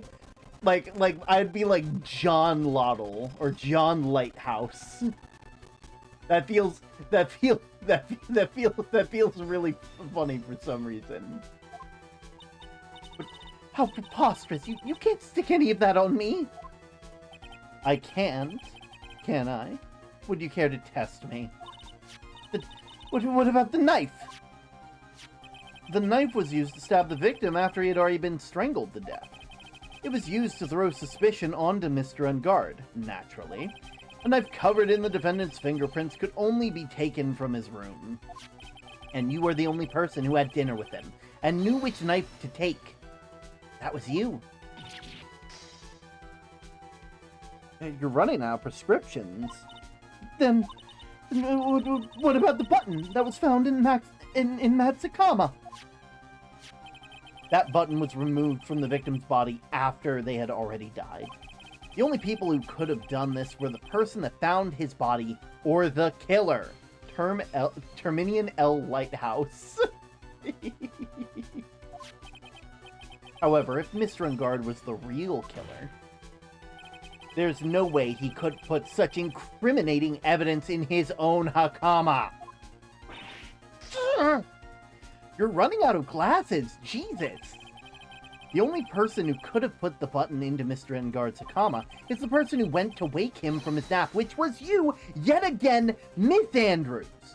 Meant Halo has a John, Doom has a John, and there's John Wick. Fun fact, Doom Guy's name is John. That's great. I love that for him. I see. What about the empty guitar case? That is also another piece of evidence that incriminates Mrs. Andrews. That costume was used to hide the killer's real identity as they fled the crime scene. And now, who could have known that there would be such a costume inside the guitar case? Oh, it could only have been the person who prepared the costume for the victim. And that person is you, Miss Adrian Andrews. No, But Miss Andrews' fingerprints are nowhere to be found on the guitar case. And it was you who proved that she was not wearing gloves at the time. That's right. That's because she did not intend on leaving any prints. If anyone had found out that she had touched the case, they would have asked her why. And to avoid leaving any prints, she used a towel or something used to open it. But the glass of tomato juice is a different story. Miss Andrews purposely left her fingerprints on the glass to show that, yes, indeed, she was the classic dazed discoverer of the dead body. And to top it all off, there is this photo. A photo of the killer as they exited the scene of the crime. No reasonable person on Earth can believe this nickel samurai is Mr. Ungard, as he would be too short for his own costume if it was him. Speaking of how tall people are, Miss Andrews, you're also kind of short in stature, are you not? Please stop! Well, how about it, Miss Andrews? I got her this time. Miss Andrews? I refuse to testify. What was that? There's a law. It says I can't be forced to testify about something if it can incriminate me. Well, yes, but you're absolutely correct, Miss Andrews. The law does provide us with a way to avoid self-incrimination. By allowing a witness to not testify, testimony could cause damage to themselves. What? Phoenix, it's the Fifth Amendment. It's such an important goddamn amendment. It's important to me that you know that this exists, Phoenix. It is. Pleading the Fifth is not something most people would think to do on the spot. Actually, thinking back to yesterday in Mr. Ungard's room. Adrian Andrews. Yes? Think about what we discussed. Understood? Alright.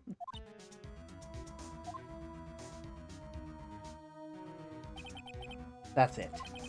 That's when Francisca planted the idea into her head. She must have told Miss Andrews not to testify if things looked bad.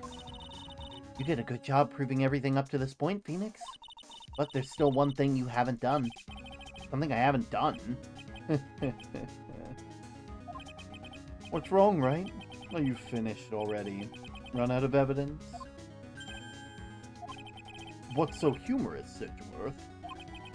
I'm sure you've realized this as well, Your Honor. But everything the good lawyer here has proven up to this point is meaningless. What? Everything you have proven is circumstantial. Circumstantial? Yes, circumstantial. You've yet to provide a single piece of definitive proof. Proof that Miss Andrews did in fact harbor a wish to murder Mr. Kurita. Miss Andrews, did you want to kill Mr. Kurita? I believe this may lead me to incriminating myself, so I will abstain from answering. The smartest goddamn Ace Attorney NPC. The smartest. Legitimately. Using their goddamn rights. But, Miss Andrews, if you do that, it would be the same as admitting your guilt, don't you think? The whole... Not if it is possible to incriminate, like, knowing that you are not the killer, but knowing that if you were to describe, like, no. Fucking... Maybe so, or maybe not. There's nothing to prove it either way. Besides, you don't even know what crime I would be guilty of due to my silence. No, she's taking that defiant attitude again. Yeah, what should we do? Somehow we've landed in the worst possible situation. I think we've reached a certain conclusion at this point in time that Miss Adrian Andrews has refused to testify, and the defense's theory that she is the actual murderer has not been fully substantiated with solid, definitive proof. But that's not true! In this situation, there's only one thing this court can do, and that is to declare a recess. Recess? I request that both the prosecution and defense look further into the matter, and at tomorrow's trial... Tomorrow? We don't have a tomorrow! If we don't get a not guilty verdict today, then... Please wait, Your Honor. That's not necessary. The trial... Please, continue the trial! What are you sweating for? Your client is getting one more day to live, isn't he? That's not it. This isn't about that. Edgeworth, I know who the I know you know who the real killer is. Please, let the trial continue. If I don't get this verdict, then Maya... But it's impossible to continue as long as the witness refuses to testify. Now then, this court is... I fucking love Edgeworth! I love Edgeworth! I love him! Man heard the fact that Maya was in trouble and immediately said, fuck the recess. I don't care. And now he knows something is wrong. Like, usually he'd be okay. He'd be like, oh, this is just Phoenix on his fucking thing again. Trying to pull some bullshittery or whatever. But no, he's like, no, he's serious. This is about Maya. There's pain in his voice. Not impossible for the trial to continue. Mr. Edgeworth, what are you... It is true Miss Andrews holds the right against self-incrimination. However, if the topic of conversation was something unrelated to what she may be guilty of, then she has no right to withhold testimony. Yes, that is very true, but... Actually, there is one little thing I'm curious about. Miss Andrews, when you found the victim's dead body, you poured yourself a glass of juice. Yes, and? I can't help but think how unnatural that is. Unusual when one finds a body, they are shaken up, not stirring a glass of juice. So my actions were unusual? But I've already... Before you speak, I want to state that if you have a reason behind your actions, I would like you to testify to that effect. He can see the tears in Wright's eyes. Absolutely. Testify? Your Honor, I would like to request that the witness testify again as to what happened when she first discovered the victim's body. Whatever we find out in this testimony should in no way implicate the witness. I love Edgeworth. We know! I don't know what it is about Edgeworth today, but I can't get a good read off of him. Is he a friend or a foe? I don't know. He's a friend. Always a friend. Always a friend. The court acknowledges the prosecution's request, Miss Andrews, if you please. When I found the body... The glass of juice, I didn't really pour it for myself. It was a surprise when I walked into the room and saw it in that messy state. And Juan, he was just sitting slumped over, tired looking in the corner. When I saw him sitting like that and I thought that he was dead, didn't really come to mind. To be honest, I thought he had just fainted or something, so I went to pour him some juice. When I realized that he was dead, that's when I knocked the flower vase over.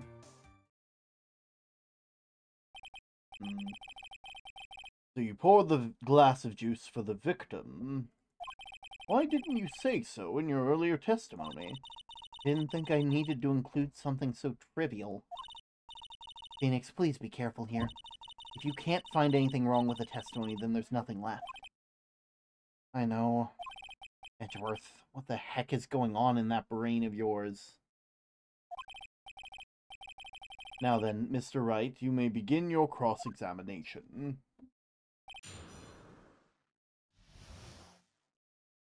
When I found the body, I didn't really pour it for myself, but there wasn't anyone else in the room. Of course not. Then who did you pour it for? Mr. Wright, there is a rhyme and reason for everything. Can you wait just a little longer for it to be revealed to you? In other words, Wright, be quiet and listen. Precisely. I wouldn't have said it better myself. I was surprised when I went into the room and saw it in such a messy state. So it was a mess. Are you sure it wasn't messy because of your fight with Mr. Kurita? What's the little robo-brain of his? What's in that little robo-brain of his? I don't know, man. But I bet that robo-brain of Miles is working overtime. It's overclocked.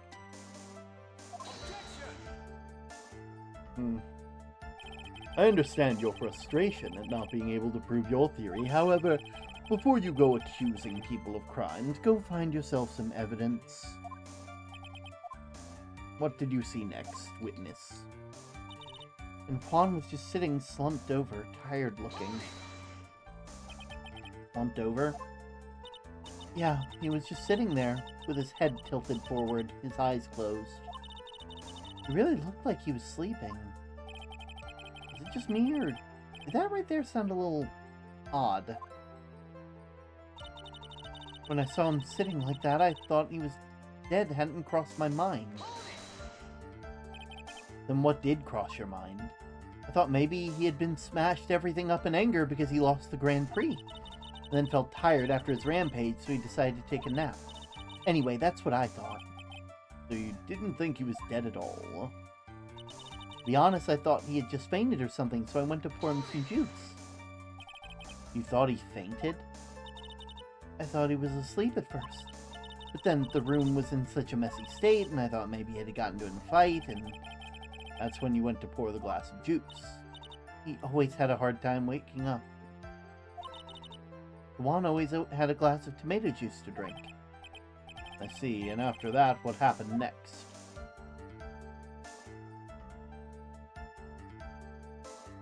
When I realized he was dead. And how did you come to realize he was in fact dead? I shook him over and over, but I never got a response.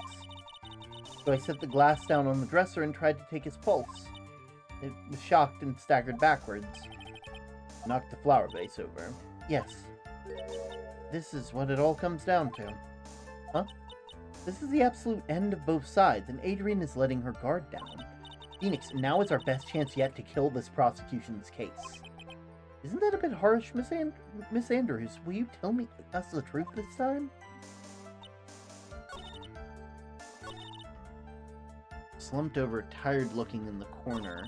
When I saw him sitting like that, the thought he was dead hadn't crossed my mind. So, I have a problem with that, because that implies that a certain death happened in a certain way, and unfortunately, based on the picture that we have. So you honestly didn't think he was dead when you found him? No, not at all. Even though this is what you saw when you discovered the body. Ah! What is the meaning of this? Isn't it obvious, Your Honor? There was a knife sticking straight out of Mr. Kurita's chest.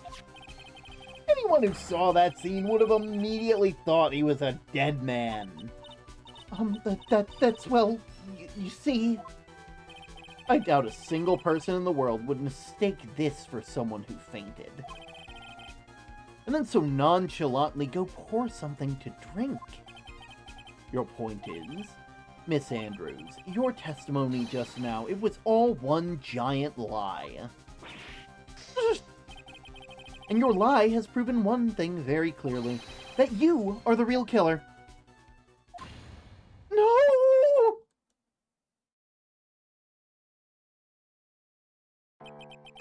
Looks like the defense has somehow brought the ugly truth to light. The defendant, Mr. Mattengard, is not guilty after all. But it's impossible. You're wrong. Miss Andrews, try to have some composure. It wasn't me. It wasn't me, I tell you. It was Matt. I swear it. He's the one that killed Juan. But you were the one who refused to testify, and your reason for not doing so is that you might end up incriminating yourself. That's because... Miss Andrews, I will give you one last chance. What exactly are you hiding that may incriminate you? I refuse to testify.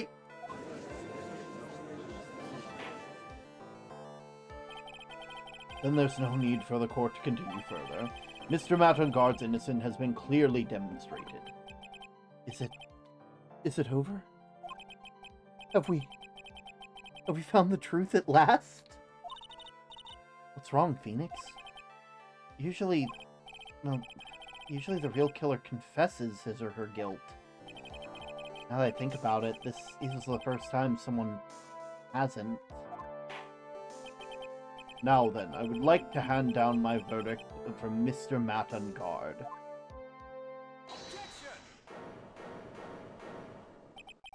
Your Honor, the prosecution feels that it would be premature to pass down a verdict at this time. What? The reason is quite simple. This witness has yet to speak the absolute real truth.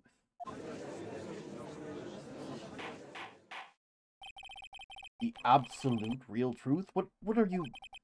Witness, don't you understand yet? Huh? I don't know who planted this silly idea in your head, but as long as you protect yourself through your silence, Mattengard will go free, and in his place, you will become the guilty party. That's a lie. I don't believe you. What? I was told if I spoke, then it would be all over, and Matt who would never be declared guilty. Even though your decision only changes a bit of dialogue. What in the world are they talking about? Has she lost it? I can't speak about it. I'm too scared. It's Franziska von Karma. Huh? Don't you remember, Phoenix? Miss Andrews lives by gripping tightly onto the words of others, because she doesn't have the strength to believe in herself. Then, right now, Miss Andrews is... Yesterday, she was tossed a lifesaver by Miss von Karma. Don't say a word, no matter what happens. If you do, Mattengard will be acquitted. Miss Andrews undyingly believes in those words right now, and is clinging on to them. What should we do? This is the first time I've ever come across anything like this. But Miss Andrews has to be the killer, right? All we have to do now is get rid of our not guilty. That is my only priority. No, that is not your priority. It wasn't me. I'm begging you, please. Please believe me, I didn't kill Juan. Help. Please, someone, help me. Mr. Wright. Yes, Your Honor? The court can't continue like this. Therefore, I'd like to hear what you intend to do. What I intend to do? What am I supposed to do? What am I supposed to say? Right, I suggest you think very carefully about this. Think about what the witness did and what she did not do. And think about who is the real mastermind. No mastermind, isn't that obvious? There's no one else it could be except the woman crying over there, right? Come now, what will you do? What kind of man are you, Mr. Phoenix Wright?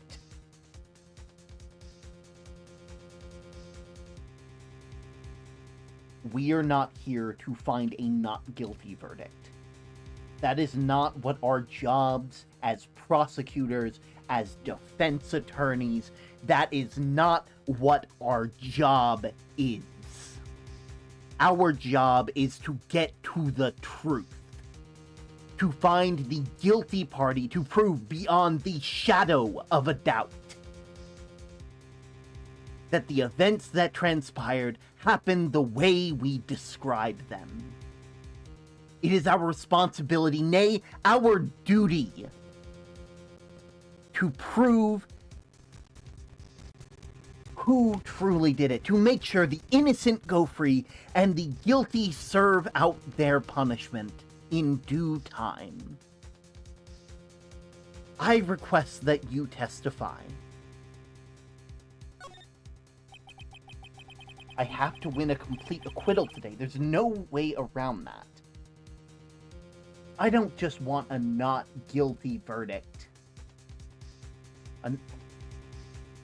Good answer, unfortunately. Unfortunately.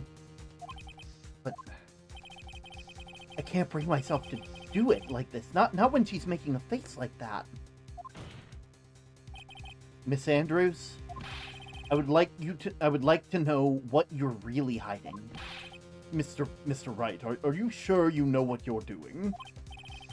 Sure, Mr. Engard would get an acquittal, but in his place you would be found guilty. Is this how you really want the trial to end? Be quiet. How dare you? You're trying to trick me. That's enough. I commend you for trying, Mr. Edgeworth. However, it's clear that the defense's theory is the truth.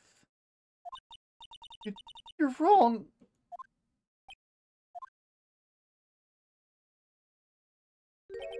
What a shame. I had hoped things wouldn't come to this. However, what is it, Mr. Edgeworth? Miss Andrews, since you absolutely refuse to testify, it falls onto my shoulders to disclose this to the court. Stop! Mr. Edgeworth? This witness, how should I put it? She has an illness. What? And because of this illness, she has tried to commit suicide in the past. Stop! Please stop! No matter how much you want to hide it, it's no use. I have the evidence right here. That's the second part of the suicide report, the attempted suicide report. What will you do now, witness? You know what I'm about to do, don't you? I will now reveal to the court the true nature of the pitiful woman known as Adrian Andrews. The secret of her dependent nature. Having other people know about it scares her more than anything else in the world. Please stop! I beg you! If people find out! If people find out, I'll... If you're going to say that you would choose death, that is no concern to me. Edgeworth, how can you be so cold? However, before you die, I will pull the truth from your still breathing lips. No matter what I have to do. So, will you tell the court yourself, or shall I? Either is fine with me. I'll talk, but please, help me. Nothing matters anymore. My crime. When I first saw him, I really thought he had fainted, honest. When I realized he was dead, that was when I formulated my plan. Once I made sure that there was no one in the hallway, I made a dash back to Matt's room. And then I stabbed Juan's dead body with the knife and ripped off the button. Just when I finished and was returning to Matt's room, I had a bit of an inconvenience, and that's why I ended up using the nickel samurai costume. Stabbed the body with the knife, but why would you do that? Isn't it obvious? To pin the blame on a certain person. A certain cowardly man. What do you mean by all this?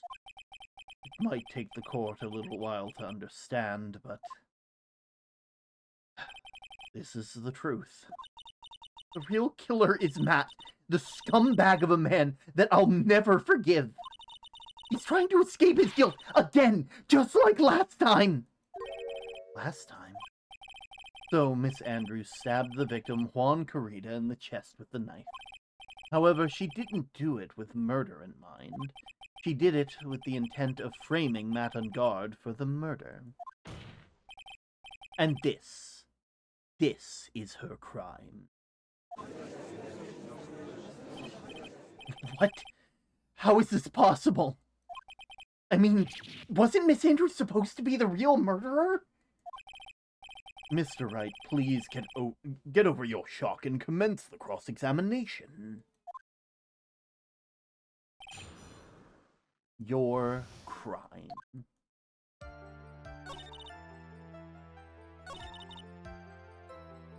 I'm starting to realize how familiar this kind of is to like the bonus quest. You know? Like the bonus case from the last game. Mainly just because of like the hiding of evidence immediately. And it kind of being a misunderstanding. And then I finished, I was returning to Matt's room, and I had a bit of an inconvenience. Yeah, tell us more about that. An inconvenience? There was a woman with a camera at the ready loitering in the hallway. Ah, Lada. There was also a woman with a ray gun pacing back and forth. Oh, that's old bag. Had already been caught and made the big scoop of a certain weekly tabloid once. But I couldn't very well go out looking like myself and get caught again. That's why I ended up using the nickel samurai costume.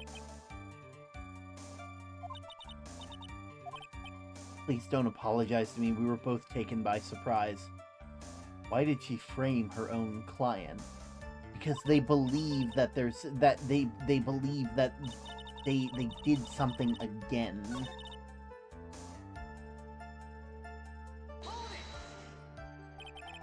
I think that they believe that our client is responsible for the death of their mentor. Or at least stole the suicide note that would have incriminated him for something else. I knew right away the murderer was Matt. I knew it because Juan, he was going to expose Matt's weakness. Yo, it's Jelly! Welcome in, Jelly Raiders. Looks like you guys were playing Minecraft. I hope you guys are having a fun time. We're currently playing some Phoenix Wright. I would try to catch you all up, but I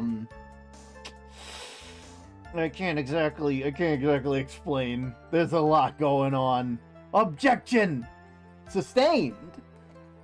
Oh, but we're having a fun time. How is Ace Attorney going? Ace Attorney's going great. We're in the second game with the final case, and I'm having a blast. It's getting spicy. We only just got this person to testify because more or less Edgeworth was about to reveal the fact that they have a dependent personality, and without the people that they put their stuff into, they are more, like, without people to depend on, they will end up trying to like, kill themselves, which isn't good. We're on Farewell My Turnabout. And that right now we're trying to we're trying to prove that our client did not kill this person, but at the same time, also make sure that this person doesn't get put on the chopping block for it, because we don't work like that. We live for justice. We don't live to get a not guilty verdict. We live to get the truth. But for all you raiders who don't know, my name is Term. I'm the Axolotl of the Lighthouse. I do my best to create a calm, cozy atmosphere for those of us just trying to find refuge from the storms of day-to-day life. If you guys do want to find the lighthouse again, do feel free to drop a follow. And we're going to get right back into it. I should also warn you guys, in about 15 minutes, we're probably going to have an ad break. So just to let you guys know, I won't be having anything happen during that time. I'm not going to continue the game while that's happening. So, you know, you guys won't miss out on anything. I knew because Juan, who was going to expose Matt's weakest point to the world. So Matt did this to stop Juan, to silence him for good. That's when I thought I should forge some evidence and pin the crime on Matt. So the forged pieces of evidence were the knife and the button. The first thing that came to mind was to plant the knife. Once I made sure that no one was in the hallway, I made a dash back to Matt's room. I'm having horrible luck with glitch pebbles. Honestly, it's like, it's so good and so bad. The glitch pebbles are like, they are either your angle or your devil. That was so you could get the knife. The knife Matt used at dinner. I thought if I used that, then the police would certainly turn their eyes towards him. Matt was napping with his costume on at the time. I slipped in, took the knife, returned to the scene of the crime. And then I stabbed Juan's dead body with the knife and ripped off the button. I'm gonna get one to work someday. It is possible. I have seen many of people get, like, jackpots from it. I've also seen relics nearly decimate their pebble hoard because they just can't stop. We're going to stab the victim with the knife? It gives me goosebumps to think about it now. What a horrible thing I did. But at the time, I couldn't control my own body. It moved on its own. Then when I stabbed Juan's dead body, I suddenly realized something. If I used the button, somehow I could make Matt look even more suspect. You thought to rip off one of the buttons and plant it on his Hakama. Yes, that's what I had planned to do. But things never go that smoothly. You're late, so it's no trouble, Olska. I'm happy to have you here. Just when I finished, I was returning to Matt's room, I had a bit of an inconvenience. And that's why I ended up using the Nickel Samurai costume. You were the one who repaired the costume, weren't you? Yes, I took it from Global Studios. I also put it in Juan's guitar case the day before the award ceremony. You did that in preparation for the press conference, correct? Letska. Juan wanted to wear the costume and hold a press conference in it. He was going to disclose Matt's big secret there. And what is the secret? That I don't know. Anyway, I thought that if I were to leave Juan's room in the Nickel Samurai's costume, then people would think that Matt was the real killer. And I was very careful not to leave any fingerprints opening the guitar case. Get caught, Andrews. No, but here's the thing. I don't think they're the murderer. They're not the murderer. They can't be. They framed somebody. They tried to frame our client for murder, but they're not the murderer. And I don't think our client is the murderer, but I do think that that like they are a reason why the murder happened. I don't want to concede, but that's my rings of truth.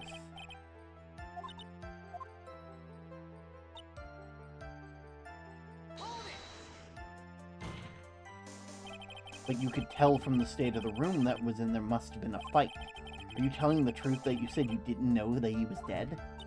He had a scarf tied around his neck, but that scarf is a part of the Jammin' Ninja costume, so I didn't think anything was strange. His head was also tilted down a bit, so I couldn't see his face that well. That's why I thought I'd wake him up, and I went to pour the juice. I think we've heard enough. Unfortunately. So after that, you went back to Mr. Unguard's room and planted the button. Into Matsukama, yes. After that, I folded up the costume they were wearing and put it into the bag. Then I snuck it out of the hotel and got rid of it. My word. What does this all mean? Mr. Edgeworth, is it? The real criminal is Matt Ungard. Yesterday, that woman prosecutor sat me down for a talk. Francisca, huh? She said that I should under no circumstance confess to what I had done. That if I just kept quiet, then Matt would be found guilty for sure. I had no choice, but I had to believe in her words.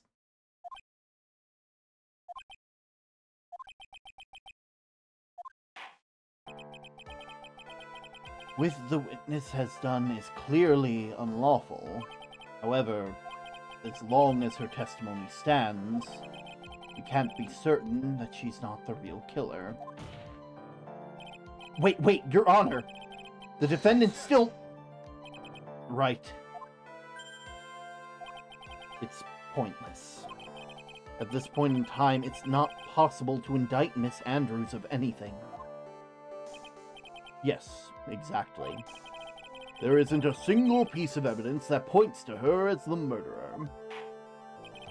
The cross-examination of the witness is over, and so is today's trial.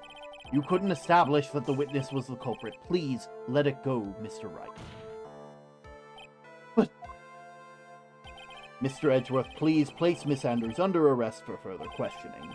Understood, Your Honor. The prosecution will arrange for her detention immediately. That is all. Court is adjourned for the day. No!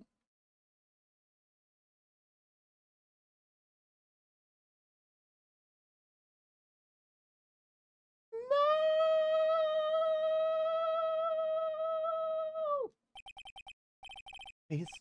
Today's trial, it's over. And I didn't win an acquittal. Witness, would you mind if I talk to you about something? What the fuck is up with the rival lawyers and telling suspects and witnesses to withhold evidence? Nah, here's the thing. Here's the thing, for those of you who haven't been able to catch up. Phoenix, this is day 1 of day 3.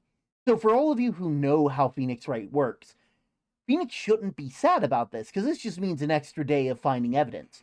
But, here's the thing. Someone kidnapped Maya, his assistant, and also best friend, basically. Maybe more than that, but that depends on what canon you go by and who you ship them with. But,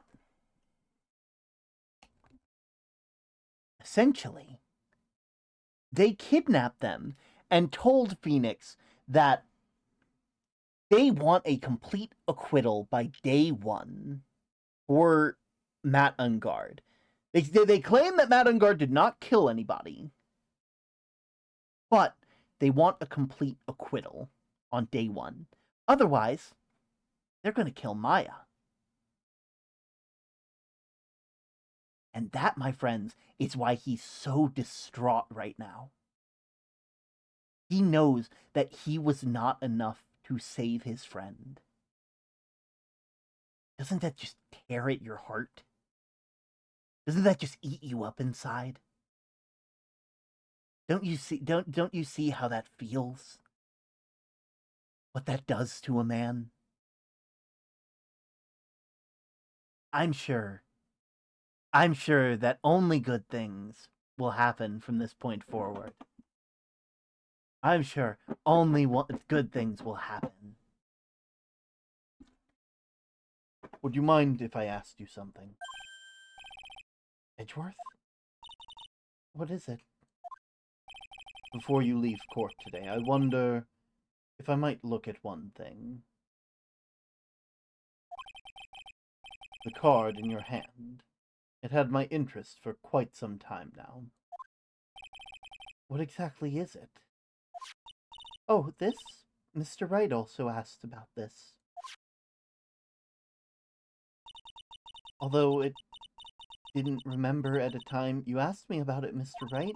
I remembered just now. I found this in my room on that day. The room? That day. Yeah. I found it in the room. It was lying there right next to him. You found that card next to the victim's body. I suppose it must have unconsciously slipped it into my pocket. But it's not as if the card has any relevance to Juan's murder, right? Yeah, I guess not, but it's still a strange card if you ask me. But as far as a clue in the case, I don't see... Witness! That card! Give it to me! Hurry! Edgeworth? Do you have any idea what you have stupidly yet inadvertently done?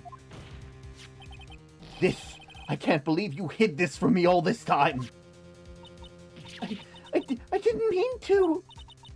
What is this all about? I've never seen Edgeworth so emotional before.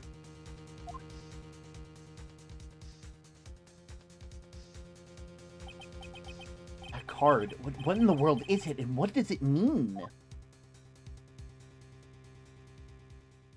No, you piece of shit, get back here. Get back here!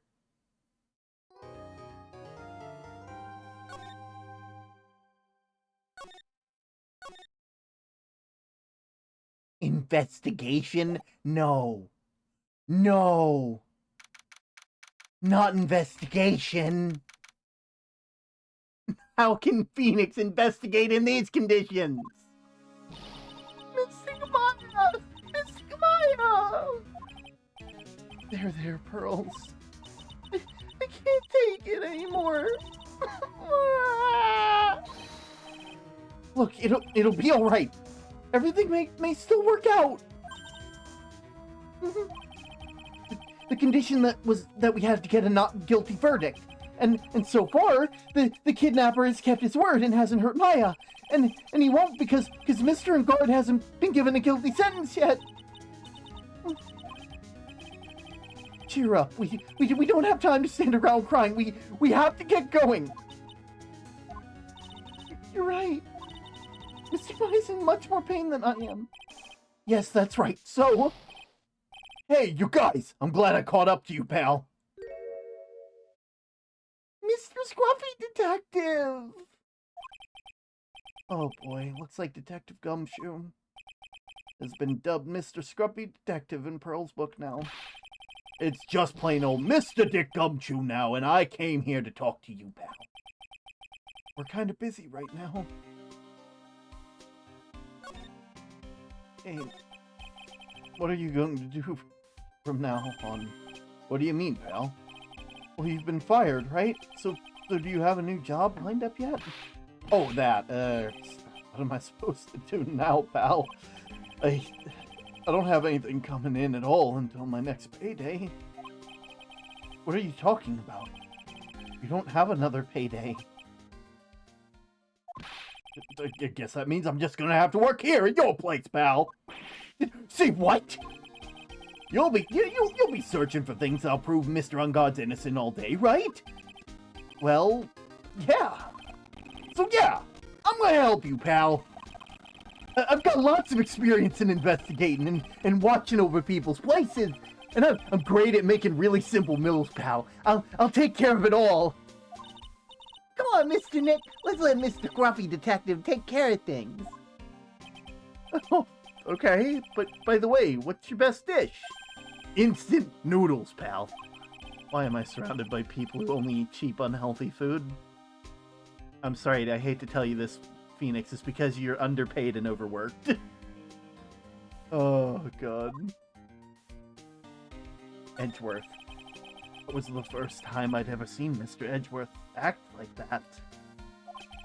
Never thought he'd say something like he didn't care if Miss Andrews killed herself. He said that? That's horrible! But because of him doing that, we finally got the truth. The truth? Miss Andrews' last testimony. I wonder if that was the truth. I'll give you that there was nothing strange in her testimony itself, but I still think there's something fundamentally wrong with this whole thing. You mean about that thing, pal? Why would she want to... No, I mean... almost need to frame Mr. Unguard. I couldn't figure that out from anything she said yesterday. Then you're saying the testimony was a lie? Some experience you got gumshoe overlooking evidence. Not a lie per se, it's just feels like there's more there than meets the eye. Or that's what Edgeworth would like us to believe. That's such a dirty trick. Even that woman prosecutor was better than that. Franziska von Karma? Speaking of Miss von Karma, do you have any information on her condition? Wasn't she shot this morning?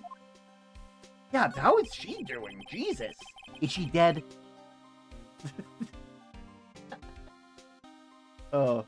Miss von Karma was shot today, and on the way to the trial by Pistol Pal. But she's gonna be fine, right? I mean, Edgeworth said she was in stable condition, but... well, she was shot in the shoulder, so she's okay. She's just hanging in there. Hey, you know what's kind of funny? What, Detective Gumshoe? She got shot in the same place that her father did.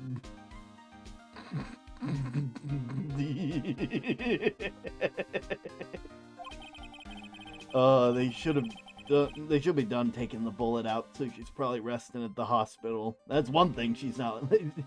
That's one thing that her family doesn't have in common. She actually takes the bullet out. Which one? What? Are you going to visit her, pal? No. Well, I'm thinking about it. Hey, you actually got a heart, don't ya? She looks like she was being tortured to death, not being able to go to the trial today. So maybe it'd be good if you went in and let her whip you around for a bit. Let's go let her whip us, Mr. Nick. Now I'm definitely not going. I'm not wrong. I'm not wrong. The name of the hospital, yeah, the Hottie Clinic. That name sends a chill down my spine. Yes, can't hurt to stop by and say hi. I wonder if that was also her whipping arm. Oh, ads have begun. Ads have begun, everybody. As you all well know, ads are a very important part of the Twitch ecosystem, and as such, we must respect the humble ad and do our best to let it feast and graze upon unprotected souls. Oh.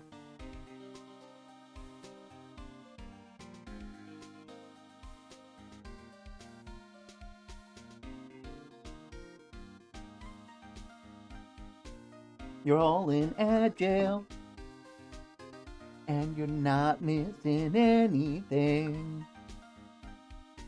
You won't have to see me sing to the song.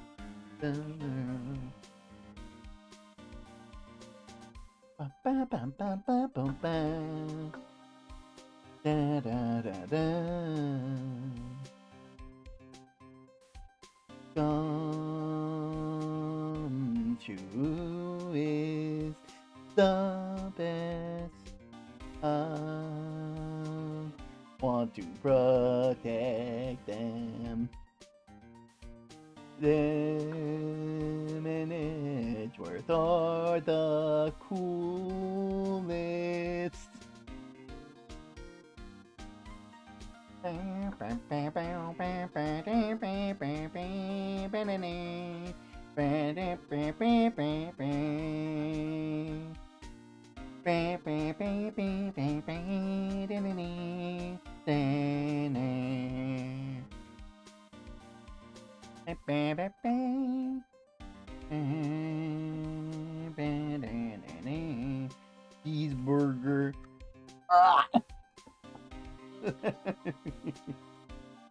Oh god, I could go for a cheeseburger nowadays. Oh. The good news, however, is that you will not miss out. No one will miss out on anything happening during the ad break, because I am a smart cookie and understand that people don't want to be doing don't want to have to deal with ads. You know, they don't want to miss out on the content. And that's completely valid, you know?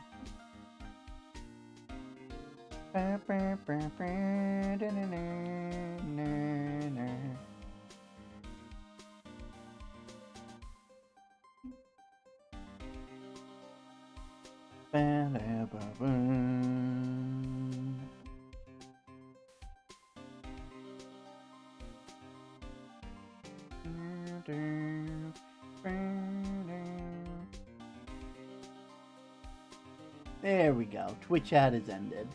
Like I said, I don't like to have ads interrupt you guys in your streaming experience, so I make sure to take a break during that time. It's honestly really good for me, and I think it's good for you all as well.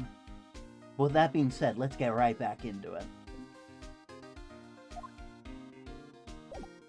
Alright. Detention center first. From what the guard told me, sounds like along with the guard, Miss Andrews is being detained here. We're back! A dinosaur story. That's a good reference. That's a good reference. +2 backstage. We should talk with them since we're here. Oh yeah, but both of them are still in questioning. We don't have time to waste. Yeah, visiting hours are almost over. Into the Criminal Affairs Department. Wow, everybody looks really busy with something or another. They're probably strengthening the evidence for tomorrow's trial. Hey, hurry up with that, will ya? Pass the victims list around! You gotta be kidding me. There's over 100 people on here. Mr. Nick? Is some guard really that big and bad of a criminal? Actually, I think that was someone else. And then we'll go to the Hottie Clinic, because why not? I never thought I'd come back to this place. Yes. Are you here to visit a patient? Hi. Wait a second, you're... Yes, I'm Dr. Hottie. Oh. Why are you still here? Yes, what is it? Can I help you? Can you tell me? Yes. Director Hottie? Edgeworth? Yes, I'm Director Hottie. You... Oh, you're the man from this morning? What was it, Director, Franziska. How is Franziska von Karma? You don't need to worry. Yes, she's in good hands. You see, I'm personally taking care of her here. Yes. Yes, that surgery, it went well. You have my gratitude. Looks like Edgeworth doesn't know about this director and his secret. You look so pitiful. But I understand. Yes, her opponent was a gun after all. And when I snuck up on her, real secret-like, she would scream real loud. Yes. Oh, God. I see. But she's really cute, too. When I do that, she'd whip me up with her whip. Boy, did I cry like a baby. Yes, but I think I could get used to it.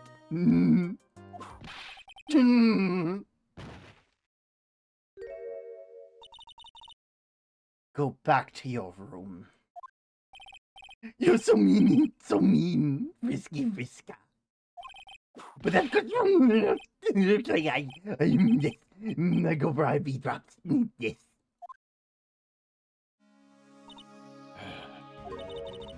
And what are those tulips doing in your hand, Mr. Phoenix Wright? I knew I shouldn't have come here. Okay, the shooting. I was shot in front of the courthouse in my right shoulder. But it's no big deal. This sort of thing happens all the time. He gives me the creeps, as he should. I think Hottie is tapping into the medicine. He's clinically insane. Like, he's actually a patient here. Like, he actually is, he is not the actual director of this place. He just believes that he is. At least I think. If I remember everything right. But that would have been too much for you. There's no need to act tough in front of us, you know. Regardless, I was dragged here by that man over there. He was so unyielding. One has to wonder if he was simply interested in stealing my case. It was the only logical course of action given the bullet that was lodged in your shoulder. But by taking over the case, I found myself having to clean up after you and that irresponsible deal you made.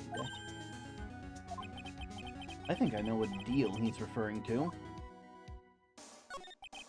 Miss Von Karma, you made a deal with Miss Andrews yesterday, didn't you? I don't know what you mean. In order to make sure you got a guilty verdict on Mr. Ungard, you told Miss Andrews to not testify in court today. I don't know what you're talking about. Do I have proof that I made such a deal? You're denying it? It looks like you were lucky, Mr. Phoenix Wright. If it had been me in court, this trial would be over already. All while hiding Miss Andrews' own crime. That isn't my problem, whether she had tampered with the evidence or not. I have only one objective, to find Ungard guilty of murder. The end justifies the means, Mr. Phoenix Wright. The ends justify the means. Miss Von Karma, Adrian Andrews believes you when you said, if you don't tell the truth or what really happened, Adrian Ungard would go to jail. And what does that have to do with me? Because of that, she is now in danger of being found guilty herself. All because she believed in your words until the very end. It still has nothing to do with me. She's just a weak person, is all. But you had to know she was... Ow! I think visiting hours here are about over. So, if you'll excuse me. What's wrong? Why did she suddenly cut you off? Probably because she thinks I had the advantage in that argument. Edgeworth. Today's trial? What happened at today's trial, Edgeworth? That's not like you at all. I mean, I know you knew about Miss Andrews' condition. You could have made her testify as many times as you wanted, but to go that far... but you wouldn't testify about that until I said something. Listen, Wright, the courtroom is a garden of judgment. I am putting myself on the line when I stand in there. And that's why I made the witness do the same. It's only natural. And Adrian's card? Edgeworth, you were really angry in court today. That's rare of you. I honestly don't know how she became a lawyer. Is she like a Nepo baby? Oh, fuck. Oh, you don't know Von Karma. Oh, shit. Oh, you don't know the history. She is a fucking Nepo baby. That's the funny part. She's the biggest fucking Nepo baby. Oh, let me pull up fucking actual Von Karma. So, this is not the first Von Karma that we have run into. This is not the first Von Karma. Let me get this fucking image real quick.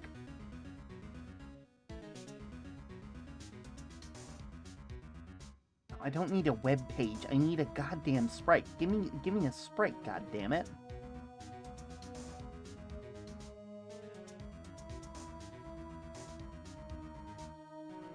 We about to learn today, chat. Have you found your daily pebbles? Honestly, this is a perfect time because I'm about to explain. So, first game, right? Which was the game we played before this one. We were a burgeoning defense attorney. You know, we were fighting against Edgeworth, giving him what for, and eventually Edgeworth ends up on, as the defendant because they have been framed for murder. And because they can't be the one to take us on, their mentor decides to take us on. Their mentor, Manfred von Karma. Manfred von Karma is taught Edgeworth everything they know. But even worse than that, they will actively do anything for a guilty verdict, and I mean anything. Now, we ended up proving that Manfred von Karma, we end up proving that Edgeworth is innocent, and basically Edgeworth feels a bunch of guilt about an incident that happened like 10 years ago. And so they admit to the DL6 incident, which Manfred von Karma was a part of. They are responsible for, basically they had someone, they won the case, but they ended up making a big misstep and had a big, mark put on their record. And they were so pissed at that because their whole thing is being the perfect prosecutor. And so when they were given the chance to kill the person who did that to them, they took it without a second thought. Let Miles believe that they were the one that shot their own father and basically lived their life like normal. By the end of that case, we proved that Manfred von Karma is the actual murderer of that old incident that was about to run out. And so it was like a whole thing.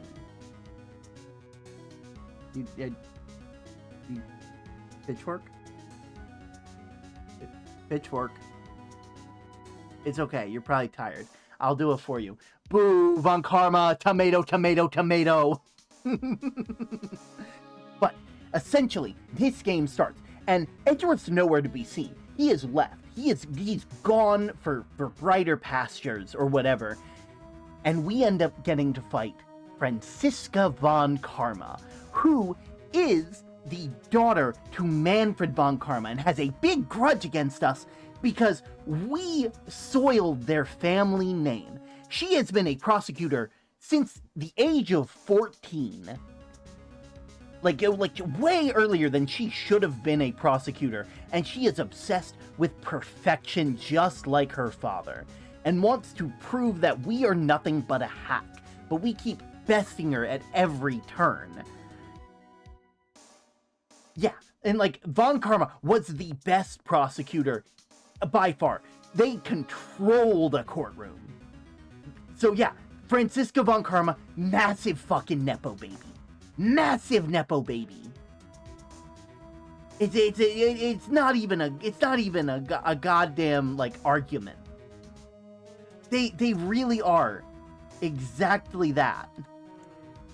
Anyway, sorry, I had to go on a big tangent about it. Also, her and Edgeworth are like siblings. Yeah, because they both were taught by von Karma around the same time, and Edgeworth didn't really have a family, and so thought of von Karma as a father figure, but they weren't a really good father figure. So both of them have been through the same shit, but so they have this sort of sibling rivalry thing going on, and it's really adorable. Anyway. You were really angry in court today. That's rare for you. Witness the card! Give it to me! Hurry! Do you have any idea what you have stupidly yet inadvertently done? I can't believe you hid this from me all this time! That card, what in the world is it? You mean this?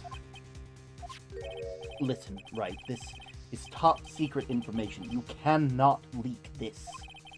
A special investigation team has existed for a number of years, but few know of it. I understand. Their task is to find the owner of this card.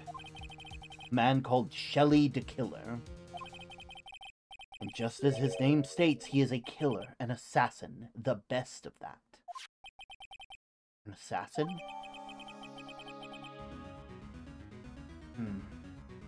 Shelley the Killer.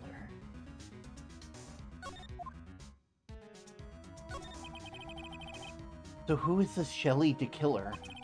The Killer is the name of a long-standing line of assassins. Long-standing? The name first appeared about 100 years ago, I hear. Shelley is the professional name of the third heir to the Killer name. So because of his professional name is Shelley, he leaves cards with a shell on them.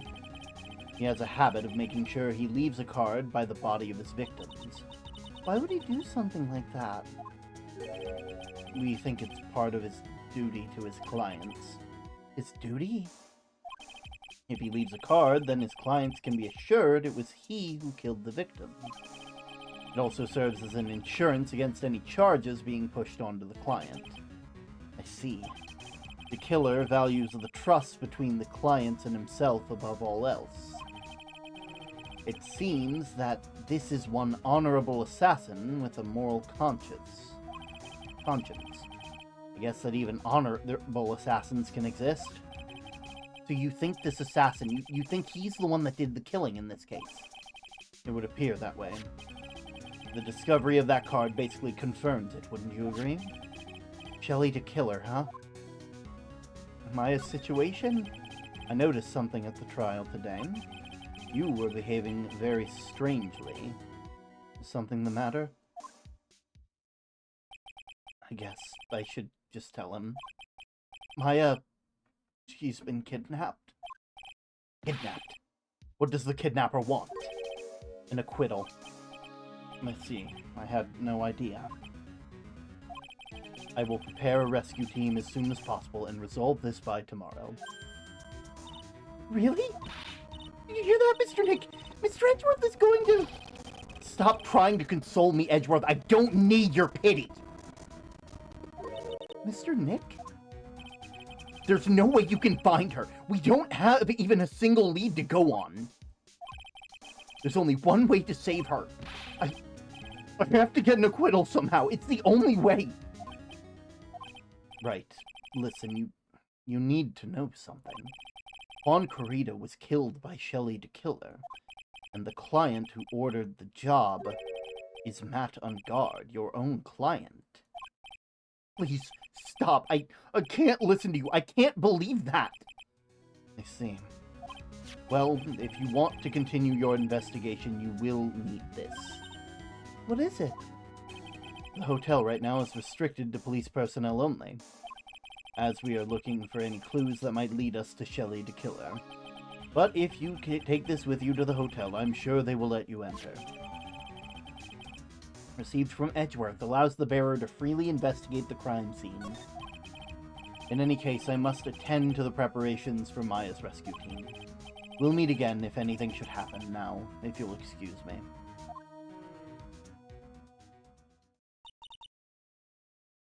Mr. Nick? You think Mr. Uncard hired an assassin? No way. I mean, he doesn't have a psych lock. Yeah, I guess not. Maya. Please, all I ask is that you make it home safe and sound. Date unknown, time unknown, location unknown.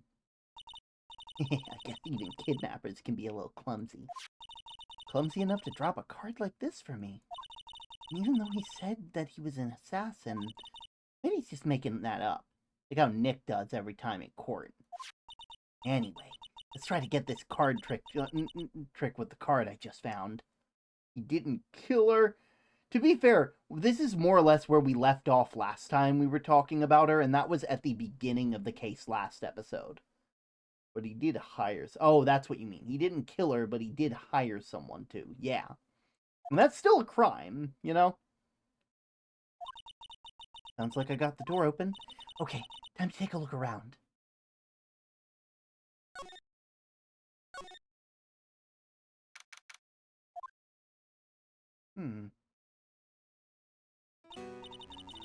What is this place?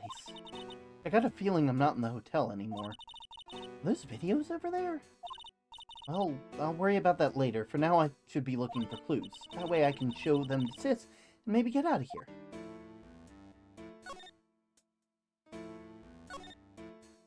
Locked, of course. And it doesn't look like I can use the card to open this door. There's a little hole at the bottom of the door. Only I was a little skinnier, then I'd be able to crawl through there. Needed to hire someone, hence no lock. That's weird. What's that figurine doing on the sofa in a place like this? I think it's a bear? Aw, cute. It's got a lot of cuts and slits on it. I wonder if it's some kind of puzzle. It's so dark in here, I can barely see, but I kind of feel like videotapes? All of them? What kind of room is this? There's a framed picture sitting on a coffee table. It's a picture of a woman. She's kind of pretty. Looks like something's written here. I think it says, "With love, Celeste." Bet this could be a clue. Oh hey, it's a computer. Never really used this before. I have no idea where the power switch is on this thing. Rat, there goes my plan to use this somehow. What is this thing? An antenna? This is a VCR. Sure, a lot of electronic gadgets, but what's the antenna doing here? Oh, this simply will not do. I cannot have you wandering around at will. It seems that your Mr. Wright is truly concerned about you. Yes? For now, I would suggest you remain cooperative. If you cannot, there are ways in which I can help you. Ways? You mean? Dead men tell no tales is how the saying goes. Correct? Is dead? I'm almost certain I told you on our first meeting that I am an assassin. No way, you're lying. I mean, an assassin. People are not always who they appear to be. Nick!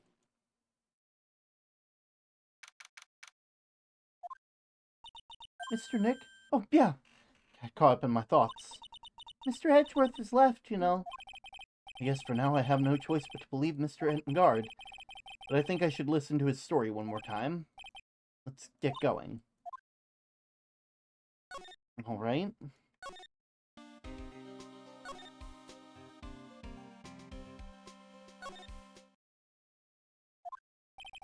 Sorry, but visiting hours are over for today. Oh, I have too many questions I need to ask. I'm sorry, but I'm Phoenix Wright, a lawyer of one of the... You're Mr. Wright, you say? Oh, yeah! There's a message here for you. Message? It's from Matt on guard. Ah, here you are. What did he write? Something really important? I don't know. Well, let's see what they have to say. To Mr. Lawyer Dude, I've got something really important to tell you.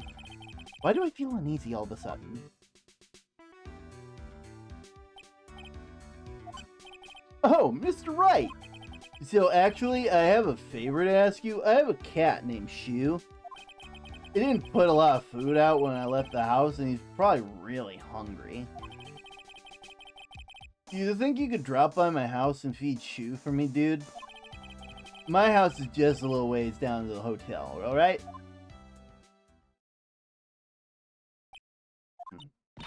This is terrible! But sorry, we have to feed the cat. I'm sure poor Shu's stomach is growling by now. Yeah, I guess. Matt's note. Client's request is a request. Guess I should go check up on the cat.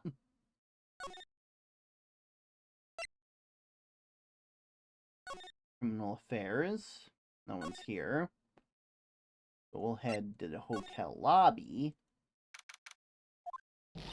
All right now, Mr. Nick. Let's go look for clues. We have to, for Mystic Maya's sake. You shall not pass! Shoot. Miss Oldback.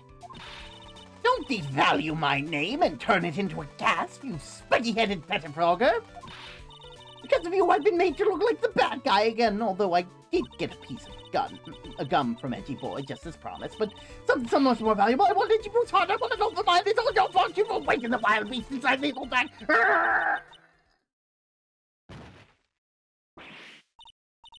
Miss Oldbag!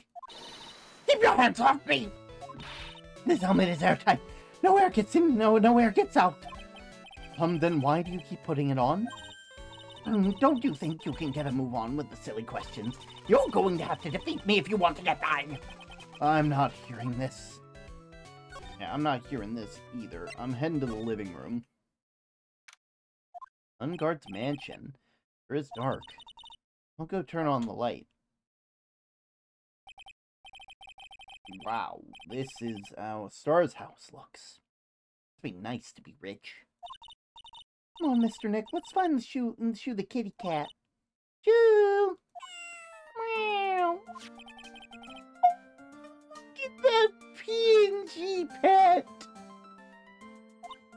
What a lovely cat! Hello, Shoo! Meow! Cat seems to like pearls. Pardon me. That door looks familiar. And you look familiar, too. May I help you with something, mister? Oh, we're lawyers, actually. I'm Mr. Unguard's lawyer. The Masters? Well, then you must be Mr. Wright. Yeah. It's a pleasure to meet your wonderful self. I am the family butler, John Doe.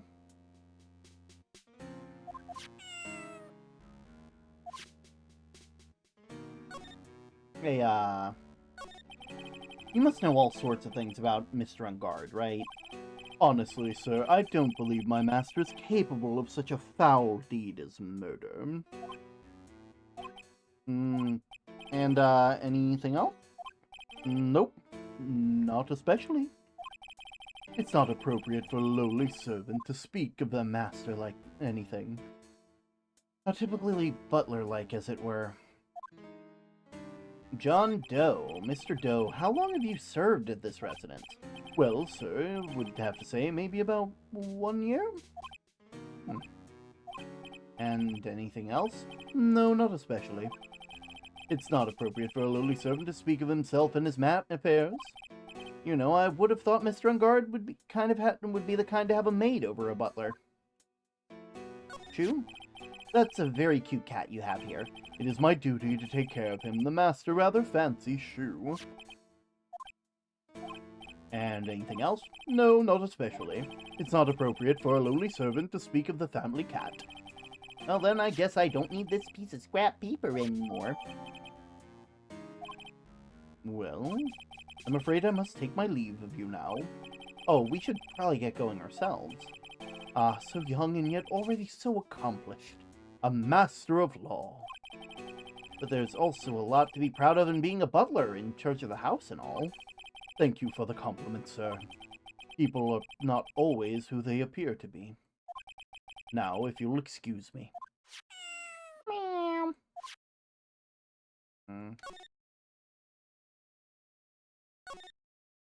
Oh, there's a giant cooking hearth.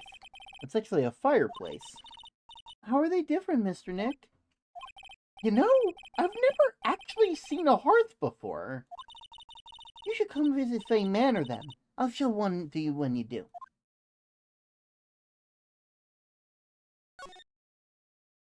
A giant bicycle is flying through the air. That bicycle, Pearls, is one that you don't have to pedal. It moves on its own. Really? Oh. I'm sorry to disappoint you, but it can't fly. Oh, that's too bad. No, keep examining. Very comfortable and spacious lounge set. I wonder if famous stars drop by and sit on here. In any case, I don't really belong here, do I? Why is with me and feeling inferior today? There's another door. You shouldn't go wandering over there, Mr. Nick. Yeah, Pearls. Now I know how Maya feels when I tell her to stop playing around. There's a small door at the bottom of the bigger door, Mr. Nick. That is for Mr. Engard's cat to use. Oh, you mean Shoop?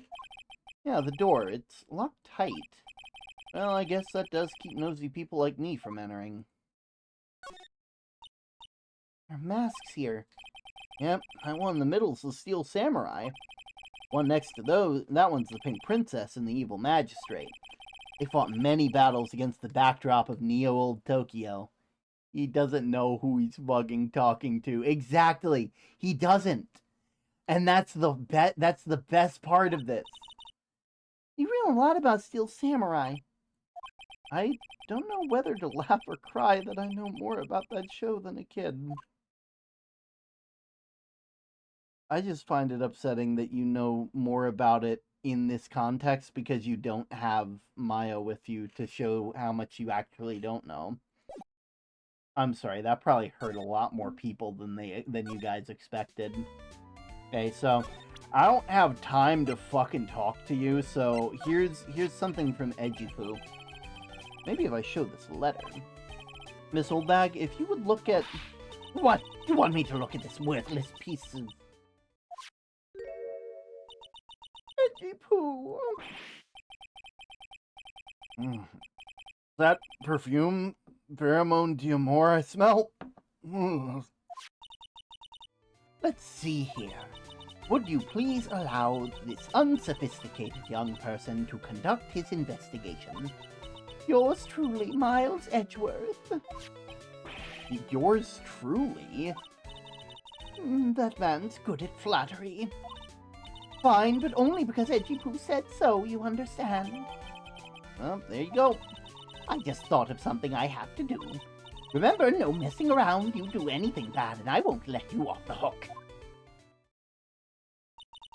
Looks like he has strong feelings for Mr. Edgeworth. I don't know if the game says it, but the receiver has a voice changer on it. I assumed so, and that's why I gave the transceiver a different the receiver a different voice. Like I made either that or as an assassin that they have like they're really good at doing different voices. Because I think that would be really funny if, like, in their time as an assassin, they realize, holy shit, I need to make sure that people can't just find me from my voice. And so they got really good at impressions. That may be, but you know, nothing's gonna come of it. That's so mean, Mr. Nick. Feelings are meant to be told and shared. Ow. Every time we talk about love, I always end up with a handprint on my face somehow. Anyway, let's continue our investigation. Okay. What now? One little thing before I forget. You can't go into Unguard's room today. Why? The police main investigation team is going to be in there all day, you hear? I wonder if their team is in charge of investigating to kill her. So don't go in there. Set one foot in there and you will face the wrath of Wendy, old bag! I don't see anything to look through here. But I can always try. Cameras must belong to the press.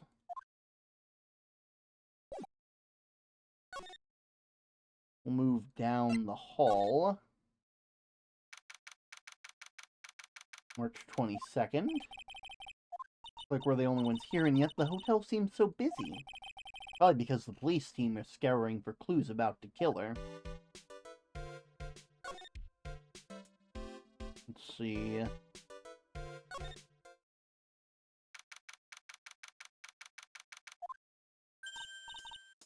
Hey, Seda boy! Lada, you're still here? Wrecking course! An investigative photographer eats or starves on her availability to snap up a scoop, yeah? Would be funny if they were calling with the voice of Mickey Mouse. Honestly, I can see that. Just like... if you don't help me out, Maya's as good as dead. Make sure to please your corporate overlords.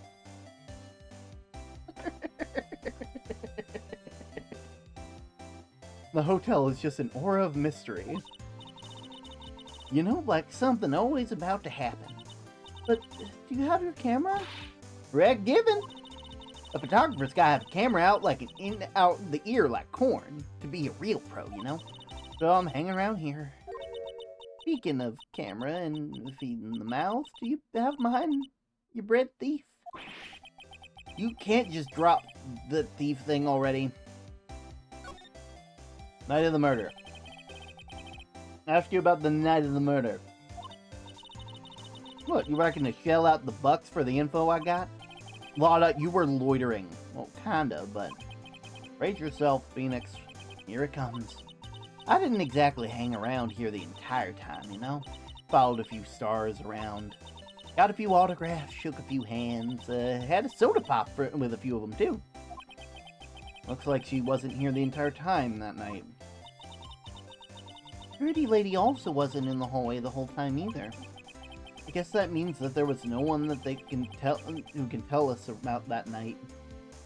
I've got tears in my eyes, oh my god. Wright took it really seriously because he's used to weird-ass people. Absolutely. Absolutely. He absolutely would have believed that was their real voice.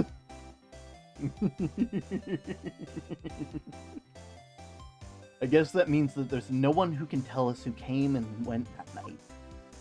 What about the scandal? What about the note inside your camera case? Oh, that ditty I wrote. Yeah, can I believe what you've written? I mean the stuff about Ungarv shoving his manager lady onto Karita?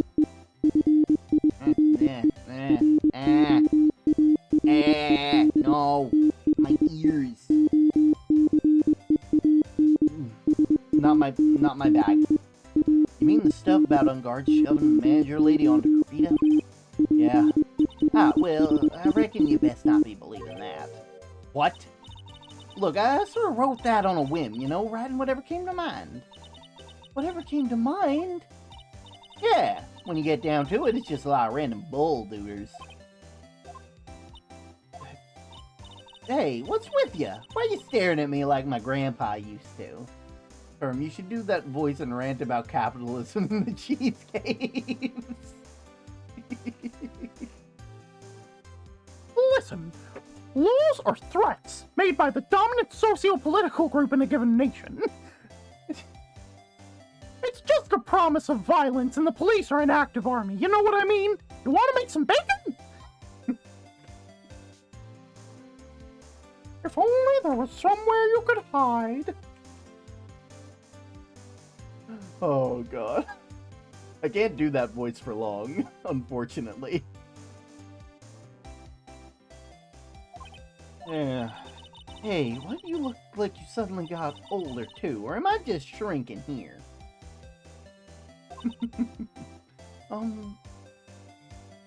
Camera. My baby, my $1,600 baby!